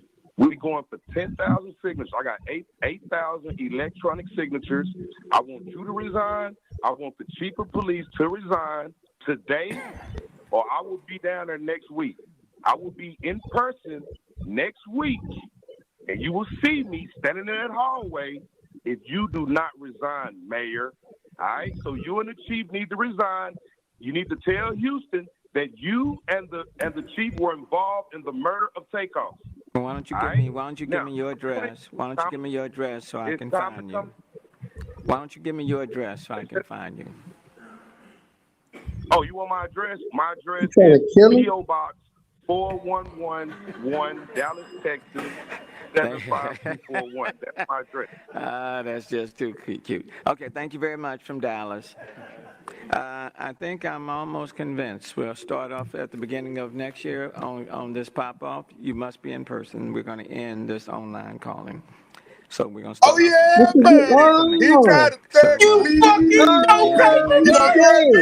want my address? You want my address? Hey, the mayor's going to kill me, gang. Why that nigga say you want my address? I cannot believe you. Look how nervous he They is. trying to send them everything at you, bro. He said, give me your address. He said, give me your my address. God. Look how nervous he is. Oh, wow. Look how nervous. Look at him. He nervous. Hey, bro, let's get Hold on. Hey, let's hear the next. Hold on. Everybody mute up. Jessica Melendez, star 6. Jessica Melendez. Next speaker. Ronald Roberts. Hello. Yes, we're here. We can hear you. Hi, can you hear me? Yes, ma'am, we can hear you. I am also calling. Yes, I am also calling because we the people do need answers and justice for Duke the Jeweler and TakeOff. There's absolutely no reason why it's been over 100 and something days and we have no updates. Nothing. What is being done? What is going on with all these dice games and the murders happening at these dice games of these young innocent people? I don't understand. We do need answers. When are we going to get answers? How come nothing has been updated? We've had no updates on Duke the Jeweler. Thank you very much from Do Georgia. your job, Mayor. Do your job. Thank you. Okay, next speaker. Ronald Roberts. Ronald Roberts is here. To be followed by Art Smith. The mayor scared y'all. He's scared. And council persons. He shitted in his pants. Nah, he's That's why scared he's for real, running. especially when he heard the voice. Variance He's nervous. the applications for variance postings that appear in our neighborhood. Okay, so Ms. Davis spoke earlier, and so we're pretty much. All right, gang, let's mute it. Did he shit? Did the mayor shit? Yes, he did. bro. You did that, boy. Yeah, let's You did do that, boy. You did that, nigga. You did He said he ain't gonna have no more call-ins. He ain't doing no more call-ins. We gotta come in person. That just shows that he's more guilty. Paperwork. He's just showing us more and more he's guilty. This nigga said, what's your address? He said, what's your address? My address is P.O. Box. He trying to send them agents at you. That nigga, hey, the mayor threatened me, gang. Hey, look what he said. He did. He did. That's a threat for real. That's a threat, bro. And then he gonna say, yeah, thank you for calling from Minnesota. I know who you is. I told you I was there. How you gonna say I'm in Minnesota? We can have. Yeah, he's slick. You know what I'm He's slick, saying? bro. Yeah. Okay. I ain't gonna lie, paperwork. Or OT Grip. Did I hit him with an uppercut? How did I do, OT Grip? Man, hit that ball with a drop kick, uppercut, and stone cold stunning him. You threw him out the ring, you picked him back up, and you hog-tied his ass. Hey, I beat him up so hard, they done stole my avatar. You got him on the fucking news right now. Hey, quick paperwork, I want to know about the jeweler. He started moving in that seat. Oh, girl, look on the sound like, what the fuck he going to me? Not even over with. How was his face? Y'all tell me how his face was when he heard the chief's wife. Tell me, because I didn't get to see his face. We gotta look at it because I ain't get to see it either. Yeah, I saw his face. Hey, y'all, let's get some politics. Why they want people to... Why they want to have a food drive and the state giving y'all all kind of money? Where that money going? Yeah. In their pocket. Lying. She lying. She working with the mayor. Where that money going, man? Hey, the mayor say we abusing it because we bringing receipts. He didn't think that I was going to play the chief's wife saying, I need Sylvester on the phone and I will tell you everything. Yeah, that's what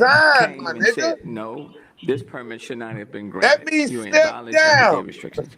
Then City Legal Or took a go look build at a it park, and bitch. agreed that they were operating and put a stop Somebody on say it. he's still So it's dizzy, like y'all. everybody I hit him has, so hard, he's community people out there still have to be dizzy, looking and gang. checking.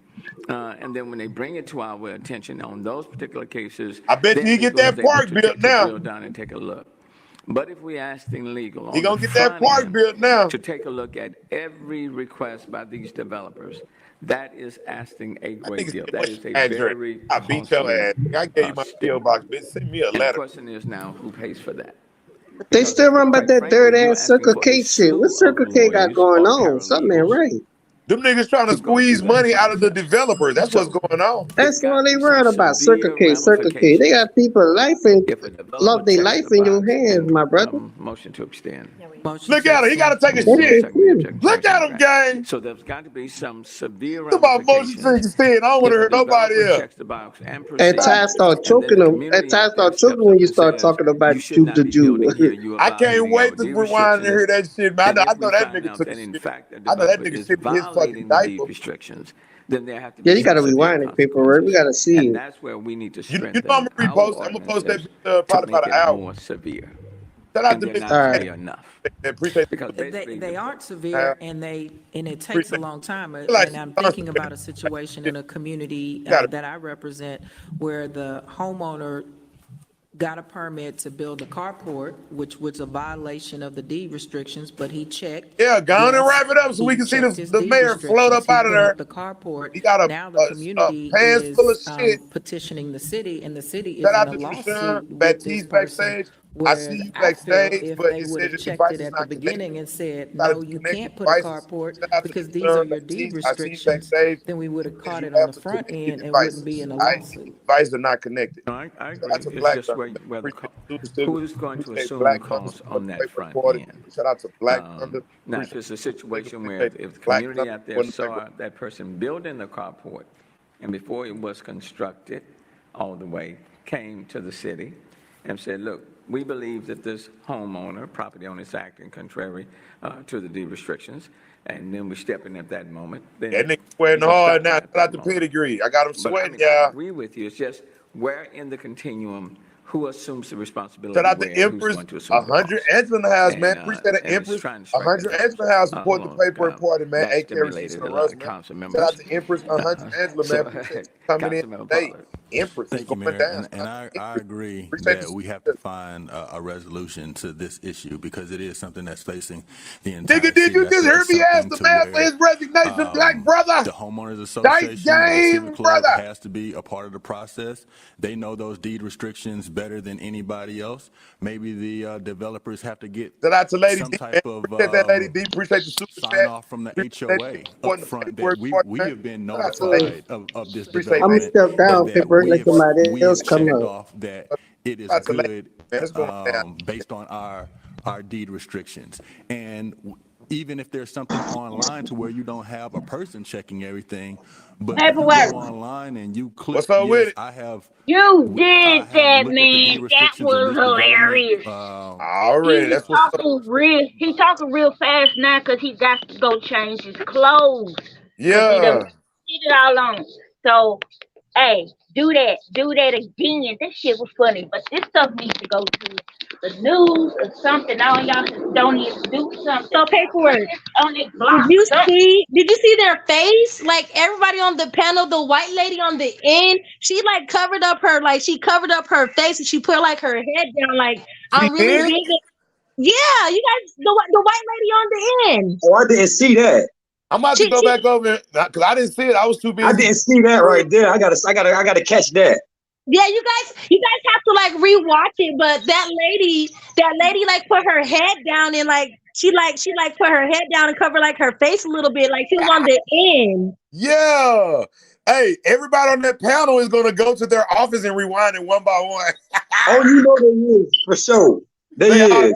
I gotta go rehear this, man. Was that the chief wife talking? What the fuck? Let me go rehear this one. Man, check it out, gang. All right, so look. Let's hear this whole ass nigga talk, y'all, because they finna get it ended real quick, and we gonna hold on. Let me hear this. Not unduly slowing down, because that's where the criticism will come. That nigga took his glasses off, gang. He mad.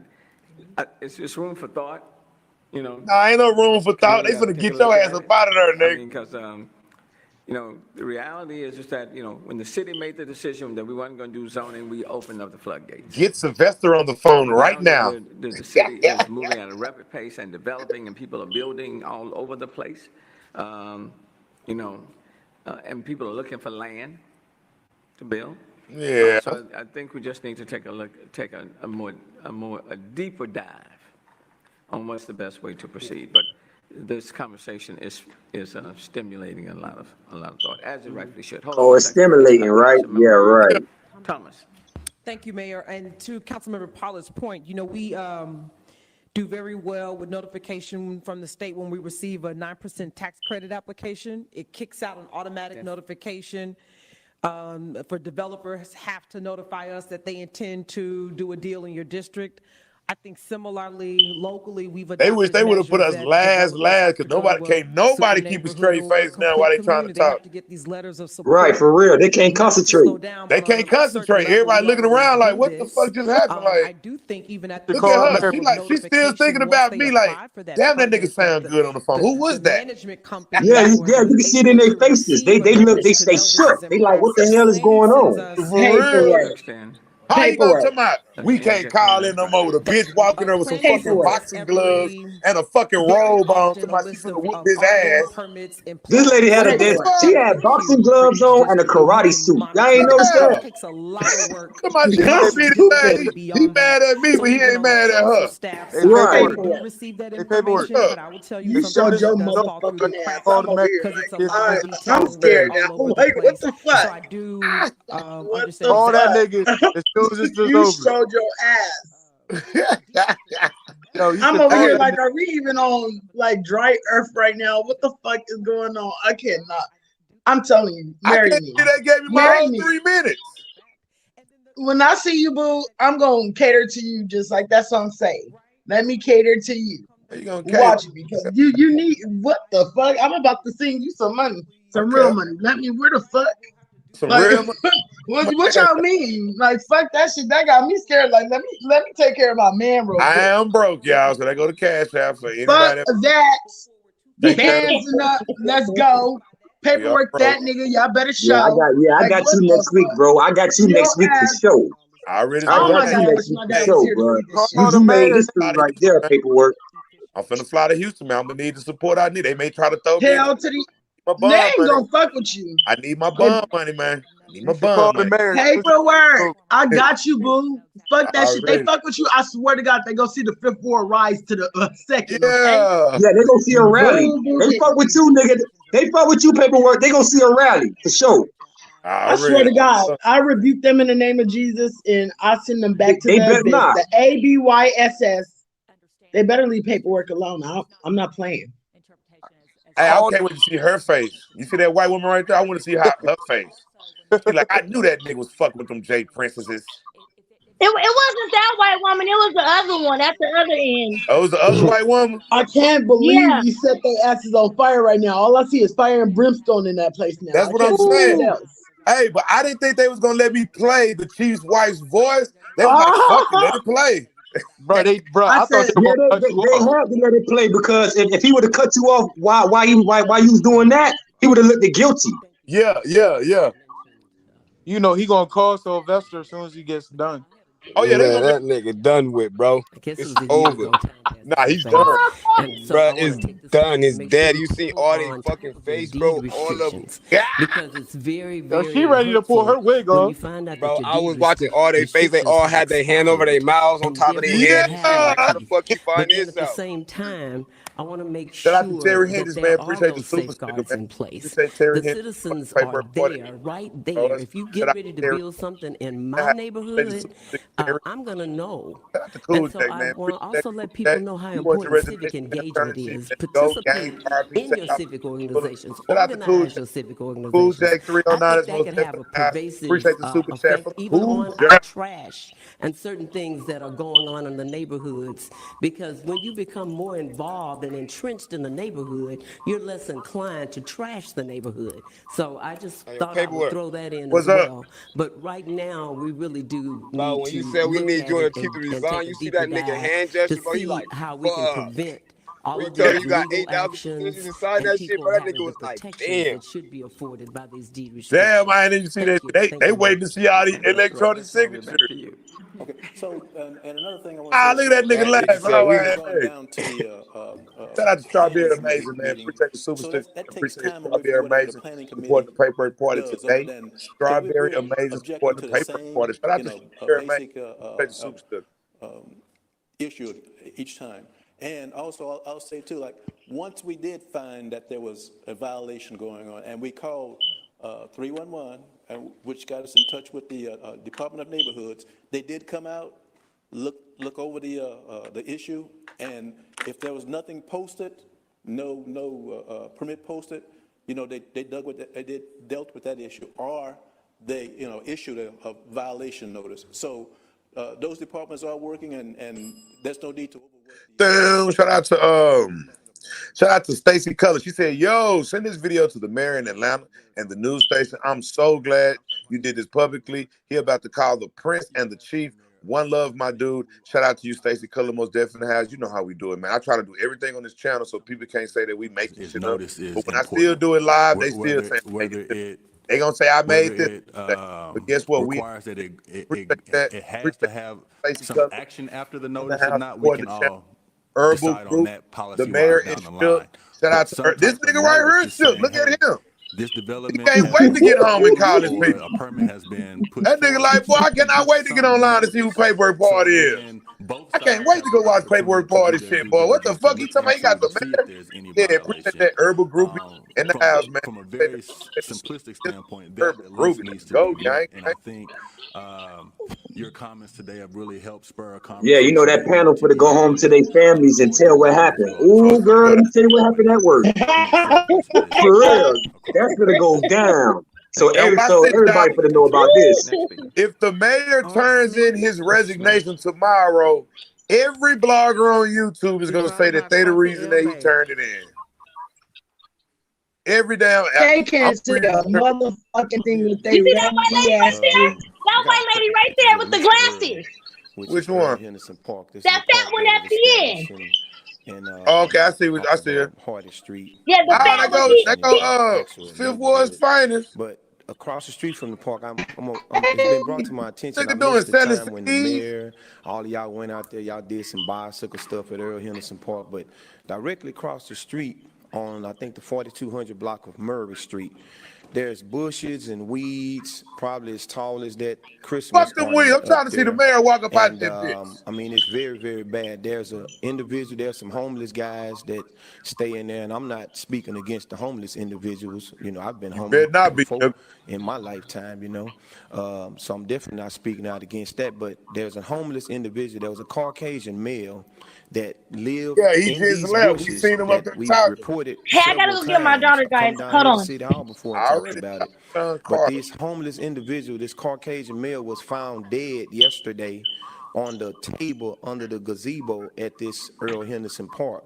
There were several HPD officers out there, the medical units was out there, and the coroners came out. But the medical units, they had their mask on and stuff like that. And I had reported to 311. They have since rectified the problem, and they have since came out and sanitized the table. But had those police officers or the coroners roped that area off when the body was removed, it wouldn't have been open all day on yesterday. I waited around for a couple hours, my wife and I. But also I saw a family, a grandmother and her two grandkids, and I saw another family that stayed directly across the street from the park. And they say, man, the city's not going to do anything about it as far as the weeds and everything. It's between the park, Murray Street, and then the railroad tracks that used to be. I think it's Union Pacific, one of those. But anyway, so I'm talking to the grandmother, and she said there's a coyote that comes out every night.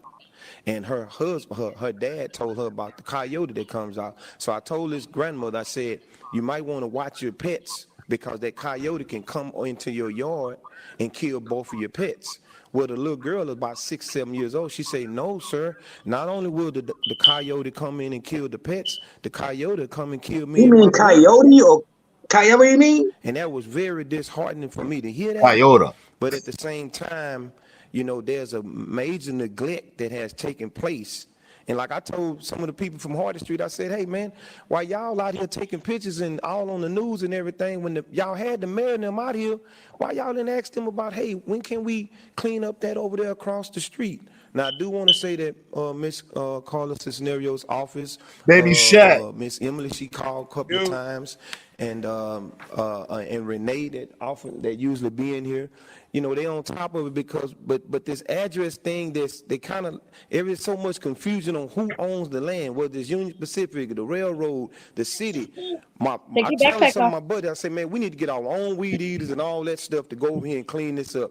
And we walked over there sometime in April or May, and we saw a big old snake in there so big and black, man, so big. I'm gonna be honest, man, that canceled all our workout, man. They just was like, oh no, man, we got to get some heavy tractors or something in here. But can I get an extra minute? I'll give you 1 minute. Yeah. So it's the park is Earl Henderson Park. This is a park this is our former baseball coach. He's deceased now, but he taught us a lot of integrity and taught us a lot of morals and a lot of ethics. Paperwork, if you would ask for another minute, he would have said, fuck no to you. I just want to be able to see if there's anything, I don't know it by being to the end of the year that we have enough resources, but this homeless guy was living on this property that I've been reporting for over a year that's been neglected in the community, right off of Collinsworth and Hardy Street. And I'm just saying, is it anything that the city, what can we do? We got some people in the community that's willing to come over there and help, but we just need some real machinery to come over there because it's pretty bad. And behind the park, when those trees and everything is down, it's a real nice scenery. And I definitely want to say to Mr. Pena, Armando Pena, he had the pressure washer crew go out there from the city. So 311 does work. 311 does work. And I know y'all can't do anything if it's not brought to your attention. Come on, man. We want to see the mayor's diaper. Thank you for coming, and thank you for working Our with mayor's me a thug. and notifying my office. He's a super thug. That white woman looking like my mayor's a thug. Jumped on it too, and the Parks Department got She's like, over there. this is what we elected? You damn right. Y'all elected a thug. Did you just hear the chief's wife? Oh shit, the chief's wife. The paperwork, that was historic, man. That's what I'm saying, because one reason I had to play the chief wife, because they could have threw me out because I'm just talking shit. But by me playing the chief wife, they want me to get as fuck. Not just you, but many of the adults really point to them. I hear stories about that all the time. So it's nice to hear you also say watch that. this. Everybody gonna be trying to steal your footage. That's acting like that has something to do with it. Belongs to the railroad. We was born here first. They are notorious about I gotta go through the stealing and bullying to clean up. But that is not city property. The city property, I think, is, that's getting a lot of love from what I can tell. We've certainly invested a lot of money in it. And I've also, last year, met with the county, to the property to the north. Area, bitch. Y'all trying to prolong. Ain't nobody forgot about the resignation. To grow that way. Ain't nobody forgot about the additional, fields or. She look like she used to sell ass. And he needs to go check them. And he needs to go check them underwear if he got on. Nah, he do need to check his underwear. And yes, we're in a I think everybody on that panel need to check their underwear after that shit. Shit, kind of wild areas and there are coyotes. Yeah. I've had reports. I know I was there when I heard your voice on there. So, this nigga done did it. I mean, they come up. Yeah, I was like, go, my nigga, go tell the motherfucker speak. Oh, no, snakes eat I had to use a different name. Last week I said, John, I had to say Marvin. It's not always a good idea to kill a snake. They were ready for my ass. I was ready for them too. They take care of other problems too. Yeah, that was smart right there, because I know he written your name down the last time. Yep. And then he also switched it up, since now he know I can use a different name and get in. Now he want me in person. Bitch, I'm coming in person, and you better. If you niggas try to arrest me, it's going down. Nigga, I'm coming next week. Yo, you know what a big gangster. And you need to go with a pro cam. Relationship there with her, they trust. They gonna take my pro cam and throw that bitch in the back of the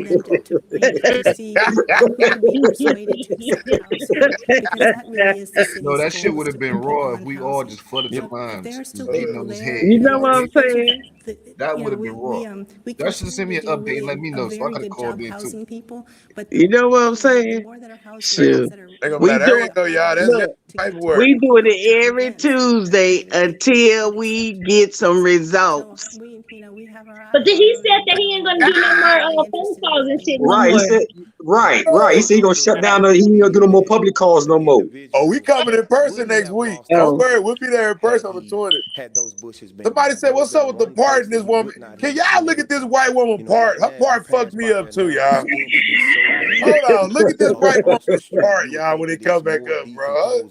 Moses is part of that shit. serious. That shit look like a driveway, y'all. On our social media, She got a quick weave in and with an Put the invisible whole part. car in that bitch. That shit like a damn 6-lane highway. Still a sprinter through that bitch. Greenery in the She got a city. quick part. He mentioned that. Now the property that's across the street that you're referring to, I had the former major league. Hold up, ain't he only had one extra minute? What the My fuck? wife and I was working with him. That one, hey, that nigga right there he done had a homeless man down his property. Now he trying to get And some I shit done. asked him to put Right. $5 million on the table to build a Carl Crawford.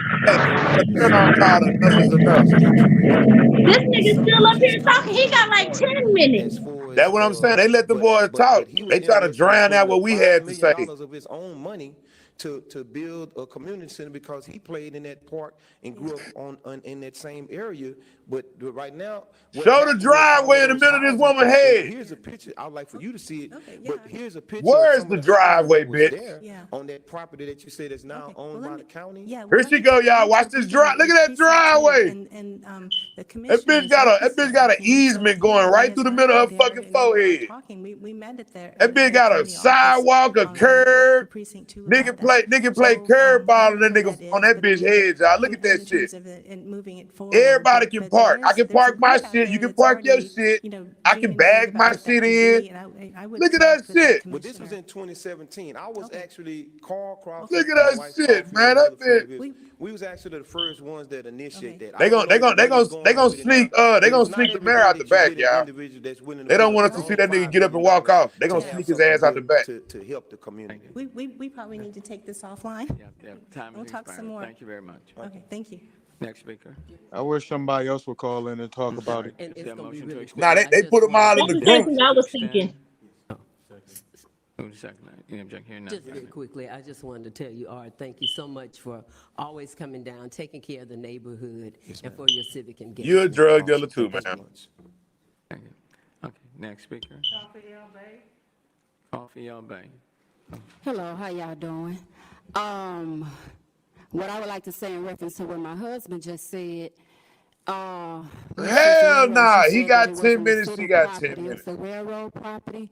All right, gang, we 4 hours and 40 minutes in. It seems like these motherfuckers don't want us to see that big ass poop on the back of the mayor's pants. All right, they don't want us to see that big ass poop on the back of the mayor's pants. I ain't tripping. We've been in this bitch for 4 hours, but check this out, gang. I just pinned the clubhouse to the top. All right, go jump in the clubhouse. We did another epic day. Remember what I said? If you're a moderator, go jump in the clubhouse. If you are a moderator, I need you in the clubhouse, man. Shout out to Sher Maestro in the house, man. Appreciate that, Sher Maestro. Look, if you are a moderator, go to the clubhouse. It's pinned to the top. All right, we on 2 channels right now. I think I'm on 2 channels right now, respectively. Shout out to the game, man. You know what I'm talking about? Let's get the lights up, man. Y'all was tripping on the lights, but I ain't tripping, man. Y'all do me dirty. I ain't tripping. You know what I'm talking about? Because we had a good time today. But tomorrow, get the lights up. I might go live again tonight. I might not. I got shit to do. I'm about to get the fuck up out of here. The mayor said, How about 2 Thunders, baby? but watch this. The mayor said, what's your address? Did y'all hear him? Did y'all hear him beg for my address? Threatened So, you. That motherfucker better back I off. gotta move. I'm scared. Like paperwork, that shit's still on my mind. I'm like, Mayor, that's not fucking smart what you just did. That's You what I'm just asked for a random man's address. Yes. So he can That go makes find you him. look fucking guilty, bruh. Yes. Thank you. So in the the worst mayor way. asked for my address, gang. That So he means can find you.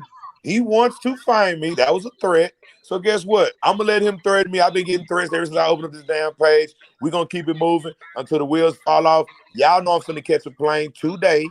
I will be in Austin. I will be heading to Houston after I leave Austin. It's definitely going down. I'm about to get the fuck up out of here. Please go to the clubhouse. That's where we at right now. All right, gang, man. I see y'all tomorrow, man. I love y'all. Set your notifications. Love you, paperwork. Let's go.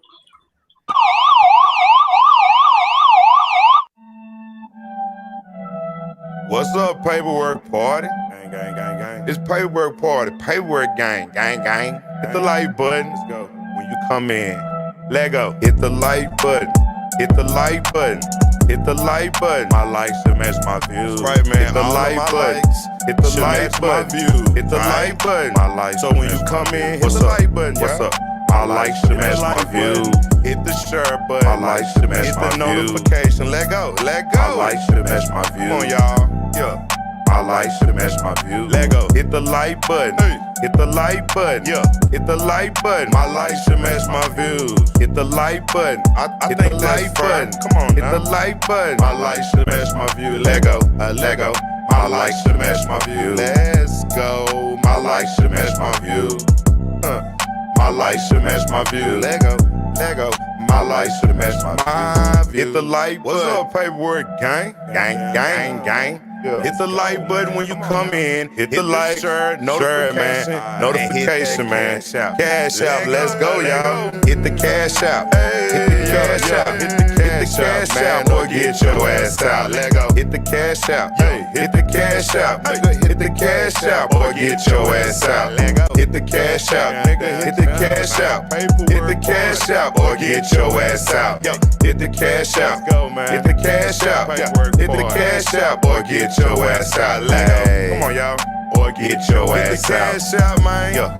Or get your ass out. And just get out, man. Come on. Or get your ass out. Donate to the channel. It's going down. Get your ass out. Hit the cash out. Hit the cash out. Hit the cash out. Or get your ass out. Hit the cash out. Come on, y'all. Hit the cash out. Hit the cash out. Or get your ass out.